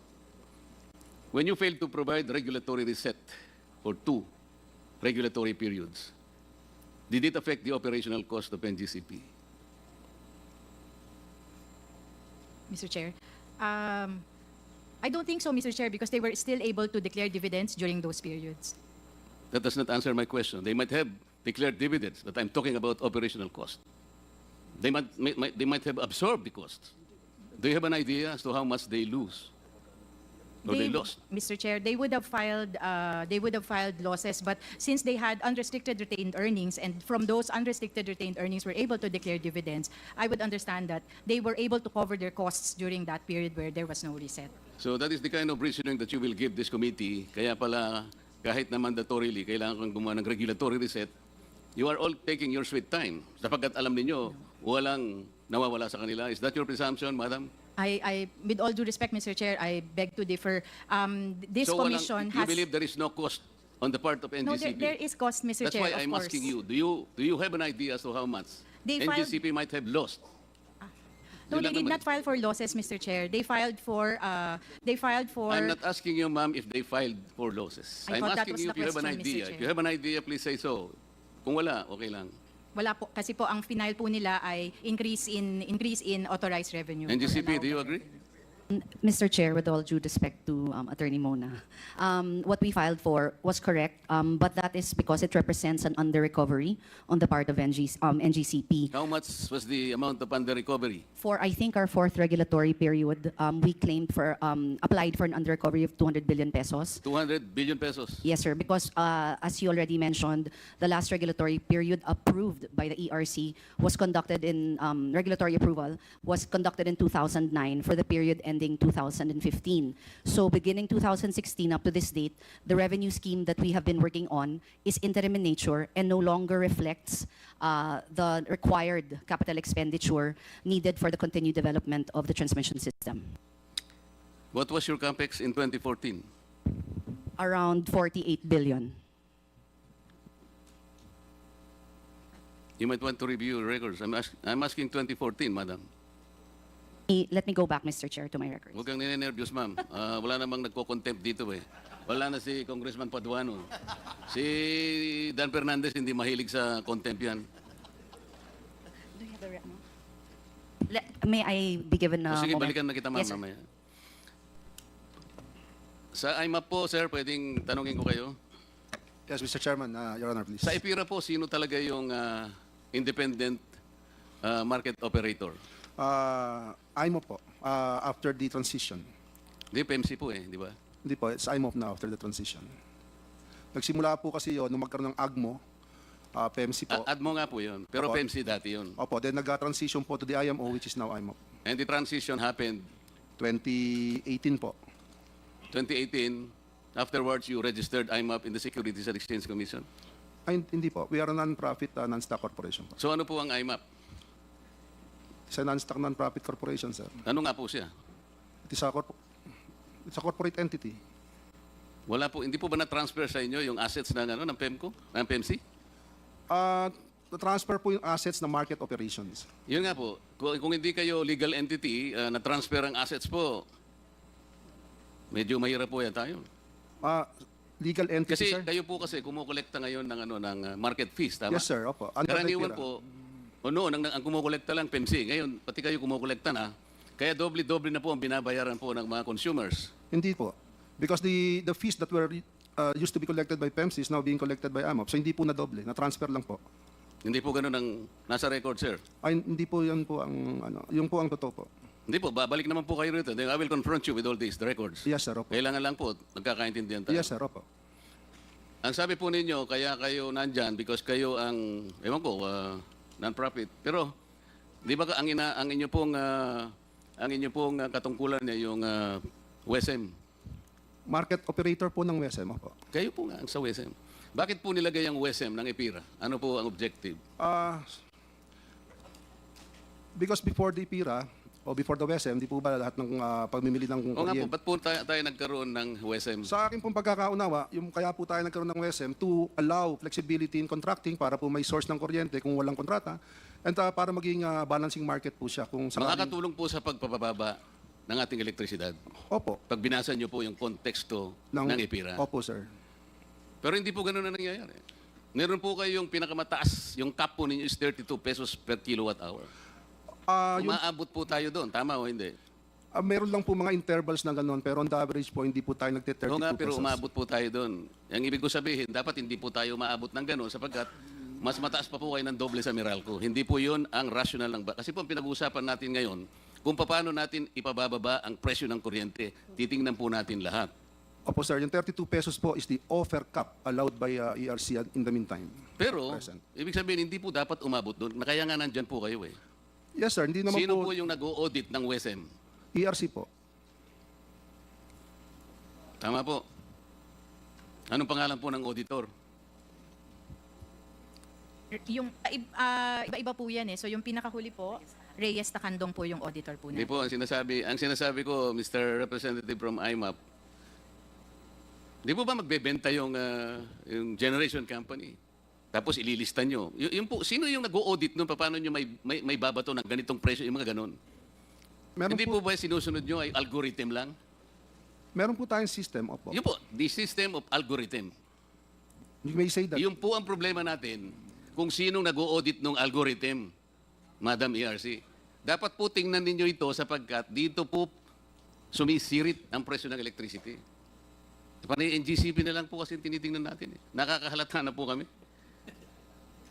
Transco, Madam, sabi po nyo kanina hindi po kayo nakakapag-visit sa facilities ng NGCP na para bang itinatago sa inyo. Kayo naman ang may-ari. Hindi man lang kayo pinapayagang makarating doon. Sinabi po nyo kanina, di ba? Mr. Chair, I believe I did not say that. Ikaw naman yata kaibigan na nagsabi? Yes. In fact, there's a letter from NGCP. And let me read from the letter. NGCP replied on our request to do audit and visit. They replied August 28. We reiterate our opposition to the performance asset and audit for lack of legal basis. Therefore, we regret to inform your office that NGCP cannot accede to the planned pilot audit. And let me answer, in relation to that, yung ginawa po namin at Attorney Mutchan na pumunta ron, you very well know that is only ceremonial. Dinala kami ron ng secretary para mag-picture taking. Yun lang po yun. Thank you very much, Attorney. Was that, please proceed. You still have 1 minute, Honorable Marcoleta. Bigyan By mo 1 naman ako minute. ng kahit 3 minutes lang, sir. Opo. Meron pong concession agreement, Mr. Chair, na nandun po, annually. Pwede pong mag-inspection po kayo ng books and the facilities of NGCP. Did you not see that, Madam? We know of that provision, Mr. Chair. You know that provision, but you did not take advantage of that provision. Nandun po yun, hindi po pwedeng hindi sila pumayag. Mr. Chair, as mentioned earlier po, we have the TR flat with PISAM, and part of the TR flat, or that's the transmission regulatory, yung TRFLA stand for several areas. So, we may portion po sa TR flat that on the books and records of NGCP na we can, with proper notice, we can get access to the books and records to verify or visit the performance by NGCP of its mandates under the concession agreement. I'm just paraphrasing, pero that's how I'm recalling it now. So we take advantage of the inspection of books and records. Kaya lang po along the way, merong areas na hindi kami nagkakasundo. Sa scope, may hindi lang po napapagkasundoan. And then also for certain aspects, meron din pong, so generally, meron pong nabivisit, merong hindi. That's about it po. I cannot give more details kasi nga po this part also of the issue between Transco and GCP. Mr. Chair, may I be allowed to say something? Nung ang Transco po ang humahawak pa ng ating transmission, can you honestly say that transmission cost is cheaper? Mr. Chair, I think they are not directly comparable in that sense kasi po ngayon, ang denominator po sa transmission cost is the demand Madam, for energy. So kung This committee will be the one to judge whether it is comparable or not. in terms of You just have to answer my numerical question. number, I believe nasa mga yung 45 centavos ngayon, before was maybe at 60 centavos if I'm not Di mistaken. mas matas kayo, di ba, ma'am? Okay. During your time, can you safely say that there are fewer brownouts as compared today when NGCP is the one handling the transmission? I Mas cannot marami recall po kayong brownout, ma'am. Ako nasasabi. wala pong ng records. ERC, ma'am. If we will have more connections that will become, or if we will have more communities that will become contestable markets, we will have the chance of lower electricity. Correct? Tama po, Mr. Chair. Ibig sabihin natin, palalaganapin natin yung retail competition and open access para bumaba po. Nandun po. Apo. If aggregations is maximized in communities, electricity will be further reduced. Tama Yes, po, ma'am. Mr. Chair. If we remove the 12% VAT in electricity, we can lower electricity further. Tama, ma'am. Immediately, Mr. Immediately and significantly. If we remove the excise tax in fuel, which feed the generation system, especially the backload, will certainly lower our electricity, madam. Tama. DOE. Yes, ma'am. Madam DOE, considering ang ating pong mga fuel ngayon are more or less imported, yung pong nagme-maintain ng ating baseload, coal and petroleum, hindi natin mapapababa ang kuryente. LNG is also imported. Tama po? Yes, Mr. Chair. Okay. Last 1 minute of your 3-minute extension. Because we gave you the 3 minutes because you're a senior citizen. Madam DOE representative, if we remove the cross-ownership provision in the EPIRA, we can rationalize better the price of electricity eventually. Kasi mapipilitan silang bumili doon sa hindi nila kamag-anak o hindi nila kaibigan. Tama, ma'am? Nakakatulong. The cross-ownership prohibition. Where the distributor kasi, may part owner siya nung generation, kaya napipilitan doon sa bibili kahit mahal yun eh. Pero kung walang cross-ownership, at palalaganapin natin yung competitive selection process as if it is open and public, bababa ang kuryente, ma'am. I assume. Oh, yes daw, Mr. Chair. Philippine Competition Commission. Last question. Yes, sir. Kasi po, ma'am, baka akala nyo hindi kayo kasali rito eh. Is NGCP violating any anti-competition or market behavior or whatever? Mr. Chair po, with regards to having a single franchise owner, we note naman po that that is not uncommon in the energy transmission. But for markets like this where you have a single franchise owner, strict compliance po with regulation is key for that. Parang hindi mo sinagot, ma'am eh. Thank you. Baka gusto mong, walang violation, di ba? Mr. Chair, I'm not privy to any violations. Okay. Mr. Chair. You are the OIC for liaison. Legislative liaison. That's your position? Yes po. Asan yung boss mo? Due to recent personnel movements po, ako po talaga yung... In the next hearing, we will call for your boss on this particular issue. Thank you very much, Honorable Marcoleta, for your extension, which is given only to senior citizens. Honorable Mikey Romero, are you a senior citizen? You're not, right? So you only have 5 minutes, okay? Klaro to, 5 minutes ka lang. Baka I need that. So anyway, Honorable Mikey. Thank you, Mr. Chairman. Okay. I just have 2 issues to settle in this committee. The first one being a question to Transco. What led to the transfer of Transco to NGCP? Good afternoon, Mr. Please Chair. reply to the question, Honorable Marcoleta. Mr. Chair, if I may Mikey be Romero. allowed to answer.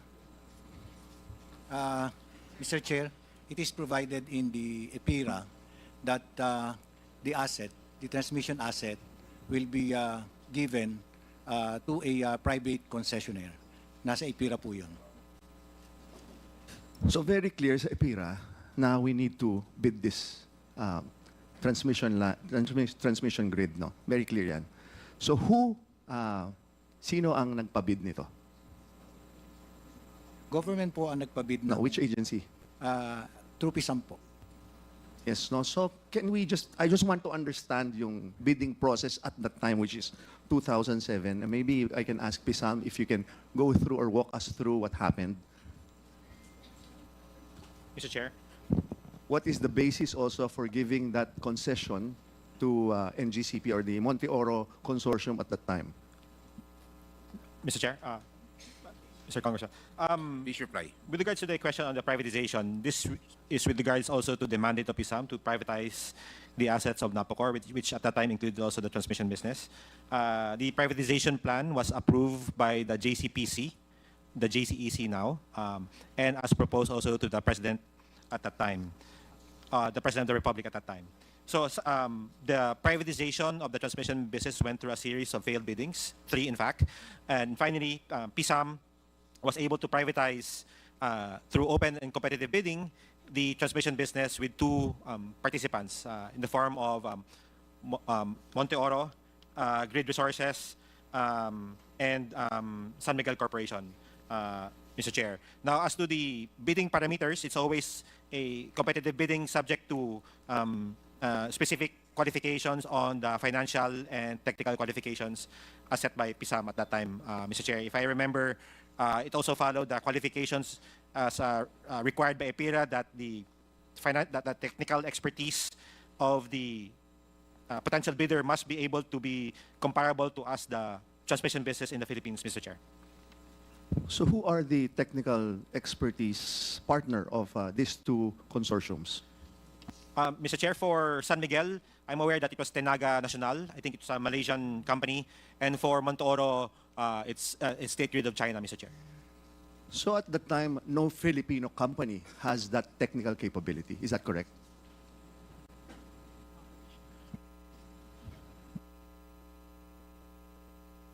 The expertise in the transmission business, as specifically stated by EPIRA, no, Mr. Chair, because the expertise in the transmission business was in the form of Transco, and it's not being privatized. It's the concessionaire or the future operator of the transmission business. So that's why in the terms of reference of your bidding, you required a technical expertise coming from another country. Is that correct? Based on the, Mr. Chair, based on the requirements, Mr. Chair, the natural technical experts would be coming outside of the country, Mr. Chair. So did they violate at this point in time and the terms of reference that you have? Did NGCP violate any of your bidding procedures at the time? At the time. Mr. Chair, no. The proof is that we entered into a concession agreement with them. And sorry, I'll step back, Mr. Chair. Now, once we go through a competitive bidding process, there's the bidding process itself, then a post-qualification, wherein we post-qualify the winning bidder based on their financial and technical.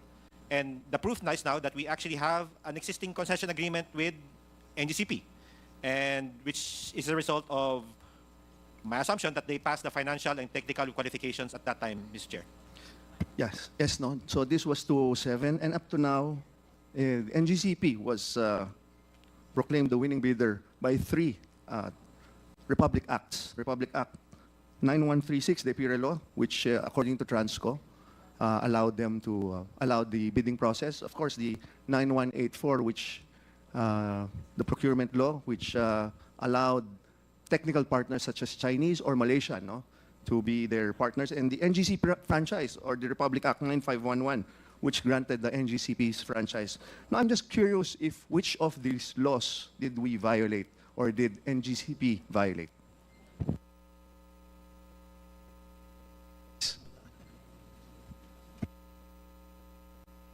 Please reply.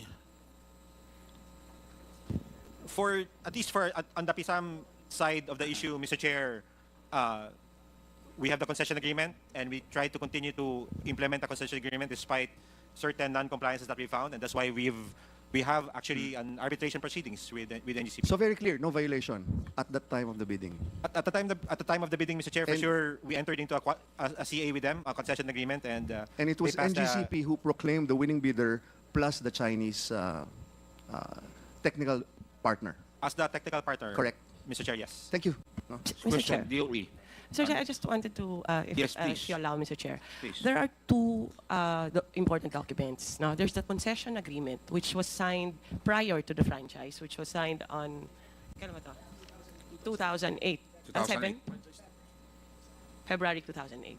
So that's the concession agreement, which is basically, in simple terms, subcontractor siya ng Transco.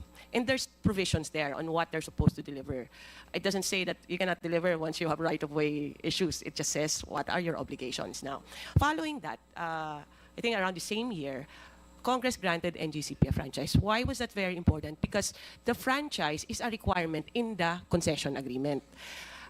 But under the franchise, under the concession agreement, the issue basically there, even though let's say there are violations, it is bound for arbitration kung may issue ang mga parties. You can't go to ERC or to the courts, or kailangan unahin mo muna mag-arbit sila. Kaya that's why the parties here, NGCP, PISAM, and Transco, they're still under arbitration on some issues pa. So you can't go.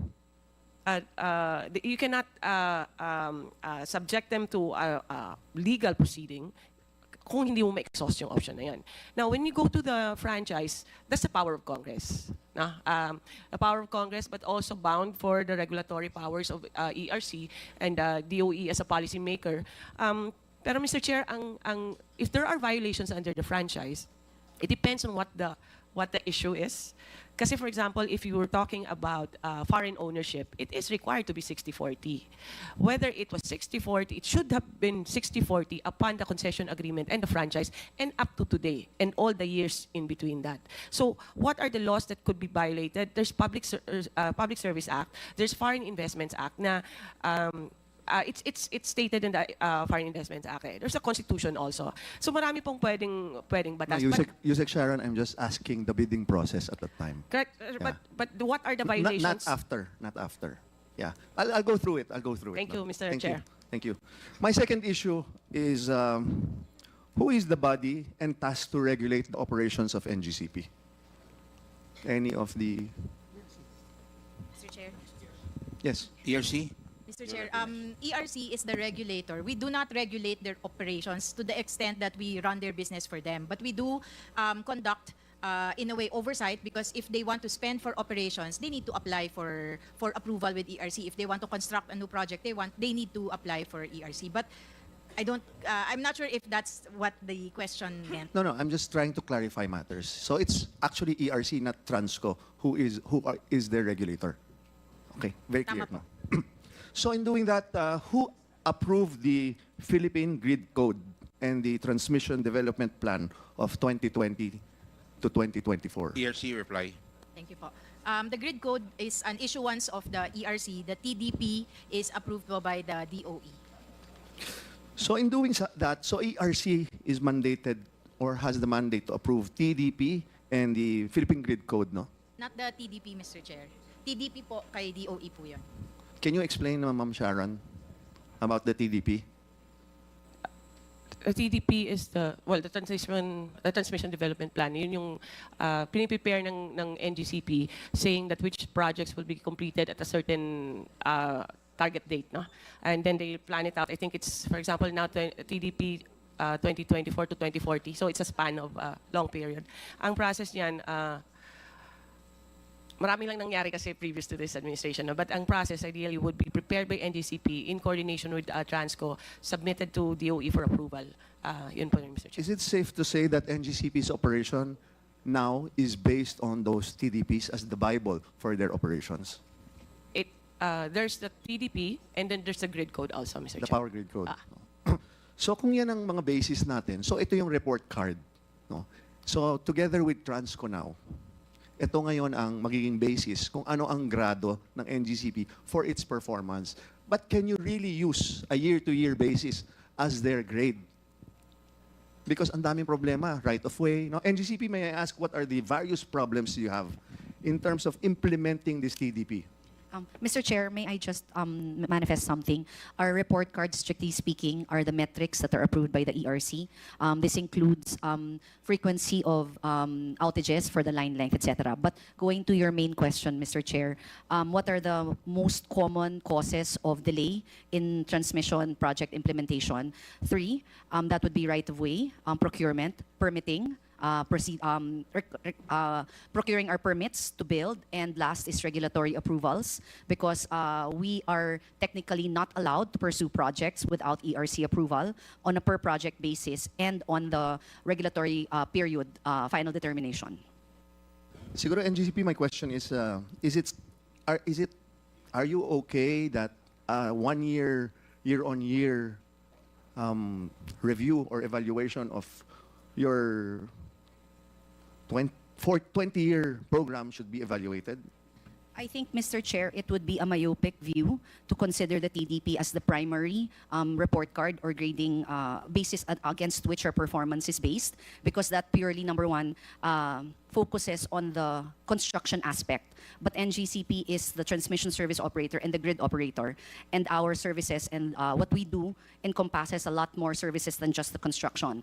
This includes our system operations, of course, and of course, most importantly, managing the flow of electricity. So there are many ways we can manage the flow of electricity, and constructing new projects is just one of them. So there, as long as the metrics that ERC has established for us to follow, there are 14 metrics, I think, that was established in in 2013, as long as those metrics are assessed, then you have a complete picture of how NGCP has really managed the transmission system, especially in ensuring that the electricity required by the different consumers are transmitted from the generators.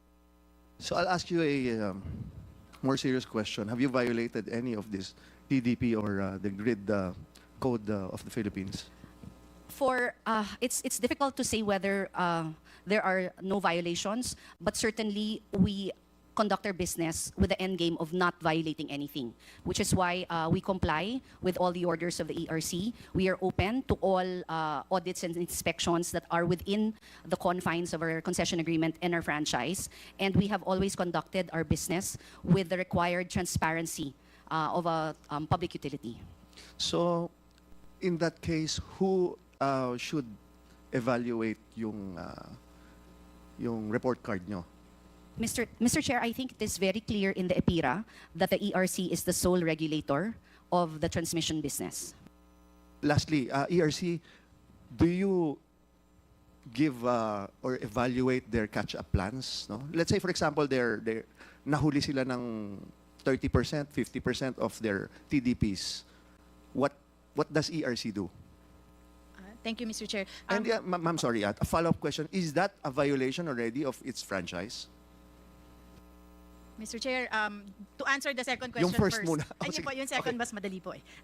Kasi yung violation po ng franchise, we defer to Congress as the body that had issued that franchise to determine whether there has been a violation of that franchise. But from our end, there were violations that we have found NGCP committed, and in fact, in at least 2 instances, we have imposed penalties, and they have paid naman po the penalties. One is their failure to comply with DOE regulations on ancillary services contracting. Second, the set of delays, binuo ko na lang po, the delayed projects. There were 37 projects that we investigated. And to explain po kanina, hindi na po ito pending case. Na-resolve na po namin to. We penalized them already. They were absolved of penalties for 2 of the 37. And we have painstakingly gone through each and every reason that was propounded by NGCP for each of those projects, for the delays for each of those projects, Mr. Chair. Yes, ma'am. Lastly, do you give them remedies or a catch-up plan for their delays? Okay. Mr. Chair, dun po kasi sa, hindi ko po alam kung ano pong ibig sabihin ng catch-up plan, but the TDP which they submit to, the TPSR and the TDP which they submit to DOE, gumagalaw po yung deadlines po nila. So I don't know if that's the catch-up plan. But from our end, we reckon their delay based on our approval. Hindi na nga po namin nire-reckon dun sa unang pinramis nilang yung period, construction period, dun po namin binabase.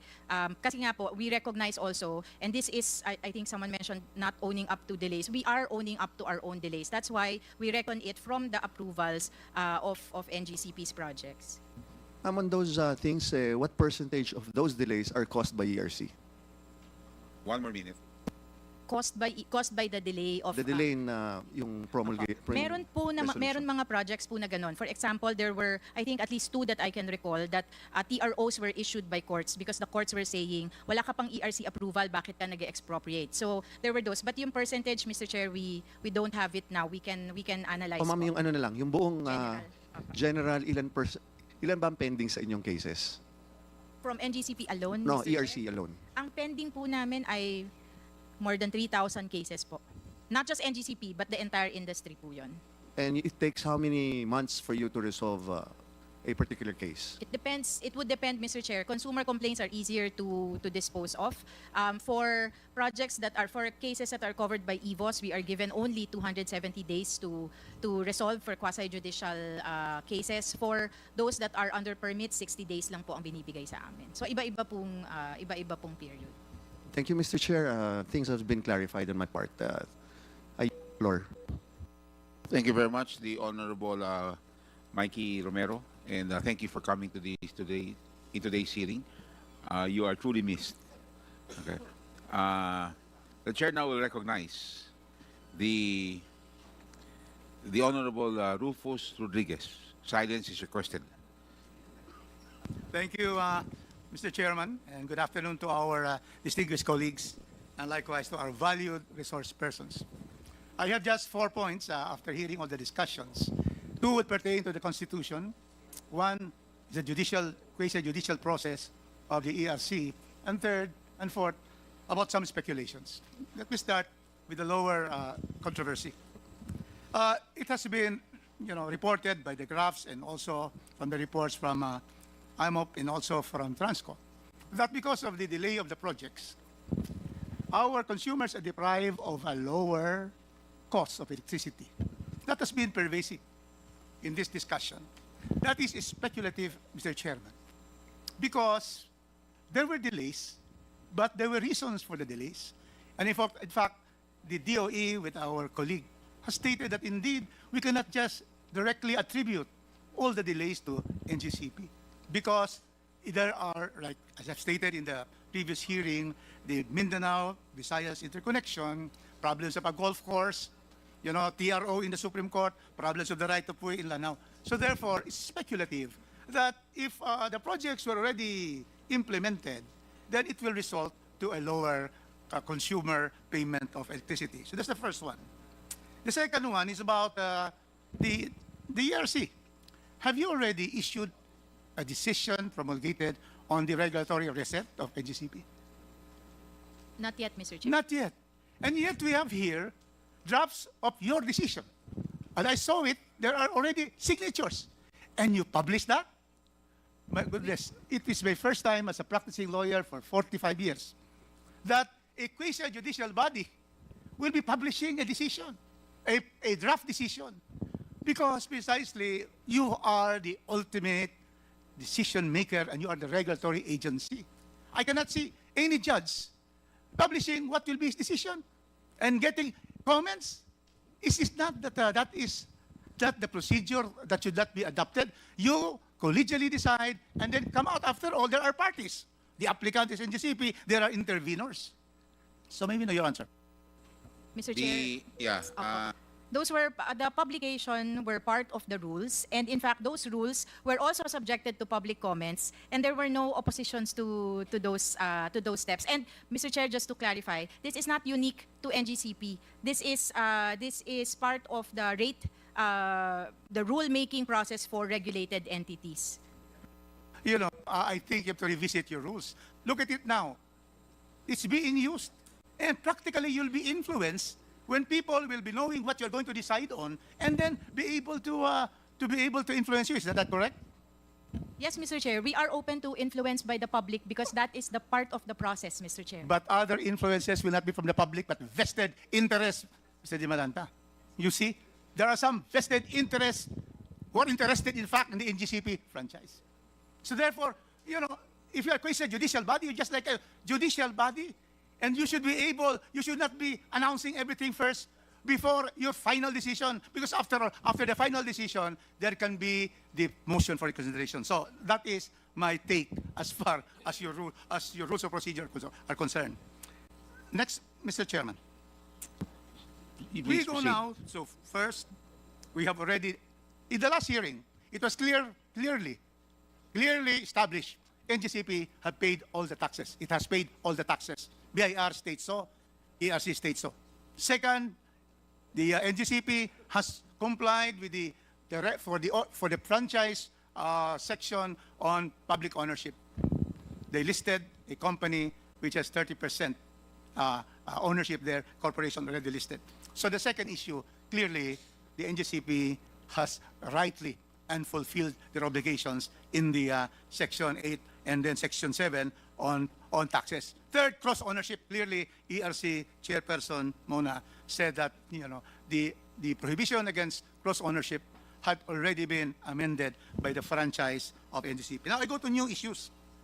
Now, the next issue is, already in the last hearing, the SEC has already come out with an opinion that chairmen who are foreigners, like in this case a Chinese is a chairman, has no violation of the constitutional provision under Article 15 that it says there that executive and managerial positions are reserved to Filipinos. Clearly, the chairmanship is not a violation if you have a Chinese or any other foreign individual. Now, what's being brought here is that the chief technical officer, question to SEC, are technical officers executive or managerial positions violating the Constitution of the Republic of the Philippines? Good afternoon, Mr. Chair. As to the duties of the Chief Technical Officer, it would largely depend on what is written in the bylaws of NGCP. NGCP, did you not examine that and then you had a decision? And you have certified that there's no violation? We have no certification that NGCP has not violated any constitutional provision, if I have to manifest that. What I have stated in the last hearing is based on an opinion by the SEC that was issued before, stating that chairman of the board may be a foreign national, but it has to be qualified that his duties will be limited to that of a presiding officer in board meetings. That's correct. NGCP, okay. Oh, you have secured all the approvals of this Chief Technical Officer. Can you tell us which agencies has approved and has now no objection to your appointment of a Chief Technical Officer who is a Chinese? Mr. Chairman, the chief technical, well, all our technical officers at that time had to go through a gamut of applications for work permits and visas, work visas. We first go to the DOE to get their endorsement, and they will endorse the application to the DOJ, and the DOJ will cascade that application to the To get that endorsement from DOE. And then the BID, after yes, For the record, the DOE endorsed your application, endorsed that position to be held by a Chinese, and then you can now go to the Department of Justice and the Bureau of Immigration, which I headed during the time of President Estrada. Yes, Mr. Chairman. That's the procedure. And then they evaluate the functions that the technical personnel will be performing, and if they are indeed technical in nature, they will issue the permit for the technical personnel. And were they issued permits from the Bureau of Immigration and the Department of Justice? Yes, Mr. Chairman. Therefore, nobody has questioned these decisions of the agencies that are really looking into whether a position holder violates the Constitution or not. There was now no adverse decision of all the agencies of the government. Not that we recall, Mr. Chairman. Was there, because you supervise corporations, was there a complaint of any person against the Chief Technical Officer holding this position that it violates the law? As of this moment, Mr. Chair, there is no filed complaint regarding that matter, Mr. Chair. And so therefore, once again, I'm saying that there is no violation at all. And so, chairman can be a foreigner, Chief Technical Officer can be a foreigner. Now, it's clear. Now, let's go to the most basic, the most important constitutional, what pervades the Constitution, and that is national security, Mr. Chairman. It is not mentioned in the Constitution, but in every section, every article of the Constitution, always national security. What is there is national territory, national development, and all of this. So then we go now to the issue of the Chinese with the NGCP. Okay. So now, you stated, Attorney Sagayo, that indeed you have a memorandum of agreement between you and NICA, correct? And NICA, Mr. Chairman, is the primary intelligence gathering and analysis of our arm of the Philippine government, carrying out three functions: overt, covert, clandestine intelligence operations. So we have to find out on this issue of national security, which is brought about during the last hearing and then now, that the Chinese are there, and therefore there is this is a question of national security because the Chinese interferes with the NGCP, interferes in its operations, its decision making. And therefore, if they are there, it therefore creates a problem on national security, and which all of us Filipinos will be against if there is any foreign power that will therefore make, decide on the fate of Filipinos. We will know now whether this particular, has the NICA found any violation of NGCP in relations to these Chinese being there as technical or as board directors? Before you answer, your 5 minutes up, but we will give you an extension because you're also a senior citizen. Yes, I invoke Okay. that because Okay. otherwise there will be no equal protection of the laws. Okay. If you are going to Proceed. give We will extend. Congressman Marcoleta and not me. Thank you for the Okay. 3 minutes. Thank you. Otherwise, you violate the Constitution.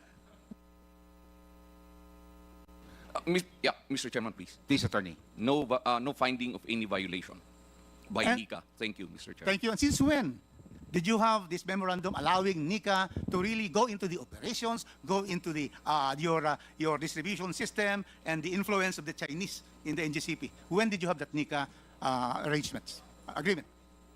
Mr. Chairman. Please. Thank you, Mr. Chairman. Prior to this administration, we had been allowing NICA, ISAF to inspect our facilities. During this administration of President Marcos, we entered into a memorandum of agreement with NICA. And also during this administration, we allowed them, Mr. Chairman, to hold office in NGCP. Thank you, Mr. Chairman. So you're saying Proceed. that NICA, Mr. Chairman, can I proceed? You're saying that the NICA is holding office right there in your premises. That's what I said, Mr. Chairman. Wow. And Thank you. also, you mentioned about the ISAP. Do you have also agreements with the armed forces of the Republic of the Philippines? Mr. Chairman, with respect to the armed forces of the Philippines, we have agreements in the local level with respect to the protection of our facilities. And we also have an agreement with the armed forces of the Philippines with respect to reservists. We have reservists who are employees of NGCP who committed themselves to protect the transmission facilities. And Attorney Samboy here is a lieutenant colonel of the reserve forces of the armed forces of the Philippines. Thank you, Mr. Chairman.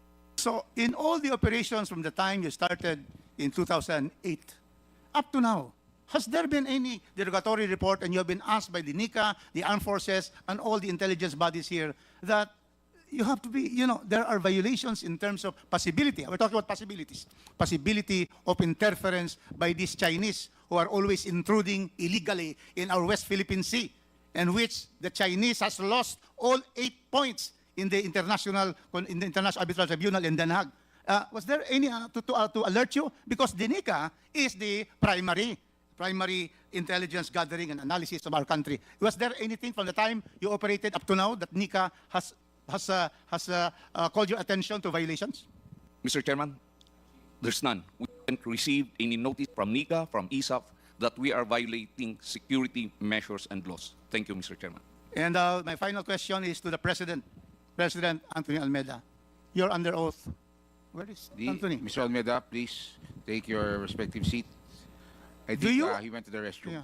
Do you assure this august committee on committee on franchise, with our distinguished members here present and the valued resource persons, can you state you're under oath that there is no possibility of interference from the Chinese in our operation, especially in the supply of electricity in this country, which was also stated by the chairman, no less than Henry C. Sr., that there is no possibility at all, and everything is fake news, that the Chinese can interfere and can black out the entire country. Can you say that categorically, unequivocally? Mr. Almeida, you're under oath. Yes, Mr. Chair. Yes, there is no possibility that, as far as I'm concerned, as a Filipino citizen and as a reserve also of the armed forces, I categorically say that there's no possibility, Mr. Chair, that the Chinese can, Thank you. And with that, Mr. Chairman, it is clear that the NGCP has not violated any constitutional provision, and even the principles underlying the Constitution. Number two, Mr. Chairman, it has clearly followed all the provisions of its franchise. Third, all that they have done has been approved by the ERC. The pass-on of the franchise tax and all the cross-ownership and also the public offering. So, Mr. Chairman, I do not see how we can continue with this hearing when there are no violations. Mr. Chairman, that is my question. Thank you. Would you again want to go delve on that when clearly the constitutional issues, the franchise issues, the speculations, Mr. Chairman, I think we should already adjourn and Let's go to face what are the important bills of our country, like my intelligence bills, my anti-espionage bills, Thank you because very that much. will increase the penalties of spies. Thank you very much, the Thank you. Honorable Rufus Rodriguez. Mr. Chair. Like I said, these are this is an inquiry, and not because there is a franchise violation, because that is for the committee to make, Congressman Rufus, and not solely within your authority. Okay, that is a collective Mr. Chair. decision. So hindi nyo kayang decisionan ho kung may franchise violation. But again, we're looking at how to bring down the prices of electricity, and we will continue to do so until we're able to achieve that goal. Now, Mr. Chair. the USEC Janet Garin is Sharon, sir. recognized. Sharon. I'm sorry. I'm sorry. The better Garin. Okay. Okay. No, USEC Sharon Garin is recognized. Mr. Chair, I just wanted to clarify lang, ang records ng DOE on the approvals of the, ano yun, yung mga magtatrabaho na foreigners, we have from 2018 to 2024, there are directors, senior technical advisor, but we don't have the record of the individual that you are looking for. But maybe if there's such a claim, because that's way back for us, baka pwedeng i-provide lang ng NGCP kung that's the claim, Mr. Chair, because we don't have it in DOE, Mr. Chair. Much. Attorney Matibag. Mr. Chair, gusto ko lang pong ilatag sa committee, the last hearing that we have in the Senate, chaired before by the chairman of Energy and Senate, Senator Win Gatchalian, kasi pina-under oath kanina si President Almeda na hindi possible, na may attacks, gano'n. I think if we will review the transcript of that hearing, he admitted that Mr. Chairman, NGCP point of order. Can a fellow resource person ask or I'm not asking, Mr. Chairman. comment on the question? Can he cross-examine a fellow? No. He is not, Honorable Mikey, he is not, because I acknowledge him and for him to state his opinion. May I know what happened to that hearing? Well, I was about to ask trying that to question. give something kung ayaw niyong marinig ng... Yes, go ahead, I will not please. speak. Please. Ano yun? Nag-hearing kasi noon, chaired by, that was the last hearing that we had. That was... Ano sinabi? Sinabi niya na... Point of order, everyday- Mr. Chairman. Ayun, Melvin. Attorney Matibag, pwede ba tapusin na ho Di ba po, natin? Mr. Chair, we are here to find the truth. Yes, correct. I'm Go here ahead. as a citizen also. Okay, proceed. Please proceed. I'm not for China, I'm for Philippines. Okay, go ahead. Witch Okay. hunting here. So what was You said? don't want to witch hunt So here. for the... You're not with One something. specific company. I'm stating a fact. You reviewed the Senate The facts are very clear. I tell you, Order. whatever is stated in the Senate is not here. It's what is stated here. He Yes. was under oath when he made that statement. Correct. We are now in Congress, in the House of Representatives. Okay, Yes. Mr. Chair, if you Yes. don't want to hear me, I Again, will keep quiet. like I said, I'm asking you to continue. What was said? Quiet, please. He stated that NGCP is suffering an attack every day. Okay. And Mr. Chair, From may I be where? recognized? From where? Kung saan-saan. Maraming yung cyber attack. Okay. So yun ang issue. Yun yung sinasabi ko kasi based doon sa sinasabi under oath, wala, hindi pwede. Okay. Mr. Chair, may Okay, I be thank you very much. Attorney, sundin lang po ha. I will acknowledge you. Relax ka lang. Okay? So I will, Attorney Matibag, are you done? Have you said your piece? Okay na po Let kasi it be baka said magalit dahil- po yung mga abogado. Hindi. Okay. Abogado ka rin naman eh. Okay. So pare-pareho kayo abogado. Yun ang mahirap pag maraming abogado. Attorney. Okay? Mr. Chair, thank you. Yes. I think Mr. Matibag and I were at that same hearing. Okay. And I'd just like to clarify the statement made was cyber attacks on our IT, our corporate system. Okay. Our corporate system, unlike our operating system, is indeed connected to the internet. And like any other corporate network, it is subject to periodic attempts. However, thankfully, and I am knocking on wood here, we have not had a breach of our IT for our corporate network. As opposed to our operating network, the one that runs the transmission system, we again emphasize that this is a closed system, disconnected by default from the internet. So there are no cyber attacks possible on the operating network, the OT. Yung IT po, ang binanggit ni Mr. Almeda at that time, and just to put into context what he said, we do suffer certain attempts, but we have been able thus far to repel all those attempts, even though there are certain periods, marami talaga siya. Maraming salamat po. Thank Taro you, po Mr. yan. Chair. So, I'm sure Attorney Matibag will stand by what he said and what he heard during that hearing. So we will try to get the transcript there. So we will see and compare. Anyway, thank you very much, Attorney. We now proceed to the next interpolator, the Deputy Majority Leader, the Honorable Franz Pomarin. Thank you very much, Mr. Chairman. Just like I think every Filipinos, ang main concern right now is the security issue. Today, or the last 6 months, 8 months, the landscape is totally different now. As we recall, just a few days ago, the PNP was able to apprehend mga spy machines, mga gadgets, and everything. My question here is, tamang sinabi ni Congressman Rufus, was there a violation? But we're talking about national interest. If I may ask the NGCP, what's the nationality of the assistant CTO, if you have? Attorney Paul, are you raising your hands? Is the question addressed to NGCP? Deputy Majority Leader Yes. Franz Pumaren, is that Yes, a yes. question I'm asking to lang if they have an NGCP? assistant, yes, CTO of NGCP. Attorney Paul. Yes, Mr. Chairman, we have an assistant CTO, Engineer Cesar Sanchez. May his soul rest in peace. He's a Filipino citizen. His body is in Iligan now. He just died last week. But he's a Filipino citizen, Mr. Chairman. Okay. Another thing, Mr. Chairman, I noticed it talagang their main priority to hire the CTO, correct me if I'm wrong, is a Chinese national. Tama po ba? Mr. Chairman, if I may. Please proceed. There is no inclination on our part to specifically hire Chinese as our CTO. As mentioned earlier, Honorable Congressman Pumaren, our CTO now is Engineer Rico Vega, who is a Filipino citizen. Yes, Mr. Chairman, I understand that, but meron pending application. Tama po ba? Wala po, Mr. Chairman. Wala po, Mr. Chairman, considering that he is a Filipino citizen, Mr. Chairman. So walang nakaposisyon right now. A while ago when Congresswoman Stella Kimbo mentioned it, na meron ngang aplikante for that particular position.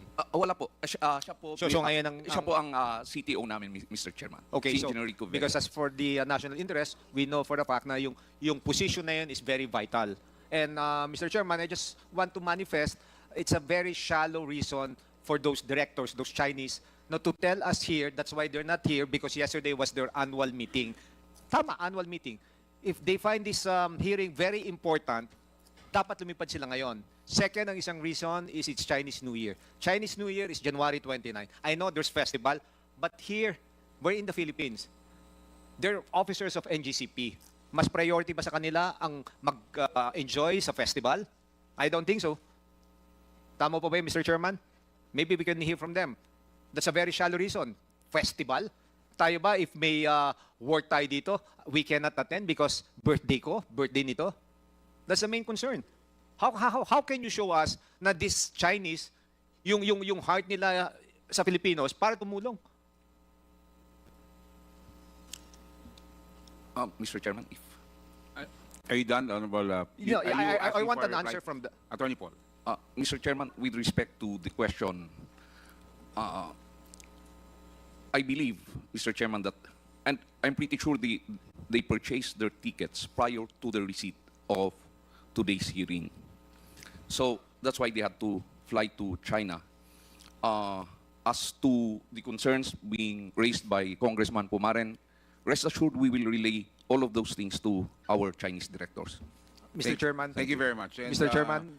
As requested earlier, notices will still be sent to them for the future hearings. Thank you. Yes, I know that we will invite them. Pero mababaw na naman, nakabili ng ticket and everything. If they find this really important, they can still buy another ticket. And Mr. Chairman, I would like to make a motion also if we can invite yung NICA, yung sinasabi nila na nag-office dyan sa NGCP. As we all know, I hope I'm wrong, baka they're too comfortable with their setup right now in NGCP. Because like what I mentioned, the dynamics right now totally changed with regards to what's happening here in the Philippines. With regards to, I'm not trying to zero in on the directors or officers of Chinese nationals in NGCP. Pero ngayon, iba na po ang dynamics, iba na po ang landscape. A few days ago, may nahuli tayong Chinese na nag-spy. Diba? So, if we can invite also the yung NICA, the one in charge of NICA, or the one assigned to that particular office, para we can hear kung ano po talaga ang what's happening. Take note of that, and indeed, the security issue is something that is in, I would say, top of the list, or top of mind of all Filipinos.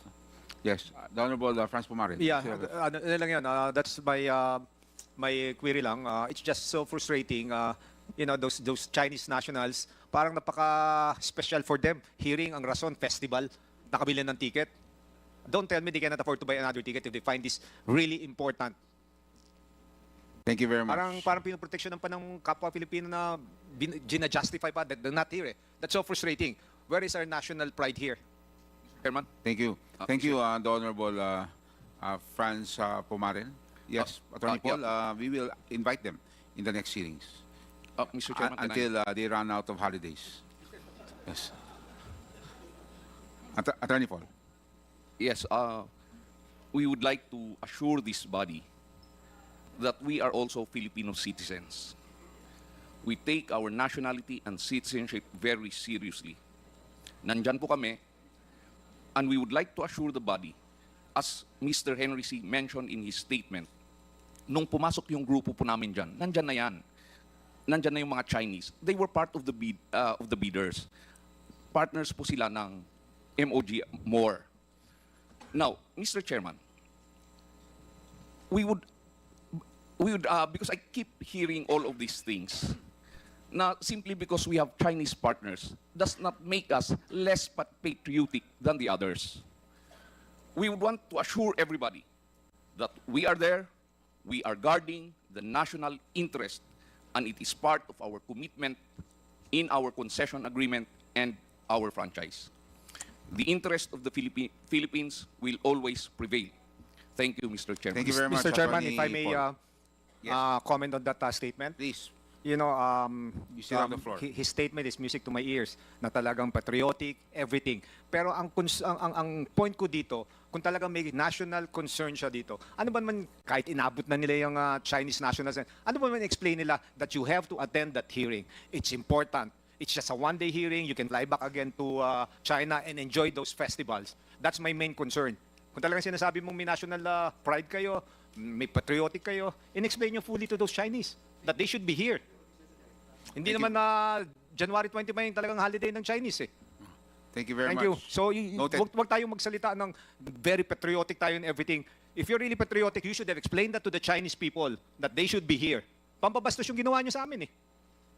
Thank you very much, the Honorable Franz, Deputy Majority Leader Franz Pomaren, and your statements are duly noted. So now we proceed to the next interpolator. Thank you very much. From the first district of second district, wala, no, second district, the Honorable Luistro. Thank you, Mr. Chair. Mr. Chair, I remember part of my interpellation is on the SCADA and NARI. We've heard the explanation of the technical personnel of NGCP, and having heard that Attorney Melvin Matibag used to be connected with Transco, I believe he's an expert witness or resource person as well.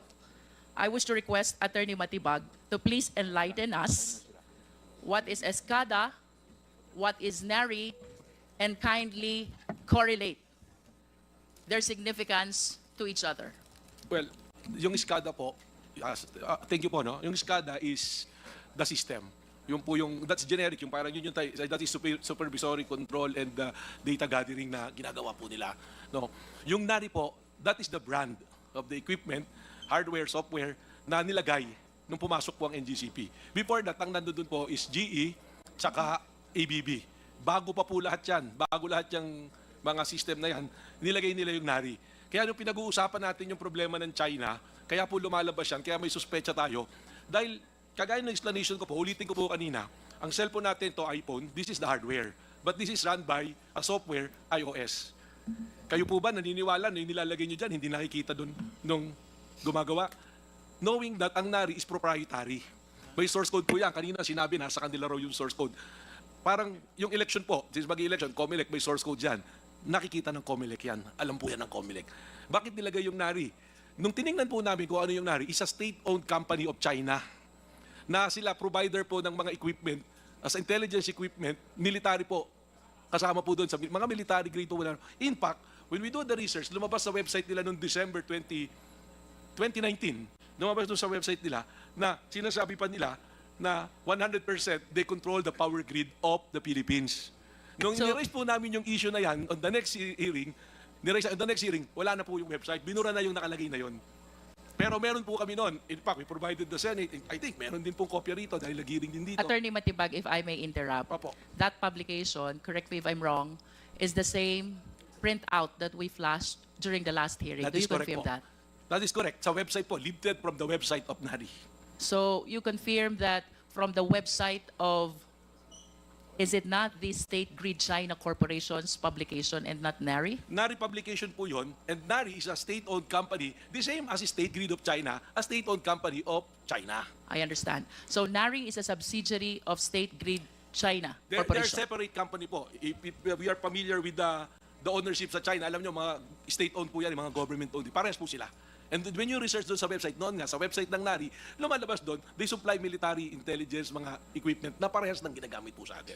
Ngayon, yung pong data gathering, tanong ko nga, anybody can answer po siguro, educate me.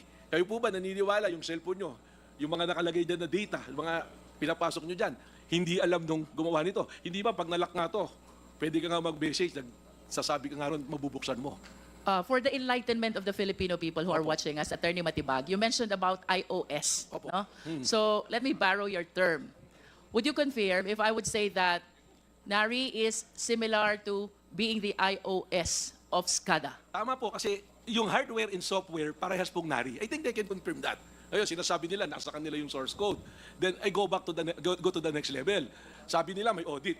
Question, meron po bang cyber audit na naganap? Nandun daw yung NICA. I know that eh. Kaya po sila pumayag dyan. They were ordered by the Senate at that time, papasukin, mag-imbestiga, pumasok. Ginawa nila yon. Hindi kasama Transco. At my time. Attorney, I appreciate your generosity of information, but let's do this one at a Okay time po. Sige po. for us to be followed by the viewing Filipino people. Sige This is po. highly technical and even myself find it really difficult to absorb. Let's start with, what does SCADA stands for? Is the supervisory control and data acquisition. How about NARI? What Yung does NARI it po stand is a for? brand. It's a brand. Yeah, Parang but it is iPhone. an acronym. What does NARI stands for? NARI. Wala po sa website. Anyone yan. from NGCP? Because according to you, yun. this is an equipment which you are using in the operation of NGCP. Nanjing Automation Research Institute. Did you say Nanjing? Opo. Nanjing Automation Research Institute. Okay. Following your statement that NARI is the iOS of SCADA, would it be correct to say that this system can be controlled remotely? 100% Similar po. to my Apple. 100% po, Phone. pwede. Because there was already, may nangyari na po eh, na may nasira noon. It was repaired remotely. From China, hindi po kailangan bumahin ng technician para pumunta rito at ayusin pa yung nasira. Alright. Nangyari na po yan, 2 beses na. And considering that NARI originated from Nanjing, would it be possible also that somebody from Nanjing will be operating our system as SCADA here in the Philippines, remote? The one operating is in Nanjing, and the hardware is here, the SCADA at NGCP. Very possible po with the technology now. 100% possible po yan. Kasi nangyayari nga po, I will cite an example if you will allow me, ma'am. Yes, Sa Ukraine, twice there was an attack, cyber attack sa power grid mismo. Napasok. Hindi po sila pumasok na may baril na pinasok pa yung control center and all. It was 3 days before na power up ulit ng Ukraine. And to find out, intelligence services doon, they found out na that is prelude already doon sa nangyayari ngayon na gera. Kanina, Attorney Matibag, you made mention about the nature of this NARI, the company, that it has something to do with the military of China. Can you please expound on this? Yun po yung sinabi sa website nila. Kasi they also supply military hardware. In other words, the business of NARI is the supply of highly sophisticated technology, Hardware and software po. hardware and For software, communication and data gathering. which can be used as well by the military. If you will allow me again, ma'am, just Yes, recently, United Kingdom, they have 15% the equipment na NARI, they remove it. Why did they remove? For reason of national security po. Example na lang po, hindi ba, ang Amerika, they ban TikTok. Bakit? Because sabi nila, they suspicion lang that is being used to gather data sa Amerika. Eh sayo nga po, nandun na mismo yung system, hardware and software. NARI, China. Nagpapatakbo, China. I may agree with Engineer Clark na sige, sa akin yung source code. Pero sino pang may alam ng source code? Tama po kayo nung sinabi nyo nung last hearing. The creature cannot rise above the creator. Tama po yun. Ako, I'm certain of this. Huwag na po tayong magtalo sinong mas Pilipino, tsaka sinong hindi Pilipino, sinong kampi sa China, hindi. I'm stating kung ano po yung factual na nangyayari. And anybody can refute it. They may do so. Mr. Chair, considering that the informations which are being shared to us by Attorney Matibag is indeed alarming, would it be possible for the committee to invite a representative from NARI, Nanjing Automation Research Institute? I believe this is a Chinese corporation. Ma'am, if you will allow me, no? Please. This is really, ako po natatakot. Bumubulong ako kay Chair mo na hindi na lang yung pera yung pinag-uusapan natin dito eh. We're talking about our sovereignty. Sovereignty yan natin. And our sovereignty has no price tag. Hindi na po tayo kailangang lusubin or anything eh. Lalikutin lang nila yung power grid natin. Just imagine, anyone who's listening now, and anyone who's saying na wala pupuntahan itong pinag-uusapan natin na to, isipin nyo lang, 1 linggo, 2 linggo, 1 buwan wala tayong kuryente. Madali po yung sinasabi nila eh. Sasabihin nila, I'm guaranteeing it, I'm guaranteeing it. Pag nangyari na po, asan tayo lahat? Asan tayo lahat? UK made the move. Ako po, kaya ako nagsasalita ng ganito. My position before, I'm not talking about the commercial transaction na ng NGCP. Okay na yan. May pera, may kinikita. It's good thing. One good congressman mentioned about the Maharlika Wealth Fund. It's a sovereign wealth fund. Ang tawag niyan, sovereign wealth fund. In fact, I'm writing an article sa dyaryo. Sinulat ko yan that we must support the Maharlika Wealth Fund and invest it in transmission. Kasi total, may 20% na dapat dinisperse to the public. The reason why is hindi para kumita yung gobyerno, for me, but the reason is to protect our sovereignty. Para meron tayong magche-check man lamang. I mean, people na nandirito, mga taga-NGCP, they're employees, they're officers. They're making their livelihood out of NGCP. We cannot fault them for defending it. If I'm on their side, baka mas malala pa yung ginagawa ko. But now I'm standing here not as a president of Transco, as an individual, as a citizen, na tinitingnan ko. What I'm telling you, totoo po yan. Kung gusto nyo, sama-sama tayo pumunta, submit it to cyber audit. Mr. Chair, may we ask the NGCP if it is possible for them to provide us a representative from NARI? Can reply. Attorney Paul, Attorney... Mr. Chairman, can I pass the mic to Engineer Clark? Mr. Chair, I believe that the question is answerable simply by a yes or a no, whether they will provide a representative or not, with all due respect. They would like, the question is, can we ask Nari to appear before this committee? Can you help us? To answer some questions that the committee has, even in an executive session. We'll try to ask our Chinese partners, but definitely, Mr. Chairman, at the moment, personally, I cannot. I do not even know a representative from NARI. Okay, thank you. Because this is a Chinese corporation. And chances are, the people in NARI are all Chinese people.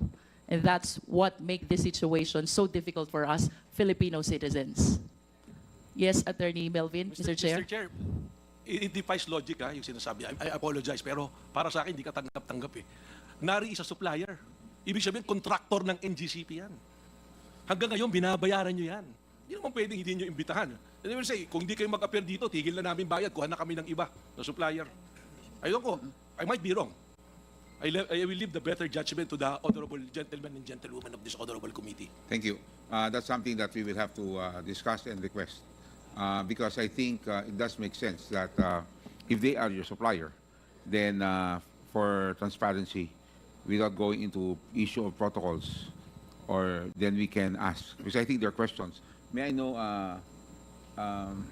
Mr. Chairman, yes, if I may, I think we need an answer from them. If supplier nila talaga yung NARI. Yes, Attorney Paul, they are your supplier, correct? Yes, sir. They're your supplier. So, binabayaran niyan buwan-buwan. Sir, I would just like to clarify regarding the points being raised by Mr. Maribag. First, on the hardware. Yes, sir. Mr. Chair? Binabayaran niyo ba buwan-buwan yan as a supplier? Yes, sir. Yeah, Okay, klaro tayo. No, sir, not every month. Once they supply the equipment, the software, and then after the commissioning, full control and operation is with. How about after sales service? You have, sir, we maintain maintenance service agreement with them. So kung may problem po, may relationship pa rin kayo. Meron pa Thank rin you. po. Okay, para rin. Mr. Chairman, sorry again, no? Yeah, don't Pero go to Mario. I couldn't understand bakit ang sagot ni attorney, hindi niya kaya imbitahin. Eh, meron palang working relationship sila. Attorney. That's why, with the answer of our technical partner, Mr. Chairman, we will endeavor that a representative from, if we can, NARI, will attend the next hearing. Proceed. Mr. Chair. Before, kasi related to because I noticed the consultant for the regulatory reset of ERC or foreigners, but they are here. Hindi po ba Chinese New Year sa kanila? Ay, hindi po. So, yun lang po. I just have to make a point. Mr. Chair, we will go back to you, Attorney Matibag. But please let this representation continue with the interpellation. Kanina po nabanggit yung Senate hearing. Our resource person relayed to us that President Almeda made a testimony about the cyber attacks, whether it is against the corporate system or the system of NGCP. I wish to be certain. The committee wishes to be certain. We have reports as well that in the same Senate inquiry, Transco consultant by the name Ronaldo Del Mundo testified that NARI is a transmission control operation of platform system which allows remote access. This is according to consultant Ronaldo Del Mundo of Transco. And to add, Mr. Chair, in the same Senate inquiry, the same Mr. Del Mundo testified as well that NARI is a computer control na pwedeng mag-switch on, switch off ng circuit breaker ng power plants. Mr. Chair, I wish to believe that the transcript of records of this Senate inquiry forms part of the public records. Therefore, Mr. Chair, this representation humbly move that we request for a copy of this transcript for all of us to be enlightened on the testimony that were given already by President Almeda along with Ronaldo Del Mundo, because these are under oath testimonies which should not be contradicted when they testify on a different forum or investigation. So, Mr. Chair. There's a motion. Any second? Duly seconded. Chairing objection. The motion of the Honorable Luis Tro is approved. COMSEC, please carry out the letter request to the Senate. Thank you. Mr. Chair, I recall likewise that during the last hearing, I manifested my desire to conduct an ocular inspection of this system control, which we allege as NARI until we are able to verify, of NGCP. However, Mr. Chair, I found out from the records that since 2019, in spite of the regulatory power given to Transco, to ERC, wala pa palang nangyayaring system audit dito sa system control ng NGCP ever since. May we request a confirmation from NGCP? May we request President Almeda? Medyo nakakapagtaka na po, our President is here, pero mukhang mas knowledgeable si Attorney Sagayo. What does SGP stands for, with all due respect? Attorney Sagayo. Mr. Chairman, SGP stands for Synergy Grid and Development Philippines Incorporated. Thank you, Attorney Sagayo, but I would prefer, I hope you don't mind, I don't mind, sir. to hear an answer But from our NGCP President. in the absence of President Saan po Almeda, I'm nagpunta a si- director of NGCP. Yes, for the information of everyone, he approached the chair earlier. He left already? Yes, because of another meeting that he has. Okay. At 5 o'clock. So he had to excuse himself. Thank you. With that, then, we will be pleased to hear your answer, Attorney Sagayo. The question is whether, Mr. Chairman, I mentioned earlier that under the concession agreement 2.01, specifically Transco has no regulatory powers over NGCP. Are you trying to say, Attorney Sagayo, that there is no basis at all for Transco to visit and inspect the system control of NGCP? Mr. Chairman, Is that your stand? No, Mr. Chairman. As I've said, Mr. Chairman, earlier, they can always visit, but subject to certain How about protocols. inspect? No problem, but subject to... All right, so let me rephrase my question. Since the concession agreement in 2019, was there a time that the Transco inspected the system control of NGCP? Yes or no? There was an instance, I think, Iba po yung visit, iba po yung inspection. Mr. Chair, if I may respond, may be recognized po. Mr. Chair. Is attorney from NGCP? Yes, Mr. Can Chair. you answer the question?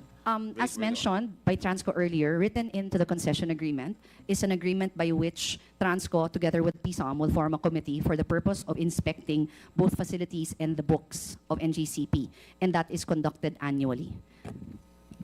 By facilities, does it include the system control?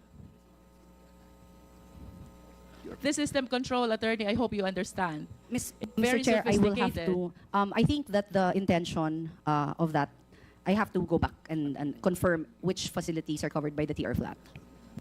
I hope we confine our answer, Mr. Chair, to the question whether or not the system control was inspected. I think this is self-explanatory already. And by inspected, I wish to believe, hindi po yan basta tinititigan lang. You have to allow the party to touch, operate, test. That's how we inspect, correct? Yes, Mr. Chair, may I amend my answer a little? Sorry, I'm just going to add a little. The ERC actually conducted a thorough cybersecurity audit of NGCP, including a VAPT. And that will, I think, address the concern, Mr. Chair, on not just looking visually, but also testing the ability of the systems to withstand. Mr. Chair, was it the ERC which was mentioned by our lawyer from NGCP? So may we hear a confirmation from ERC? Mr. Chair, yes, we were able to, the ERC through consultants were able to do cybersecurity audit on NGCP. Were you able to rule out the apprehension that this system control cannot be controlled remotely, especially those who are not Filipino citizens and outside our country? Were you able to rule that out? No, Yes or no? No, Mr. Chair. Because that is the danger that we are trying to avoid. Mr. Chair. Please let this representation continue. Likewise, Mr. Chair, in 2010, nag-issue din po ang DOE. This is Department Order Number DO 2010-080015, the title of which, Creating the Technical Working Group for the Audit of the National Grid Corporation System Operations and Metering Service Operations.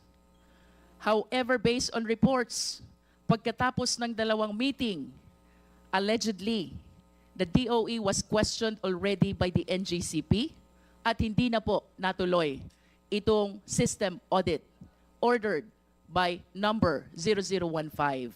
Can we hear from NGCP? Mr. Chairman. Yes. Attorney Paul. Thank you, Mr. Chairman. Our position had always been that under our concession agreement, it is the ERC that has regulatory powers over NGCP, and that is why ERC is conducting several audits already insofar as NGCP Attorney is concerned. Secayo, with all Yes. due respect, yes or no lang po, natuloy po ba yung system audit ng DOE? No, Mr.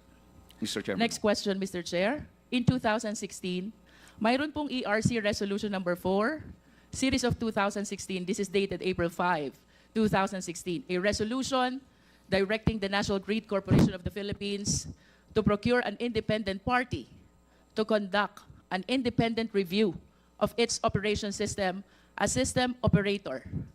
Tanong po, Attorney Sagayo, natuloy po ba ito? Independent party, yes or no? Can we check that ERC resolution? This is the first time that I heard that, Mr. Chairman. But at least you can state for a fact whether nagkaroon po ng independent party provided by ERC to conduct the system audit. The ERC is conducting audit now on several fronts, Mr. Chairman. Mr. Chair, since the answer of Attorney Sagayon is not completely responsive to the question, may I direct this question to ERC? Kayo po ba ay nag-engage ng independent party to conduct the system audit? Not in the 2016 period, Mr. In other Chair. words, Attorney Di Malanta, this ERC Resolution Number 4, Series of 2016, was never realized. That's what I was asking, Mr. Chair. That was before my time, but I understand it was not carried out either. And Mr. Chair, to continue, 2017, nag-issue din po si DOE Secretary Alfonso Cusi, Department Circular Number DC 2017-12-0016, the title of which, Adopting the Guidelines for the Performance Assessment and Audit of All Power Generation, Transmission, and Distribution Systems and Facilities. Ito po ba'y natuloy, Attorney Di Malanta? As far as I know, Mr. Chair, hindi rin po yan natuloy. Having said all those, bakit po kaya hindi matuloy ang system audit ng NGCP? Mr. Chair, for the record, we were able to, the ERC was able to do a system audit in 2020, kailan po ba yan? 2022 po. Yung mga nabanggit po na resolutions, hindi po yun na-implement for various reasons. I think there were some hesitation or reluctance on the part of the auditee. On the part of? Of NGCP po. Do you confirm that hesitation and reluctance on the part of the NGCP? Oh, which one? That we are reluctant. Regarding the system audit, why this 2016 and 2017 orders of DOE, ERC were never pushed through? Mr. Chairman, what we have been saying all along is it is the ERC that has regulatory powers over NGCP. And when it was ERC that ordered the audit of NGCP, we cooperated. Whatever documents that they required, we submitted. Nonetheless, Mr. Chair, let me wind up on this. Since 2009, there is no system audit conducted which will rule out the apprehension that this system control of NGCP cannot be controlled remotely. Second, DOE Order Number 2010-080015 regarding the System Operation and Metering Service Operations Audit was never realized as well. ERC Resolution Number 4, Series of 2016, concerning System Audit was likewise not realized. And in 2017, DOE Secretary Circular Number 0016 was likewise not implemented. Mr. Chair, I'm stating a fact that since 2009, followed by 2010, and then 2016, and then 2017, there was never a system audit. The 2020 system audit that was shared to us by Attorney Di Malanta, per her own admission, did not rule out the apprehension that this system of NGCP cannot be controlled remotely. Mr. Chair, with all due respect to my idol, Attorney Rufus Rodriguez. Mr. Chairman, can I correct some of my answers? Sorry, with respect to... Is that okay? If okay with you. Yes. Which particular answer do you want to correct? Mr. Chairman, with respect to a third-party auditor, there was a risk assessment and vulnerability assessment and penetration testing in operational technology infra was conducted by NGCP's third-party auditor, KPMG. When? This was in August 2022. Mr. Chair, the question is about ERC Resolution Number 4, Series of 2016. These representations are manifesting facts which happened in 2010, in 2009, in 2016, and in 2017. And in conclusion, Mr. Chair, all the system audit mandated by various resolutions and circulars were never realized. Mr. Chairman, I was mentioned as an idol. So may we know on what connection?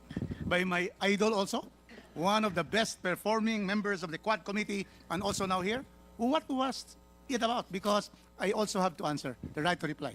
Mr. Chair, earlier, the Honorable Rodriguez manifested that the chairmanship of the board is allowed for foreign nationals. During his interpellation, it was likewise manifested that the chief technical officer was seemingly allowed by DOJ permits and other agencies' documentation. However, Mr. Chair, I am reminded by one important document that we are requesting from the NGCP, and that is the shareholders' agreement.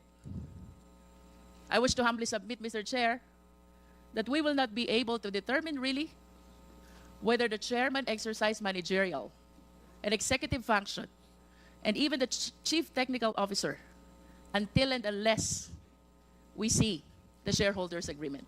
On this light, Mr. Chair, this representation humbly move that we issue subpoena, duces tecum, to NGCP for them to submit the shareholders agreement to this committee. So move, Mr. Chair. Mr. Chair, in addition to the motion, Mr. Chair. May I just make a clarification? There was a subpoena duces tecum already issued to them in this regard, and their answer is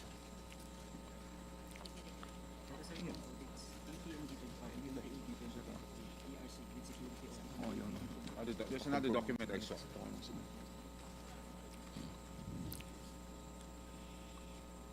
Well, anyway, that I remember seeing that. I was present. I confirm that, Mr. Chairman. There was a subpoena issued on the It said here, signed by, sent January 22, signed by Cheryl Saldena de Leon, Corporate Secretary of Synergy Grid Development Philippines. We note that the first item under subpoena duces tecum, the shareholders agreement among SGP, OTHI, and P21 does not exist. Thus, no such document is in SGP's records. Mr. Chairman, what we are asking is not the shareholders agreement between SGP and the NGCP. What we are asking is the shareholders agreement between NGCP and the State Grid of China. Yung po hinihingi natin is State Grid of China. Okay. Para malaman po Okay, natin. so there's a motion. Agreement, Mr. Chairman, if I may, para malaman lang po natin kung ano po nakalagay doon kung talagang kinokontrol ng Chinese yung kanila pong maintenance operation. So is that correct? That will be agreeable, Mr. Chair. Yes, so that's the motion. I recall, Mr. Chair, that both the chairman and the chief technical officer are both stockholders. So I wish to see as well from that document what participation do they have with respect to the management of the NGCP. Okay, subpoena duces tecum on the motion of the Honorable Jinky Luistro, duly seconded by the Honorable Roger Gutierrez. The chair, no objections. Motion is approved. We now proceed. You still have the floor. Chairman, yes, Honorable Rufus just like Rodriguez. to make some comments regarding the manifestation Please. of Congresswoman Luistro. It was stated that the NGCP, there was really no compliance of the order of the ERC and also the DOE for the audit. Is that correct? Congresswoman, yes. I believe, Honorable Rodriguez, that I read the title of the Yes. circular and the resolutions Yes. which I mentioned. Yes. Yeah.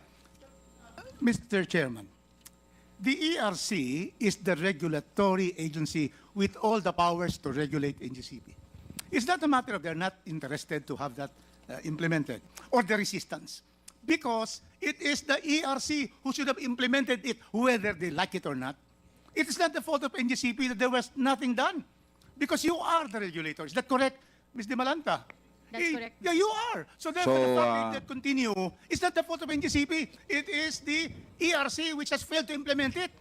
And she was not yet the head at the time. Chair Di Malanta, please reply. Mr. Chair, if I may reply. As recognized by the Honorable Representative, I am not able to explain why it was not implemented in 2016. But when a new performance assessment was organized by the DOE, and then we participated also because of the position of NGCP that only ERC is the one that they recognize. We participated and led the assessment, but still NGCP refused to provide those documents, and we have letters to show, Mr. Chair, that they refused. So, but we continued with the assessment. Then you should direct them under pain of contempt and pain of penalty. That is how a regulatory agency would do. We did, Mr. Chair. If you're sleeping on the job, they have first a resistance and you will not insist. What kind of a regulatory agency are you? You have to do it. Yes. I'm glad that you are now there and you have already started that. And that is not their fault that 2016, 18, 19, 20, there was no systems audit because you did not insist. You have the full powers and yet you waive that power. So just that, Mr. Chairman, to put in the proper perspective, it could have been done. And we wish it will be done during your term. And let them not resist it. Otherwise, you penalize them. That is the power of the ERC. Thank you, Mr. Chairman. Much, Attorney Rufus Mr. Chair, Rodriguez. The Honorable Jinky, I wish to wind up. please. The apprehensions that we are facing right now about having our national grid possibly controlled by foreign national is right before our eyes.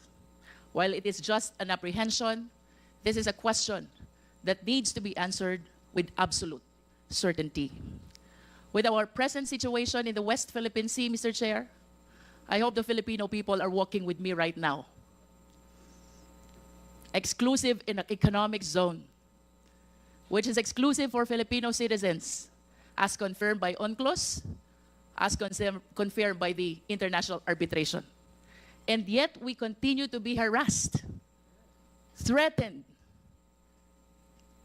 and even injured by foreign nationals right in our sovereign land. With this situation,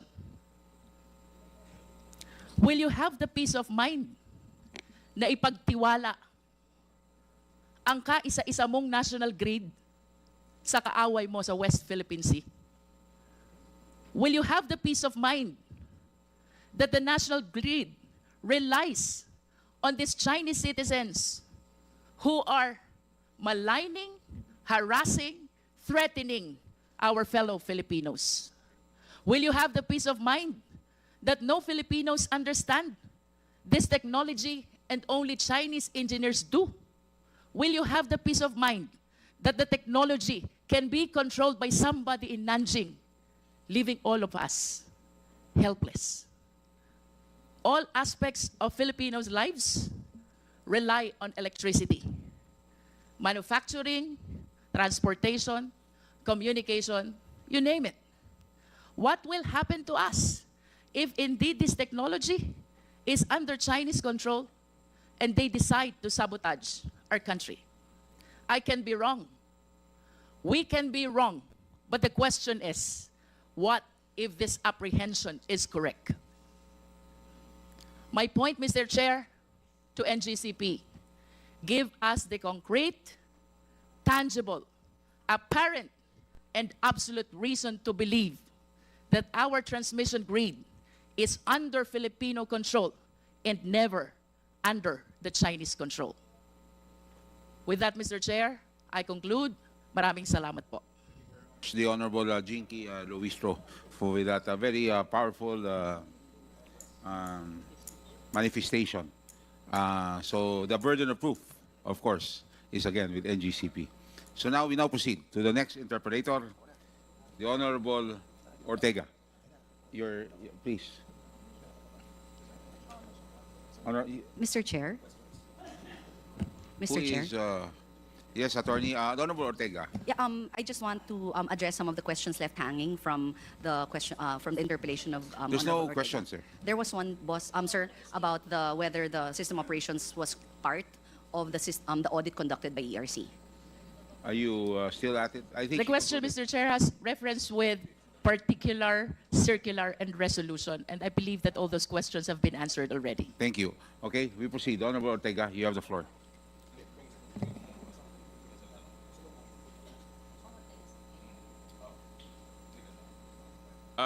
Thank you, Honorable Chair. Madami na po na natanong actually pa.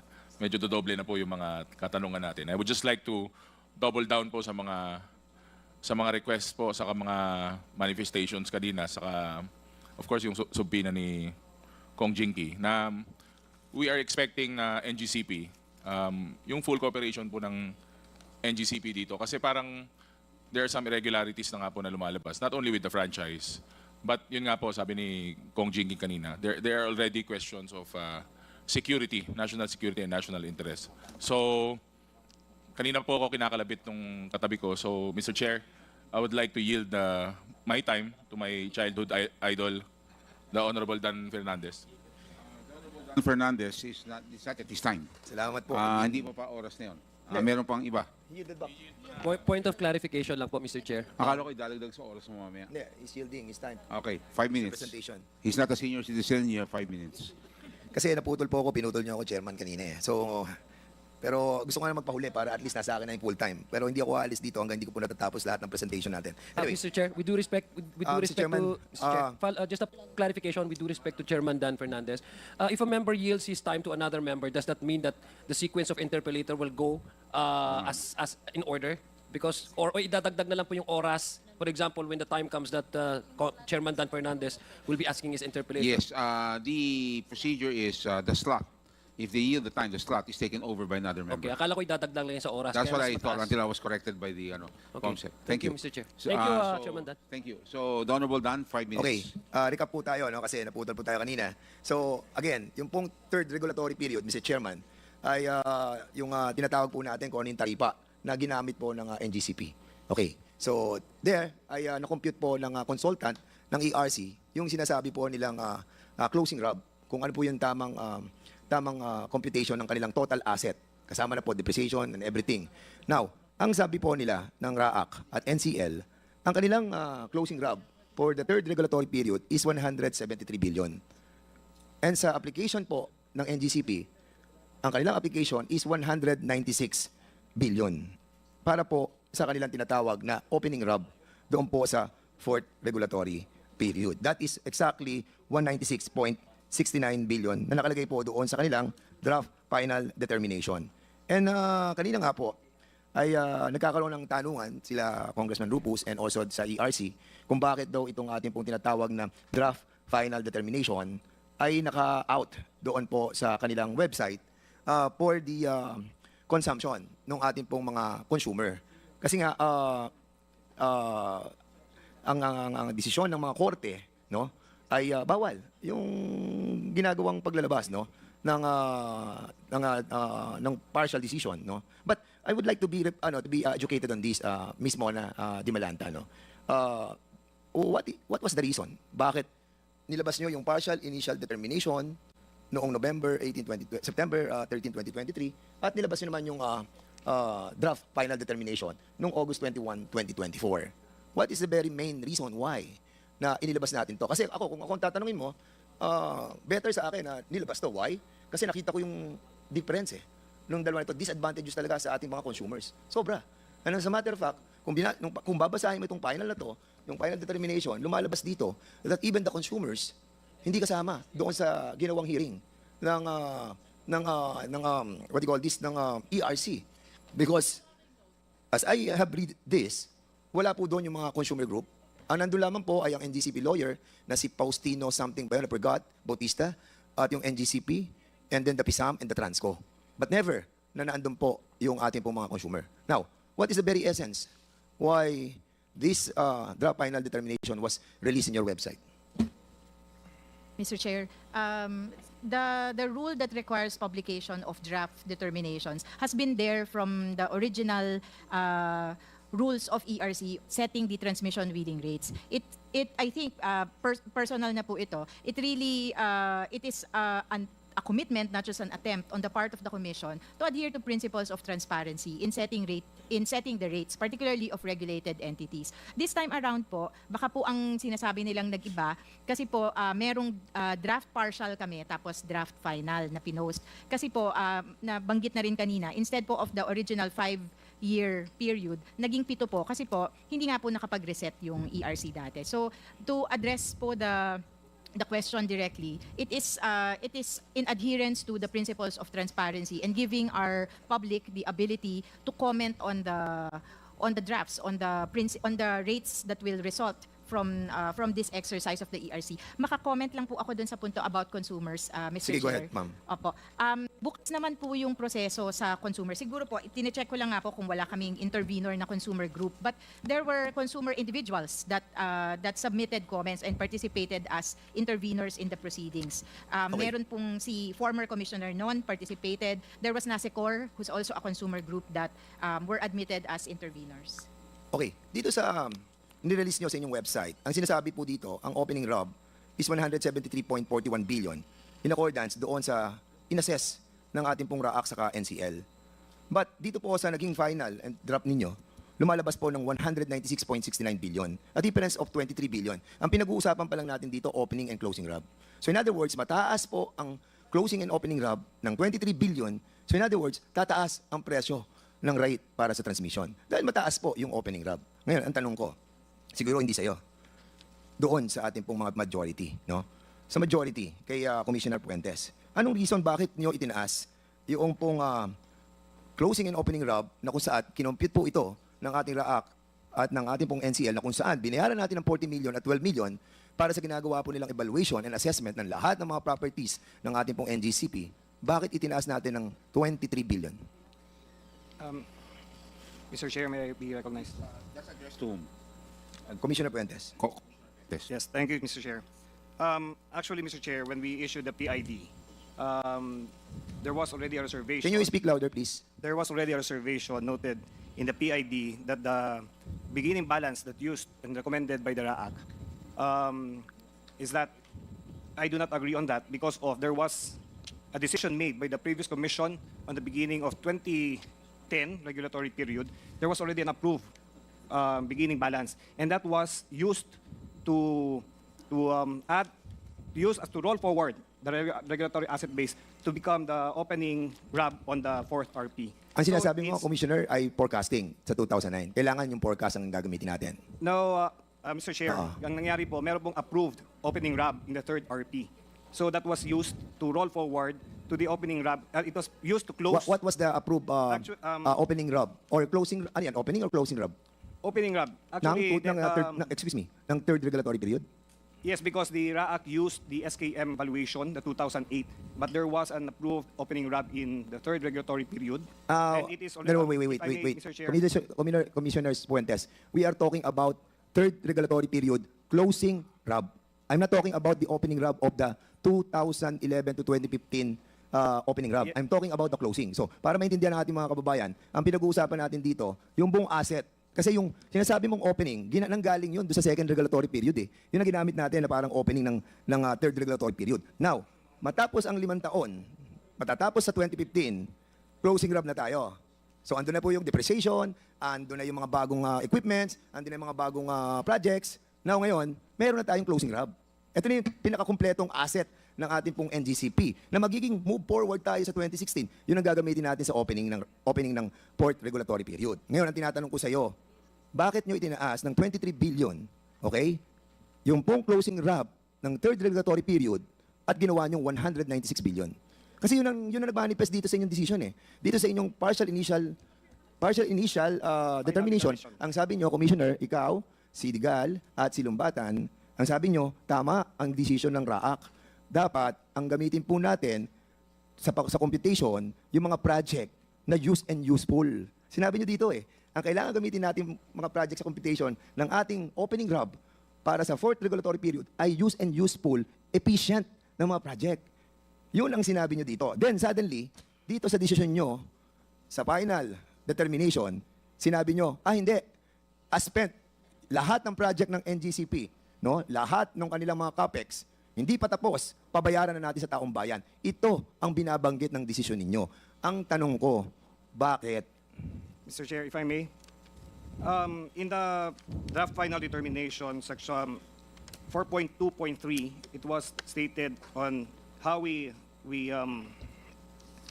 adopted for this purpose, the draft final determination, why we adopted the 196 because of the use. If I may explain, there was an opening RAB in the third regulatory period. So that opening RAB came from the closing RAB of the second regulatory period. And now, the consultant used the 2008, wherein it was not even the closing RAB of the second regulatory period. Furthermore, there was an approved opening RAB for the third regulatory period in the final determination of the third regulatory period. So this figure was used to roll forward the assets in the third regulatory period that resulted to the closing RAB of the third regulatory period and to become the opening RAB of the fourth regulatory period. How much is that? Commissioner Puentes, wait, please, I have still the floor. Please, Commissioner Puentes, huwag mo akong paikot-ikutin. Okay. Alam mo, ang tinatanong ko is closing, not the opening. Yes. Hindi na makaka-apekto yung opening mo dun sa closing eh. Kasi ang closing, ito na yung total eh, ng asset eh. Ito na yun eh. So, nag-evaluate ang RAAC at ang NCL. Ang sabi nila, 173 billion. Bakit tayo magbabayad ng 40 million saka 12 million? Tapos hindi natin sila pakikinggan. Saka, eto, Commissioner Puentes, Commissioner Digal, Commissioner Lumbatan. Meron tayong actual and historical data and information. Ibig sabihin, tapos na kasi ang 2016 hanggang 2022 na kinoconsider natin sa fourth regulatory period. Tapos na eh. So, nag-apply ang NGCP. O, ito na mga datos namin.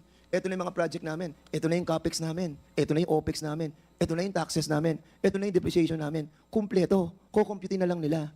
Ang sabi nila, at ang sabi ng NCL, saka ng RAAC, 173 billion. Now, ang tanong, bakit ginawang 196? Yung doon sa final determination. Okay? We're just talking about the opening and closing RAB. We're not talking about yet the CAPEX. Ha? Sa CAPEX, ang laki ng application nila na pinaboran yung tatlo. Bakit? Unahin natin yung opening RAB. Bakit nag-jump ng 23 billion? Give me justifiable reason. Why? Samantalang yon ang recommendation ng RAAC. Yon ang recommendation ng NCL.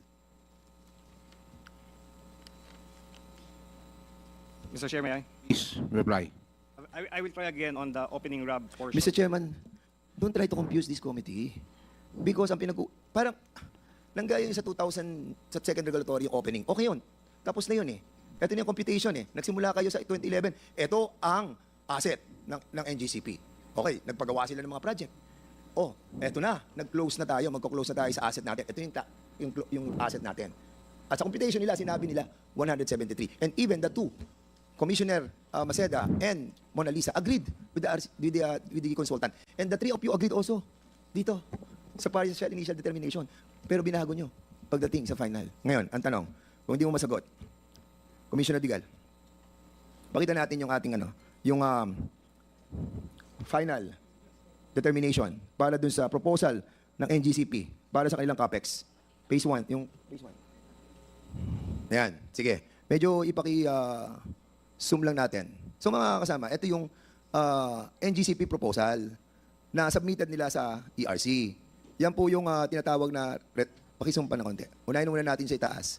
So yan ang tinatawag nating annual revenue requirement.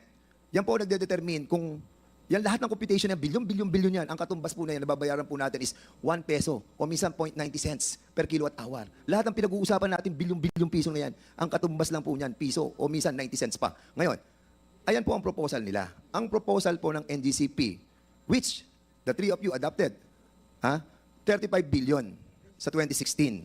Ang kanila pong return on capital. Yan po kasama na dyan yung kanilang CAPEX. Sa 2017, 36. Sa 2018, 38. Sa 2019, 41. Tandaan ninyo, ito po ay historical. Ito po ay nangyari na.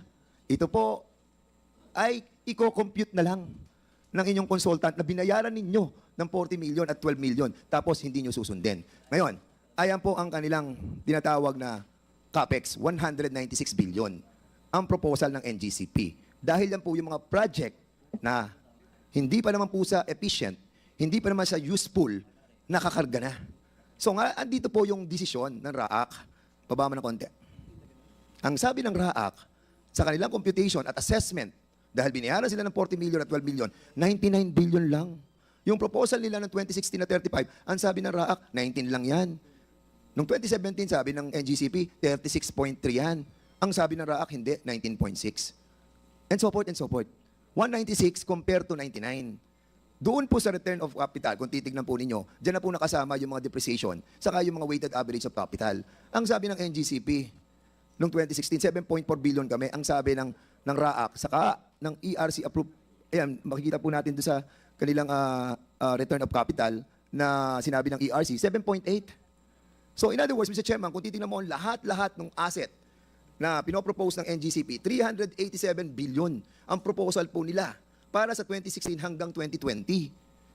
Yan po yung kanilang sinubmit sa ERC. Ang sabi ng RAAC, 183 billion lamang ang ating pong regulated asset base.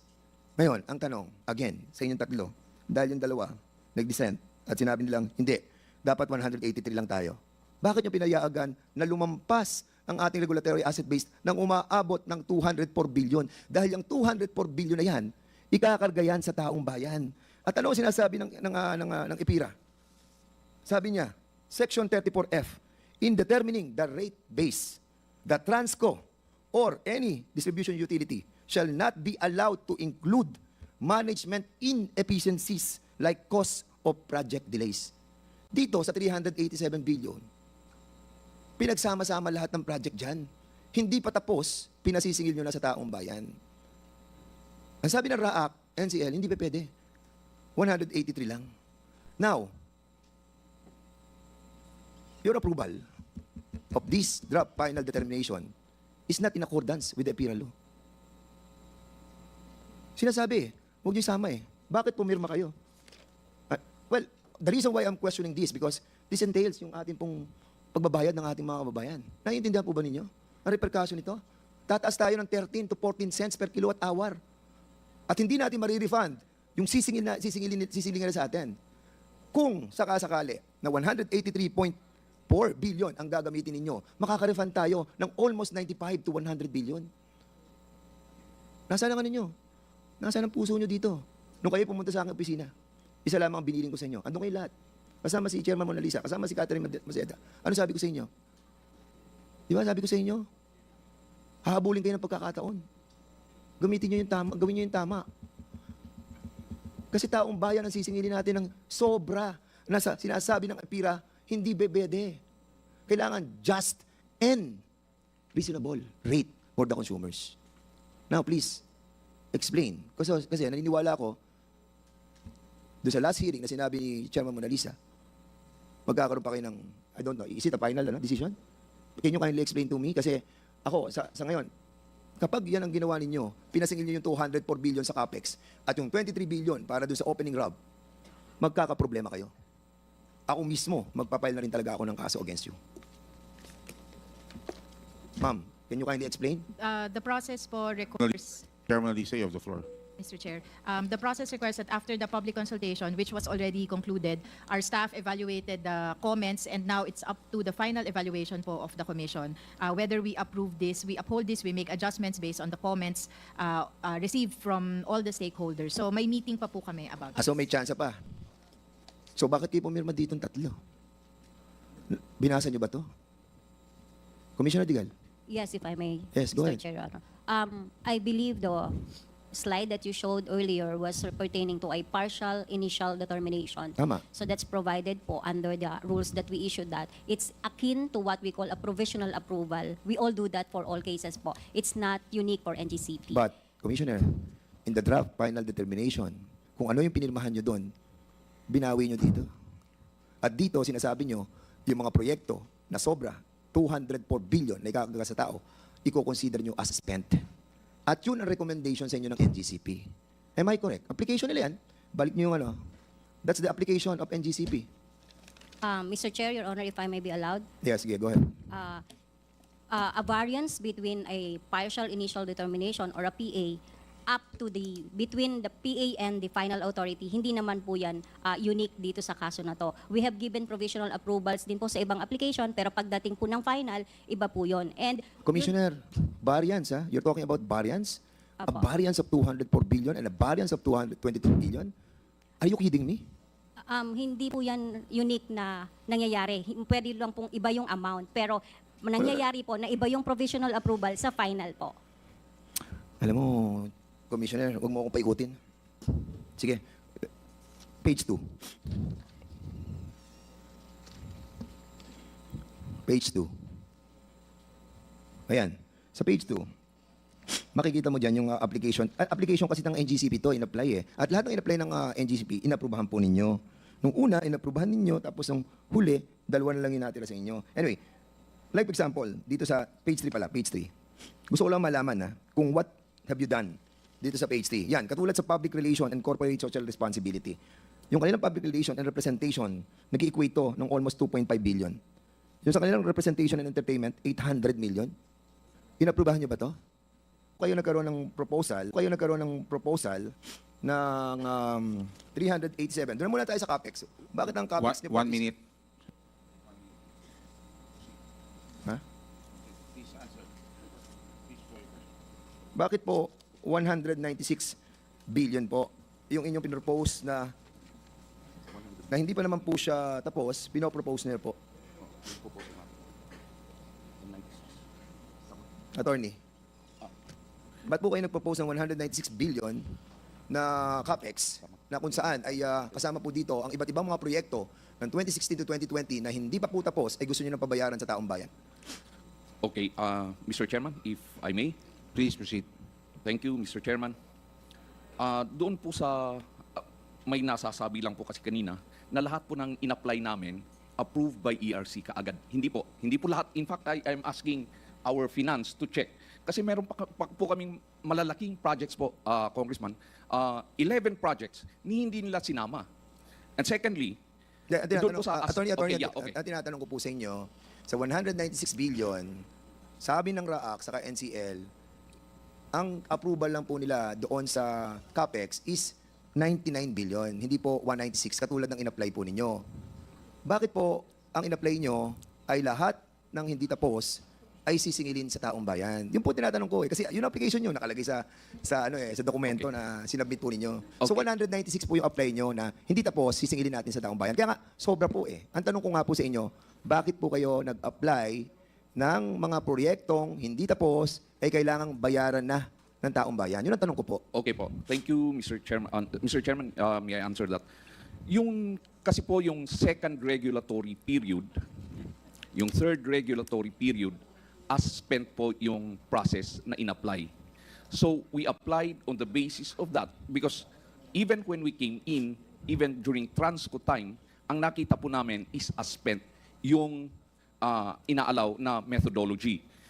From the perspective po of the investor, kaya yun din ang those are the rules po eh. Yun ang rules ng ERC. So doon po namin in-apply yun. Okay. From can I continue po? Nakuha ko na po yung sagot niya. Okay. So ang sinasabi niyo po, dahil ito po ang rules nung second regulatory and third regulatory period na sinasabi, pwede yun eh. Pwede na yung mga hindi pa tapos, ikarga na natin sa taong bayan. Sabi, pwede. But in the fourth regulatory period, I'm pretty sure you are aware. Aware po kayo na may rules ang fourth regulatory period. Opo. According sa Article 4, hindi po allow.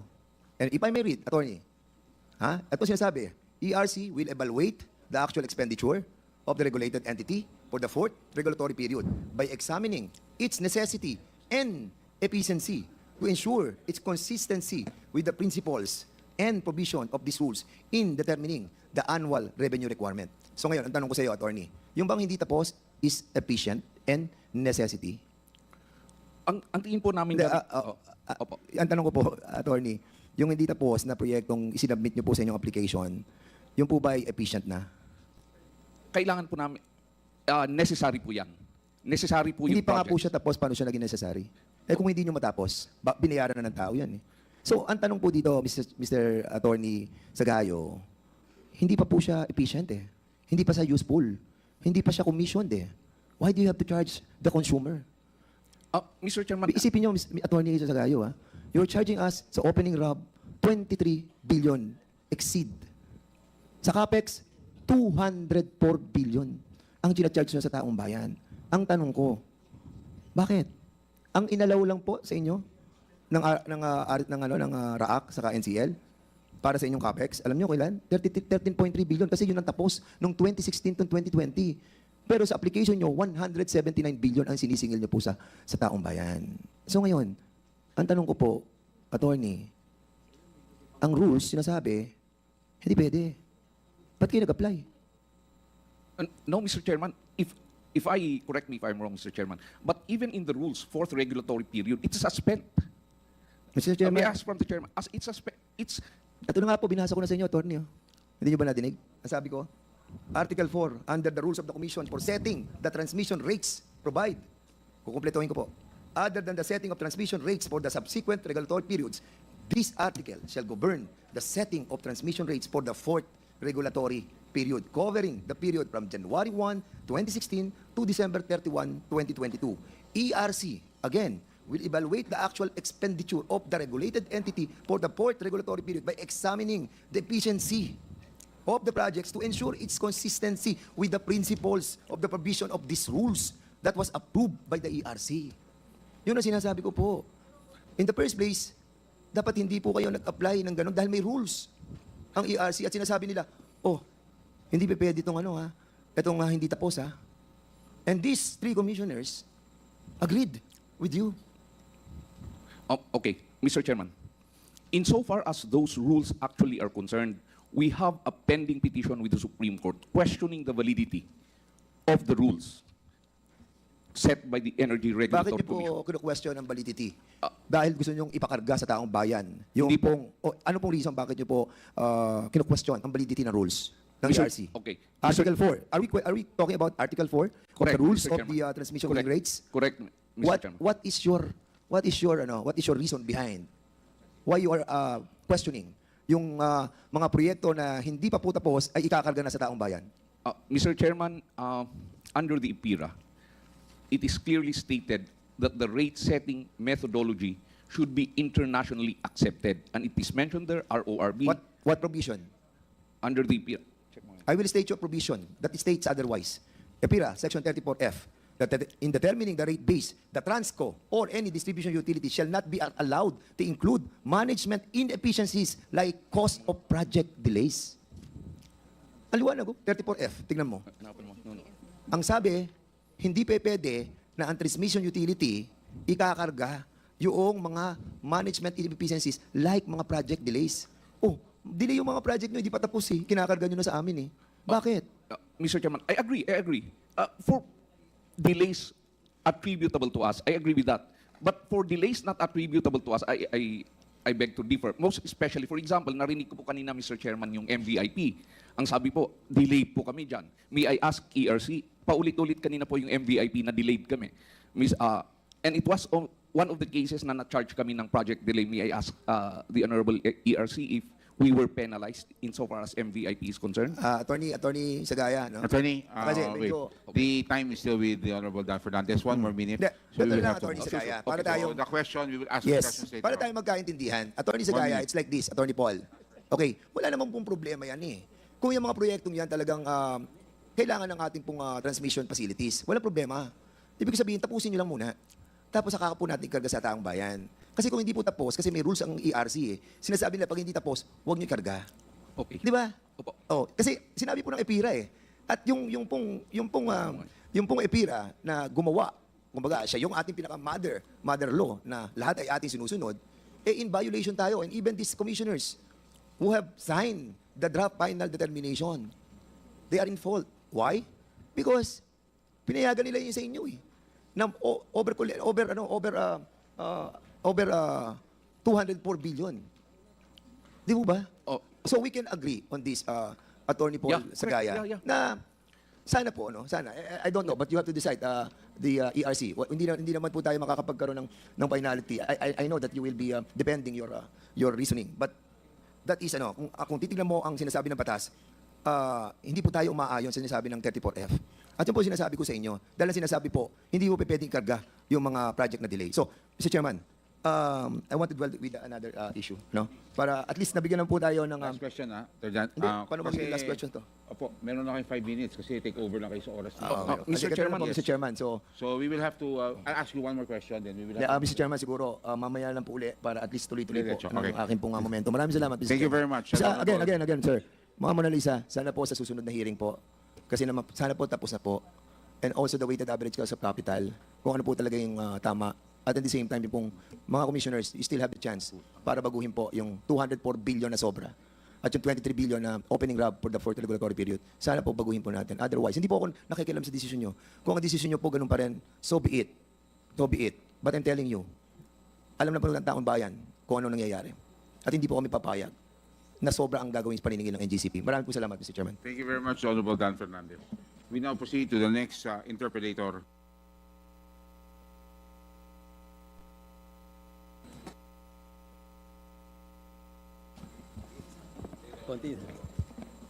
Thank you, Mr. Chair. Good evening, everyone. Just a few questions, Mr. Chair, sa NGCP. Sino kaya makakasagot? Attorney Sagayo, probably. Sir, magandang gabi po sa inyo. Good evening, Mr. Chairman. Good evening, sir. Gusto ko lang balikan yung mga konti na pag-usapan sa last hearing. On paper, ang NGCP po ay nagmamayari 60% Filipinos and 40% owned by Chinese citizens. Tama po ba yun, sir? Tama po. Ang purpose po ng requirement na ito na itinalaga ng ating batas ay para masiguro na Filipino ang in control ng NGCP. Tama po ba? Tama po. Ito pong 40% na ito yung nagmamayari. Please correct me, sir, if my statements are yung State Grid International Development Limited o SGID. Ito po ba yung 40%? Attorney State Sagayo. Grid Corporation of China po. Opo. Tama po. Yung SGID naman po ay isang subsidiary ng state-owned State Grid Corporation ng China. Tama po ba yun? Tama po. In other words, yung gobyerno ng China ang nagmamay-ari ng 40% ng NGCP, which controls the Philippine National Power Grid. Tama po, sir? Can you please repeat the question, Ms.? In other words, yung gobyerno po ng China ang nagmamay-ari ng 40% ng NGCP. Parang state-owned po yan, Mr. Chairman. Parang sa atin po, parang Yes, government-owned or Opo, controlled kaya kung po corporation. tinanong inauna eh. Okay. Pero, so tama po. Tama po. So ito po ang gobyerno ng China na at present meron po tayong territorial dispute. Tama po? Tama po, Mr. Chairman. Doon sa West Philippine Sea.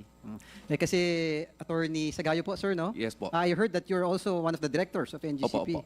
Gano'n na po kayo katagal sa NGCP, sir? Since 2010, magkasama po kami ni Mr. C. 2010? 2010. So, kailan po ba pumasok yung NGCP? 2009 po ba? 2009. Ang operations, the incorporation of NGCP is February of 2008. So, isa po pala kayo sa mga original na nandiyan dyan na? Hindi po. Kami po yung bumili sa shares ni Mr. Rason. Okay po. Opo. Yeah. Pero matagal na po kayo dyan. So, isang dekada na, mahigit po, no? Opo. Base po sa isinumiti na General Information Sheet, ang chairman of the board ng NGCP po pasensya po, medyo nahirapan akong basahin eh. Zhu Guan Chao. Tama po ba yung pronunciation ko? Tama po, Mr. Chairman. Na isang Chinese national na taga Beijing, China. Tama po. Tama po. Ang ibig sabihin po nito na kahit 40% owner lang ang mga Chinese ng NGCP, siya po ang naitalagang chairman. Tama po, sir? Chairman. Opo. So kayo po, bumoto rin po kayo. Kasama po ba kayo sa mga bumoto at pagpili ng chairman ng NGCP? As a member of the board, yes po. Kaibigan niyo po ba tong si Zhu Guangzhou? On a personal capacity, sir? Siguro po what I can say is kakilala po. Because I seldom see him. He's only here during board meetings. Okay po. Opo. Ako lang po, medyo nababagabag. Hindi niyo naman po siya personal na kaibigan. Binoto niyo po siya bilang chairman. Pinili niyo po siya. Opo. Bakit po kaya? Bakit po siya ang pinili ninyo? Kasi po sa the way, lahat po kasi ng executive officers ng NGCP, President, Chief Technical Officer, Chief Financial Officer, Corporate Secretary, Assistant Corporate Secretary, HR, lahat po yan Filipino. Ang mga Vice Chairman po ng board, Filipino Sorry din to po. cut you, sir. Sure. Limited time lang po kasi Opo, tayo. I hope that you could just answer the question. Ano po yung reason kung bakit pinili niyo po si Mr. Zhu Guangzhou as bilang yung chairman po ninyo? Kasi nga po yun, lahat po ng positions ng NGCP, puro Filipino ang nandyan. So we deemed it, anyway, ang chairman naman ng board, nag-preside lang naman during meetings. Sir, I'm sorry, with all due respect, sir. Opo. Yung lang po, we're just talking here. You don't have to be over-defensive of the question. I'm just asking, gusto ko lang makuha yung thoughts nyo bilang one of the directors ba? Na since binoto nyo yung isang Chinese national to be the chairman of NGCP, I'm trying to comprehend. Ano po kaya yung personal reason ninyo, other than yung binabanggit nyo na superficial, bakit po siya ang pinili ninyo bilang chairman ng NGCP? Personally po, Mr. Chairman, yan lang po ang rason on my part. Dahil parang gusto nyo siyang pagbigyan, dahil yung iba Pilipino na, yung chairman ibigay naman natin sa mga Chinese, yun po ba yun? Kasi anyway naman po, number one, hindi naman po illegal. Yeah, no, sir, don't be... sa akin lang, sir, no, with all due respect again, sir, you don't have to be over-defensive. I'm not saying that there's something illegal or may kamalian. I'm just trying to ask. Correct. Na sa inyo po, ako kasi pag bumoboto ko, pinag-iisipan ko eh. Yung simpleng sidecar driver doon sa amin sa Tondo, pag bumoboto, tinitignan niya yung pagkatao ng tao. Bakit po binoboto? Ganun din po siguro sa isang kumpanya. Pag binoboto ko to, hindi naman siguro dahil puro Pilipino na, ibigay naman natin sa Chinese yung chairman. Gusto ko lang pong makita without over-defending, sir, na wala namang illegal. No one here. Ako na po una, hindi ko naman sinasabi na illegal. Tinatanong ko lang po, with all due respect, Attorney Sagayo, bakit po ninyo binoboto ang isang Chinese national to be chairman in your own decision nyo po? Bakit po kaya siya ang pinili ninyo? Ano po ba? Sa akin, frankly po talaga, Mr. Chairman, yan lang po at saka minority shareholder po sila, partner po sila. So, since nagpre-preside lang naman ng meeting, during board meetings, Kahit paano naman, as minority shareholder, baka okay lang na. I mean, may right din naman sila to become also an officer. No, sure. Yeah, sure. So just take your answer for what it is, sir. Ako lang kasi, iniisip ko, baka may rason talaga na deeper than that. No? So, yun lang. Gusto nyo lang pagbigyan yung mga Chinese na ibigay na natin yung pagiging chairman doon sa Chinese dahil yung iba Pilipino naman. Yun po ang rason ninyo. Tama po ba, sir? Is that right, sir? Kasi may right din po sila as minority shareholder nga po. So, at saka yung function lang po nila is really just to preside. So, we do not see anything wrong na ibigay din naman sa kanila, considering that all positions in NGC po are occupied by Filipino citizens. Yeah, sir, wala naman sinasabing illegal or wrong. But I will just take your answer for what it is with all due respect. Sino-sino po ang mga Chinese nationals na nasa management ng NGCP, sir? Wala po, Mr. Chairman. Wala po. Wala po kahit isa? Wala po, Mr. Chairman. So kung wala po, sino po ba itong nakita ko po dito sa General Information Sheet? Pasensya na po ulit, medyo mahirap banggitin. Si Lee Sin Chua.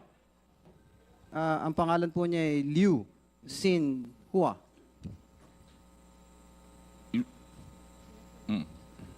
Luis Sinhua, Mr. Chairman. Sino Director. po siya? Director po. Ano po ang function siya sa NGCP? Director po, Mr. Chairman, ng NGCP. Yun lang po. Opo. And Chairman of the Board Audit Committee. Chairman of the Board of Audit Committee. Opo. Paano po siya naging chairman of the board ng Audit Committee? Binoto rin po siya? Yeah, he was selected also. Sino po namili? Ng Board Audit Committee din po. At saka board ng NGCP. So hindi lang po yung chairman ang Chinese na nakaupo? Hindi lang, plus the Board Audit Committee. Pangalawa po to na Chinese. Opo. Sino naman po si Liu Xiao? Pasensya na po, parang puro Chinese. Yung dila ko, hindi pang Chinese talaga. Mr. Chair, Liu Xiao. I do not know Hindi niyo po siya kilala? No. Hindi po. Sino po si Wenbo? Wenbo, I think you're referring to old directors who left already the company. Yeah, just tell me, sir. So, Wenbo used to be a director of NGCP po. Kailan po siya umalis? 2015. Used to be? A director po. Ano pong function niya other than being a director? There was a time po that he was the Chief Technical Officer of NGCP. Sir, yung mga Chinese na kasama namin na sa NGCP ngayon, I'm assuming that they applied and were granted an alien employment permit by the Department of Labor and Employment. Tama po ba? Lahat po ng Chinese na nasa amin po ngayon have all the appropriate visas issued. And they by were the given that government. position dahil wala pong Pilipino na makagagawa ng kanilang tungkulin. You're referring to CTO ngayon as we speak Yung now po? mga Chinese po na nasa inyo po ngayon. Yung mga Chinese po ngayon na nasa amin po, walang nag-o-occupy ng executive positions or managerial positions. They are just members of the board. So wala na po tayo sa technical management or anything. Wala po. Yes, the reason why I asked the question, Your Honor, dahil under Section 40 of our Labor Code, the employment permit that is issued for non-residents and aliens to be applicant employer at the determination of non-availability of a person in the Philippines who is competent, able, and willing at the time of application to perform the services which an alien is desired. Yung meaning ko po, yung mga dapat ma-pass on na technical aspects ng Chinese sa atin, dapat maipasa na sa mga Pilipino. Tama po ba? Opo. So it is your stand, sir, na wala naman talagang authority, control, or anything of vital position ang mga Chinese national sa NGCP? Wala po. Just a short manifestation, Mr. Chair, ang pamamahala po ng power grids ng ng ating bansa ay partially nationalized industry. In other words, Pilipino ang kailangan may control dito. Kung gano'n naman po pala, bakit pa may mga Chinese dito sa NGCP? Otherwise, ng pananaw, kung papayagan po ng ating batas, ang 40% nito ay pwede ring foreigners in case ng Chinese nationals. Dapat nating siguraduhin ng pagpapatakbo nito ay eksklusibong nasa mga Pilipino. Like what you said, sir, there is no one-hit switch button na pwedeng patayin. Yun ang naririnig ko since last hearing. Tama po ba from NGCP? Wala po yan. Wala po. Fake news po yan. Fake news. But how are you certain, sir? Attorney Matibag already said earlier na may information sila that they do believe that it is possible to influence the system remotely. Ako lang po, as a Pilipino, nakakapagpaalala. I hope you understand my asking the questions dahil sa narinig ko kay Attorney Matibag. Sa akin lang, Attorney Sagayo, siguro hindi naman po masama na pakinggan ninyo at i-validate ninyo yung sinasabi ng kapwa Pilipino instead of simply refuting everything right off the bat. No, I think as Filipinos, we should all work together. Like I always said, sinabi ko sa nakarang hearing, Mr. Chair, wala pong magmamalasakit sa ating mga Pilipino, kundi tayo rin kapwa Pilipino. So I appeal NGCP. You know, naghihiring tayo dito, naglalabas tayo ng mga information. There are valid queries by the members. But sometimes ang naririnig namin sa inyo is over-defensive, na para bang tila bagang mali ang tanong ninyo. Oh, ito ang dapat, wala pong illegal, lahat tama. Hindi porke walang illegal, ayos na sa national security natin. There are times and instances that the laws can be circumvented. We should not allow it as Filipinos, and our primordial concern is the sovereignty of our country. As Filipinos, we should be patriots. Sir, you said earlier na patriots kayo. O di kung may narinig kayong Pilipino na nagsasalita, with all due respect, sir, na may concern, let's validate it. Let's be sure. Kung may mamanipula sa grid natin, sasabihin ba naman sa inyo na hindi namin kaya o kaya namin? Natural itatago ng ibang bansa. Because kung sabotage ang intention nila, they would not let us in. At gulpi-di-gulat ang aabutin nating mga Pilipino. O kaya I appeal to everyone, let's all work together. Attorney Matibag, ayan nagsasalita sila. Upuan natin, pakinggan nyo sila. O wag yung parang nasa kaliwa, nasa kanan, nagsasabong tayo pula sa puti. As Filipinos, iisa lang po ang kulay natin. Iisang bangkalan tayo sa Pilipinas. Pag lumubog ang bansa natin, sama-sama tayo. Let's all work together and let's listen sa kapwa Pilipino natin. Again, Mr. Chair, thank you for the time. And if I may just emphasize, lagi ko pong sinasabi, tayong mga Pilipino, wala talagang tutulong at magmamalasakit sa atin, kundi tayo rin kapwa Pilipino. Thank you very much, Mr. Chair. The Honorable Ernest Junicio of the 1st District of Manila. We now proceed. The Honorable Alonto. Thank you. Please. Thank you, Mr. Chairman. A'udhu billahi minasyaitanir rajim. Bismillahirrahmanirrahim. Assalamualaikum warahmatullahi ta'ala wabarakatuh. Magandang gabi po sa ating lahat at isang masayang Pasko sa ating pong lahat. Mr. Chair, I'd like to premise my questions on two grounds. First, Mr. Chair, I represent a community where it is well located within the operation of NGCP. I come from Lanao del Sur, 1st District, and as you know, NGCP is heavily invested and operated within my area.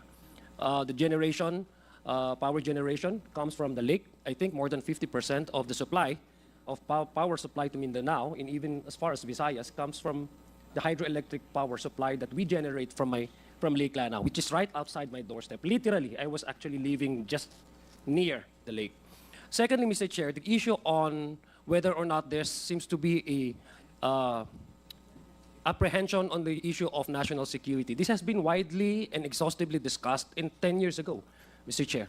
The late Senator Miriam Defensor came out with a very strong statement and even described this as a national power virus, no, ang pagkasabi po niya. That was 10 years ago. She came out with the position. I think the discussion was the possibility of maybe amending the IPIRA law. And the late Senator Miriam Defensor warned us that in terms of our public utilities, we as legislators should be more circumspect and should be more wary about allowing other foreign countries. And she's not only talking about China alone. She was talking about opening up the possibility of entering and to extend giving powers to international companies to probably manipulate or influence how we would run the national grid, and especially if it talks about energy sector and energy industry.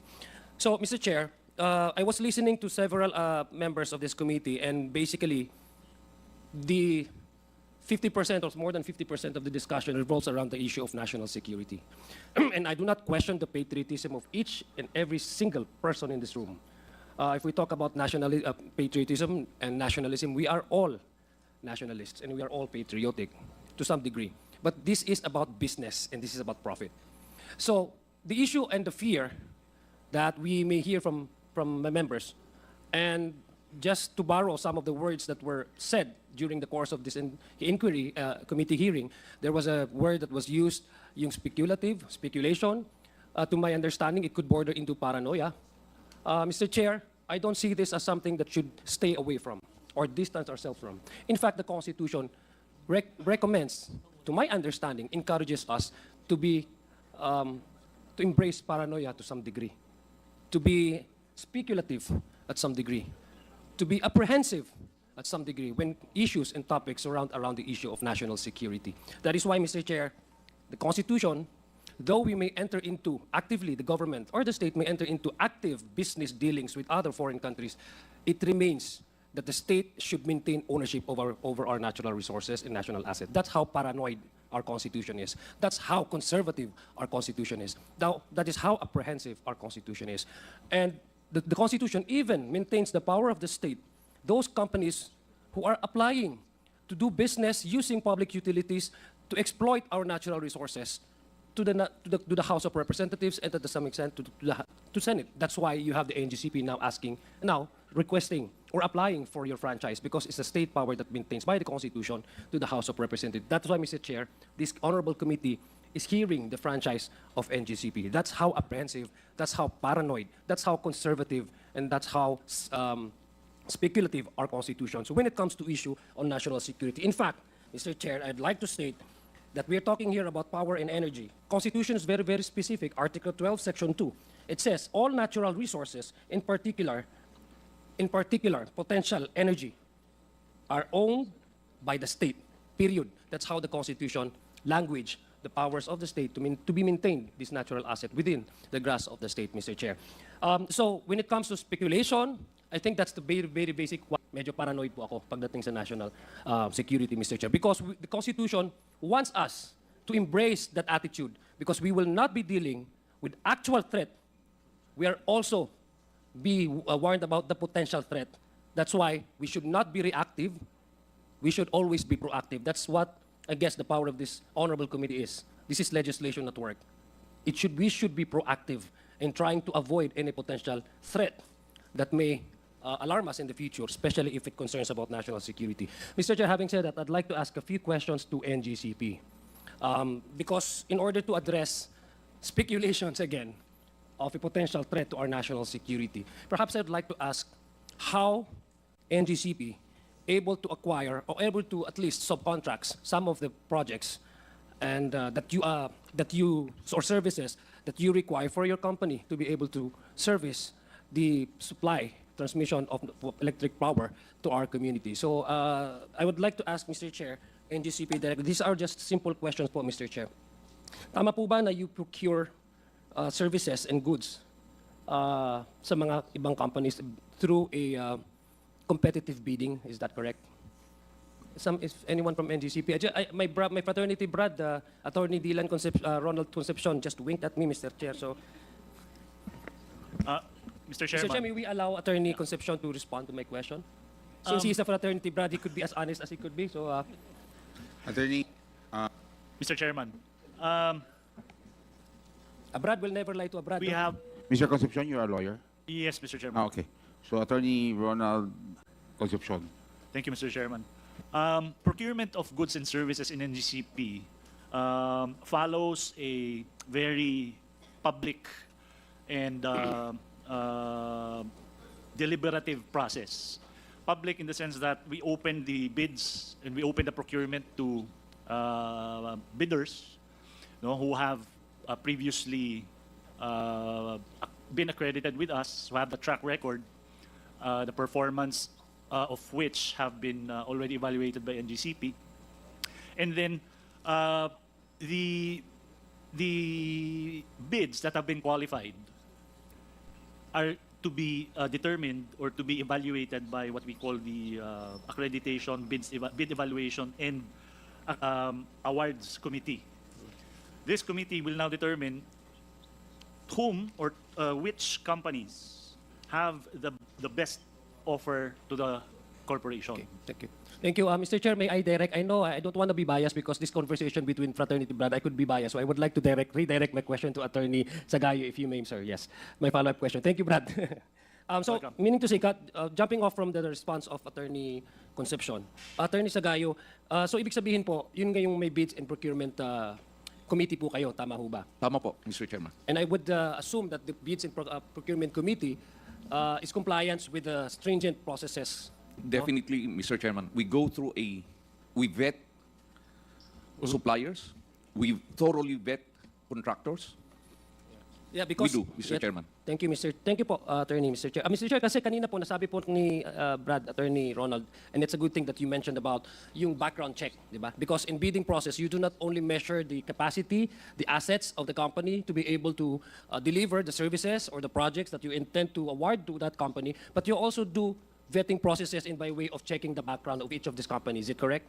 We do. And partly the reason why you are checking the background of each of this company, because you're opening up also the bidding, because you're talking about huge projects, di ba?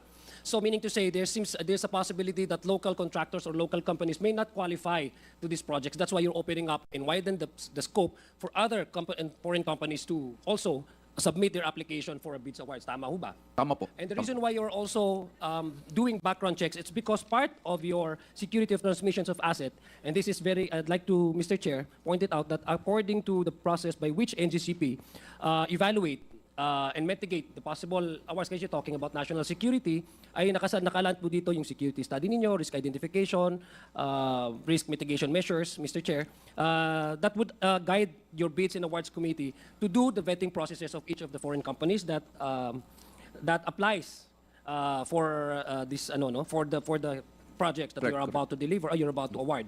Kasi it also speaks not only for internal organization processes of NGCP, but it also speaks about the national security concerns. Tama po ba? Tama po, tama po. Okay. So yung para dun sa mga suppliers and contractors po, no? Tama po ba yon? Tama po, Mr. Chairman. Okay, thank you.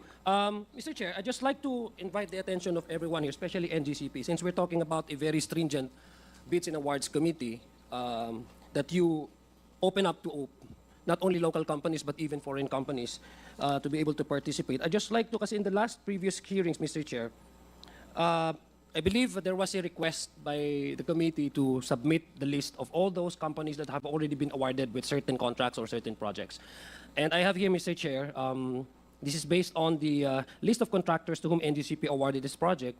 This is also a letter, I guess, dated January 6, 2025, a list of the contractors for projects since 2009. And there seems to be a list of all the contractors, but I just want to follow up on certain number of foreign contractors, which apparently happens to be Chinese-owned. No? Alaman po natin ng China, there's no such thing in China as privately owned companies. No? I mean, we all know it by to the letter and as a fact that China is a communist party. So all companies, huge companies, it's either owned directly by the state or substantially owned by the Chinese Politburo. No? There's no such thing as free market in terms of companies existing or operating within China. So all these companies have a tremendous interest by the Chinese Politburo. And when you talk about Chinese Politburo, you're talking about Chinese Communist Party. And you talk about Chinese Communist Party, you talk about China in particular. So let me just ask our Secretariat here if you can just flash some of those list of companies that have already been awarded with contracts. These are 18 companies, Mr. Chair. Meron ba dyan? Mr. Chair, I'd just like to zero in on some... Andyan ba yung ano? I hope, Mr. Chair, this will not be deducted from my time. Are we ready, our technical persons? But at any rate, let me just ask na lang, no? Ayan. These lists are from NGCP po. Let me just be selective. Yung sa China TAMZKY Engineering Company Limited, TAMZKY. Mr. Chair, for the information of the general public, for brevity, this corporation is a subsidiary of Sinomac, or the China National Machinery Industry Corporation. Shown Sinomac, Mr. Chair, in turn, is a state-owned enterprise of the People's Republic of China. Would you confirm this, that you have a contract that was awarded to China TAMZKY Engineering Company Limited?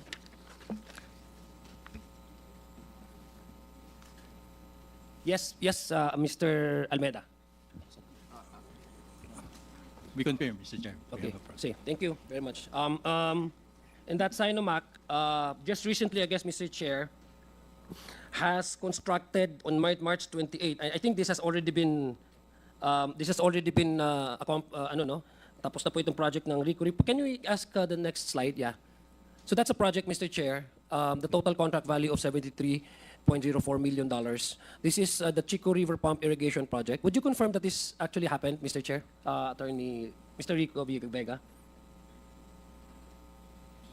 Mr. Chair, that is not an NGCP project. Okay, that's not NGCP. No. Oh, that's the picture. Okay, thank you very much. This is a good thing about having this presentation because you can either confirm nor deny, no? So thank you. But Mr. Chair, KAMSI, according to our research po, the SINOMAC, no? KAMSI is also the barred entity according to Asian Development Bank's database. Can we follow the next slide? Can we present the next slide? The reason why I'm showing you this po, Attorney Sagayo, is to dispel the rumors that we are closing the gap. If possible, walang portal to any foreign manipulation sa ating transmission ng energy power. No? This would anyway provide this committee, and for your understanding as well, na kailangan talagang tamang yung sinabi ni Congressman Ernix, na tama magkakasama-sama tayo dito pagdating sa pagprotekta ng ating national sovereignty. No? Sure. So, would you know, Mr. Chair, Attorney Sagayo, were you familiar that the same company has already been, according to Asian Development Bank's database, that there was a report of an anti-corruption integrity standards violation on the grounds of anti-corruption integrity standards. So, according po sa Asian Development Bank, ay ban po itong kumpanya na ito. The barred entity according to the classification of Asian Development Bank. And even corroborated also by the World Bank that this company has committed so much violations in other countries. Would you be familiar with this, Mr. Chair, Attorney Sagayo? Can you confirm if my research and my document is correct?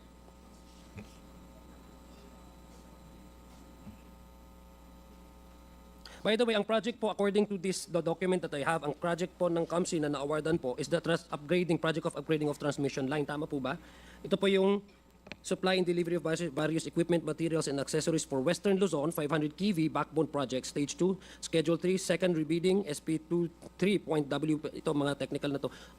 So, bali, basically, according to the data that I have, the upgrading of the Panitan, Nabas, 138 kV transmission line.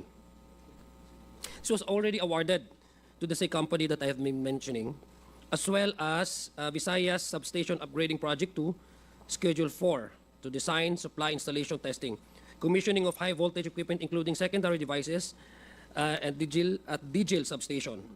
Visayas Substation Upgrading Project 2, again, rebidding, offshore portion. So there are all the, can we ask our technical people to please show those projects and that have already been awarded to this company? Can you confirm, Attorney Sagayo, Attorney Rico, have you already awarded all these projects to this company? Can we request to, again, show the list? Okay. Can you show the list? Those are the projects. For China KAMSI? Yeah. The previous... No, that's not China KAMSI. That's China. That's one. We will go to that. Pero ito po yung China KAMSI. That's the...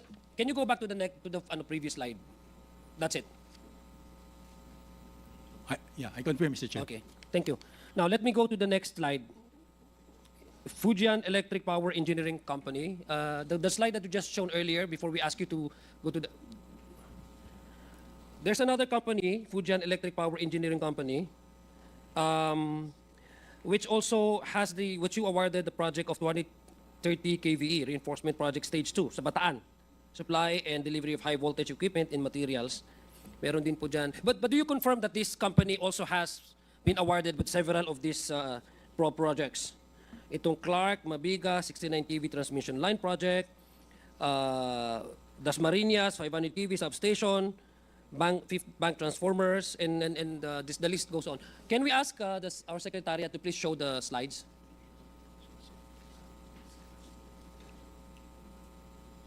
Next slide, please. That's it. Would you confirm, Mr. Viga? Mr. Chairman, I confirm, sir. You confirm. Okay. Thank you. Thank you, Mr. Chair. Now, let me go to another slide. I'm more interested in yung kanina po tinatanong ni Congresswoman Jinky Luistro about NARI group. Familiar po kayo dito, no? Just I know you have already been answered this, but I just want to for the purpose of record, familiar po kayo sa NARI NARI Group Corporation. Tama po ba? Did I say it right? Yes, Mr. Chair. Yeah, you're familiar with that. And ang gusto ko na po malaman dito sa NARI na to,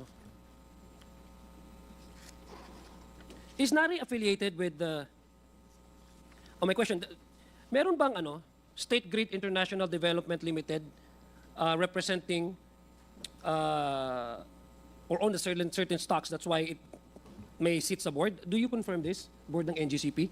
State Grid International Development Limited. Do they have a representative in the board of directors of NGCP? Representatives, yes, So Mr. they have Chairman, a seat. yes. Okay. Yeah. So is State Grid International, a subsidiary of State Grid Corporation of China, affiliated with I think the State Grid International is a subsidiary Grid Corporation of China, is it correct? Of State Grid Corporation of Yes, China. Yes, yes. That is correct. Oo. Okay. So is NARI now, the company, is he connected, affiliated with State Grid Corporation of China? Is it a subsidiary of State Grid International Development, NARI? Can we check on that, Mr. Chairman, and can we revert? Yeah, can we Yeah. go back to the previous slides? Because according to my records, NARI is directly affiliated to the State Grid Corporation of China, or SGCC, which you confirmed just now that it is also connected with the State Grid International Development Limited, which is also connected and affiliated with also a subsidiary of State Grid Corporation of China. Yeah, as to whether NARI is connected with SGDIL Yes, po. or what, can we revert to you on this during the next meeting? But could you at least confirm to this representation that indeed State Grid International Development Limited has a seat in the board of NGCP? Yes, yes, Mr. Chairman. In that the State Grid International subsidiary, which has a seat in the board, is a subsidiary of the State Grid Corporation of China. SGDIL is a Yes. subsidiary of SGCC. That is correct? Yes, yes, Mr. Okay, Chairman. now, according to my records, Mr. Chair, is that NARI is directly affiliated to the State Grid Corporation of China, or SGCC. That's what we need to check, Mr. Yes. Chairman. Please, kindly, please. Kasi ang gusto ko lang pong malaman that also NARI has been awarded with certain projects. Can we go to the next slide? Next slide. Oh, no, can you go back? Go back. One slide. Yes, that's Mr. Chair. Those are the projects that have been awarded to NARI Corporation. Andyan po, Zone Voltage Improvement Projects, Stage 2, and many others. No, I will not enumerate to you, po, Mr. Chair, Attorney Sagayo, but can you confirm, Mr. Vega, if these projects have been awarded to NARI? I confirm, Mr. Chair, the SCADA. No? But Yeah. for the rest, can we check, sir? Okay, thank you. Now, the reason why, Mr. Chair, I'm showing you this is that, di ba, balikan ko po yung tanong ko kanina, that the biddings and awards should be stringent. Tama po, and we agreed on that. But what is, to me, puzzling, no, at this point in time, and I do not find fault here. I just want to base my questions on facts and records. What is confusing to me, Mr. Chair, I don't know how you adopt or implement a certain policy covering your bids and awards. But sa amin po, pag isa pong umuupo sa isang board of directors, halimbawa, dahil affiliated, well-connected ng NARI, would it be a conflict of interest to award certain huge projects to a company that has an influence on how a highest policy-making body of NGCP sits, no? Halimbawa, ang SGCC ba yun? SGCC, which is directly affiliated with NARI, tapos na-awardan ng company ng contract na meron silang stake. That sabi nga po ni Congresswoman Stella Kimbo kanina, I was listening to her interpellation, ang future incoming mayor po natin ng Marikina. Tama po yung pagkasabi niya, he tried to bring down the discussion to a level where our consumers would understand. Now, when we talk about grid, these are considered parang likened to a highway. Now, pag ganito po yung mga projects na sinasabi po natin, huge transmission lines and projects, tapos yung isang state-owned companies by China, Republic of China, has an asset. I don't care whether they have a minimal influence in the where some of the members of the committee may have apprehension na bakit naman ganon.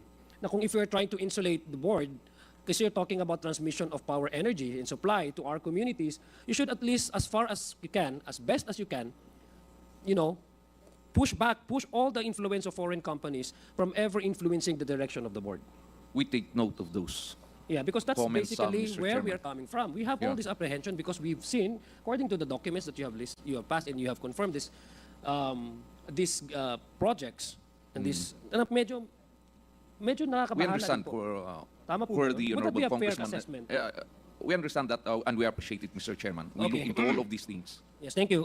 Can we go to my next question po? Are you familiar also with Shandong Electric Power Engineering Consulting Institute? This is a subsidiary of State Power Investment Corporation Limited, SPIC, which is reported as a state-owned company by China. Are you familiar with that also? Can we go to the next slide? Mr. Chair, Yes. may I just lend some, I can give the copy. Yeah.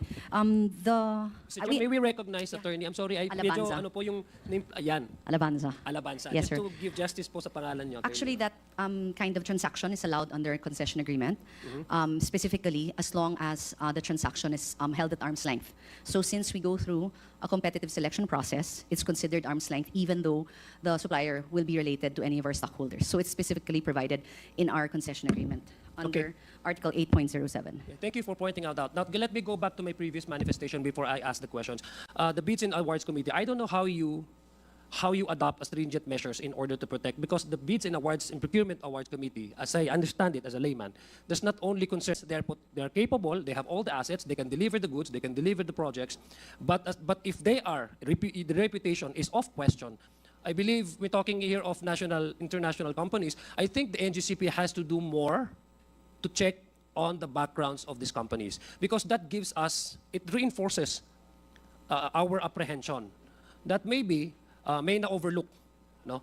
Kasi we're talking of opening up our space for these companies, our domestic space, our national assets, our national resources to do business with these companies. Now, if these companies are blacklisted internationally or have bad records, I think there's some major consideration for NGCP to look into, especially if the company that has been awarded with huge amount of money is connected with the one that sits in the board. Tama po ba yung assessment ko? Mr. Chair, your observations are well taken. We do have a vetting process. I'm just going to confirm to what extent these are. I will not agree on that, Mr. Attorney. May we ask the former president of Transco, what's your assessment on this? Tama po ba yung aking assessment? Kasi pinag-usapan po natin dito, hindi lang negosyo, national security din po. Absolutely correct po. Napakaganda po na observation nyo. And also to mention, wala naman po yung sinasabi po ni Atty. Alabanza, with all due respect, there's no provision in the concession agreement allowing those things to happen. And in fact, maybe we can ask the ERC because they put up a guidelines when there is a bidding proceedings. Kasi malinaw po yan eh. What is good for the gunner is good also for the dogs. Ganun lang yan. Pero para tayo naglulukohan dito pag sinabi natin pinayagan yan. Maybe, Mr. Chair, you can ask the... Mr. Chair, I think also, I agree. Let me remind everyone, I personally will not, gusto ko lang po malinis yung records at true tayo dun sa gusto natin protektahan, which is our national sovereignty. Now, that's why the reason why I'm asking this, because it might open up the portal. We're trying to close the gap, no? ARC, Mr. do you Chair. have... Yeah. Mr. Chair, if I may. Mr. Chair, if I may. Okay naman kay Kong Zia. Yeah, please, but I hope it will not be deducted from my time. It is. Yeah. Zia. Okay lang. Yes, Attorney. Yes, Kasi Kong. for the last 3 or 4 hours, I've been listening to that guy, Atty. Matibag. Parang ano yung, ang angas mo.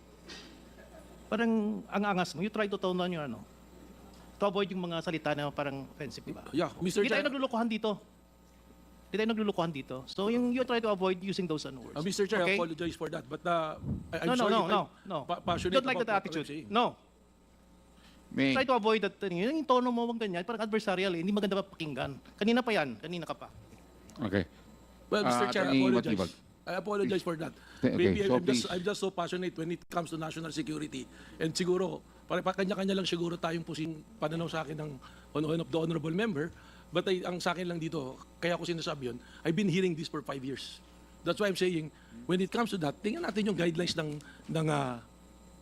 ng ERC when it comes to the bidding. Yeah, so Sorry to hear that, pero that doesn't give you the authority to wait, write let's just be cautious sa ating pananalita, no? Dahil it can offend our members and other resource persons. So let's drive home the point para klaro, no?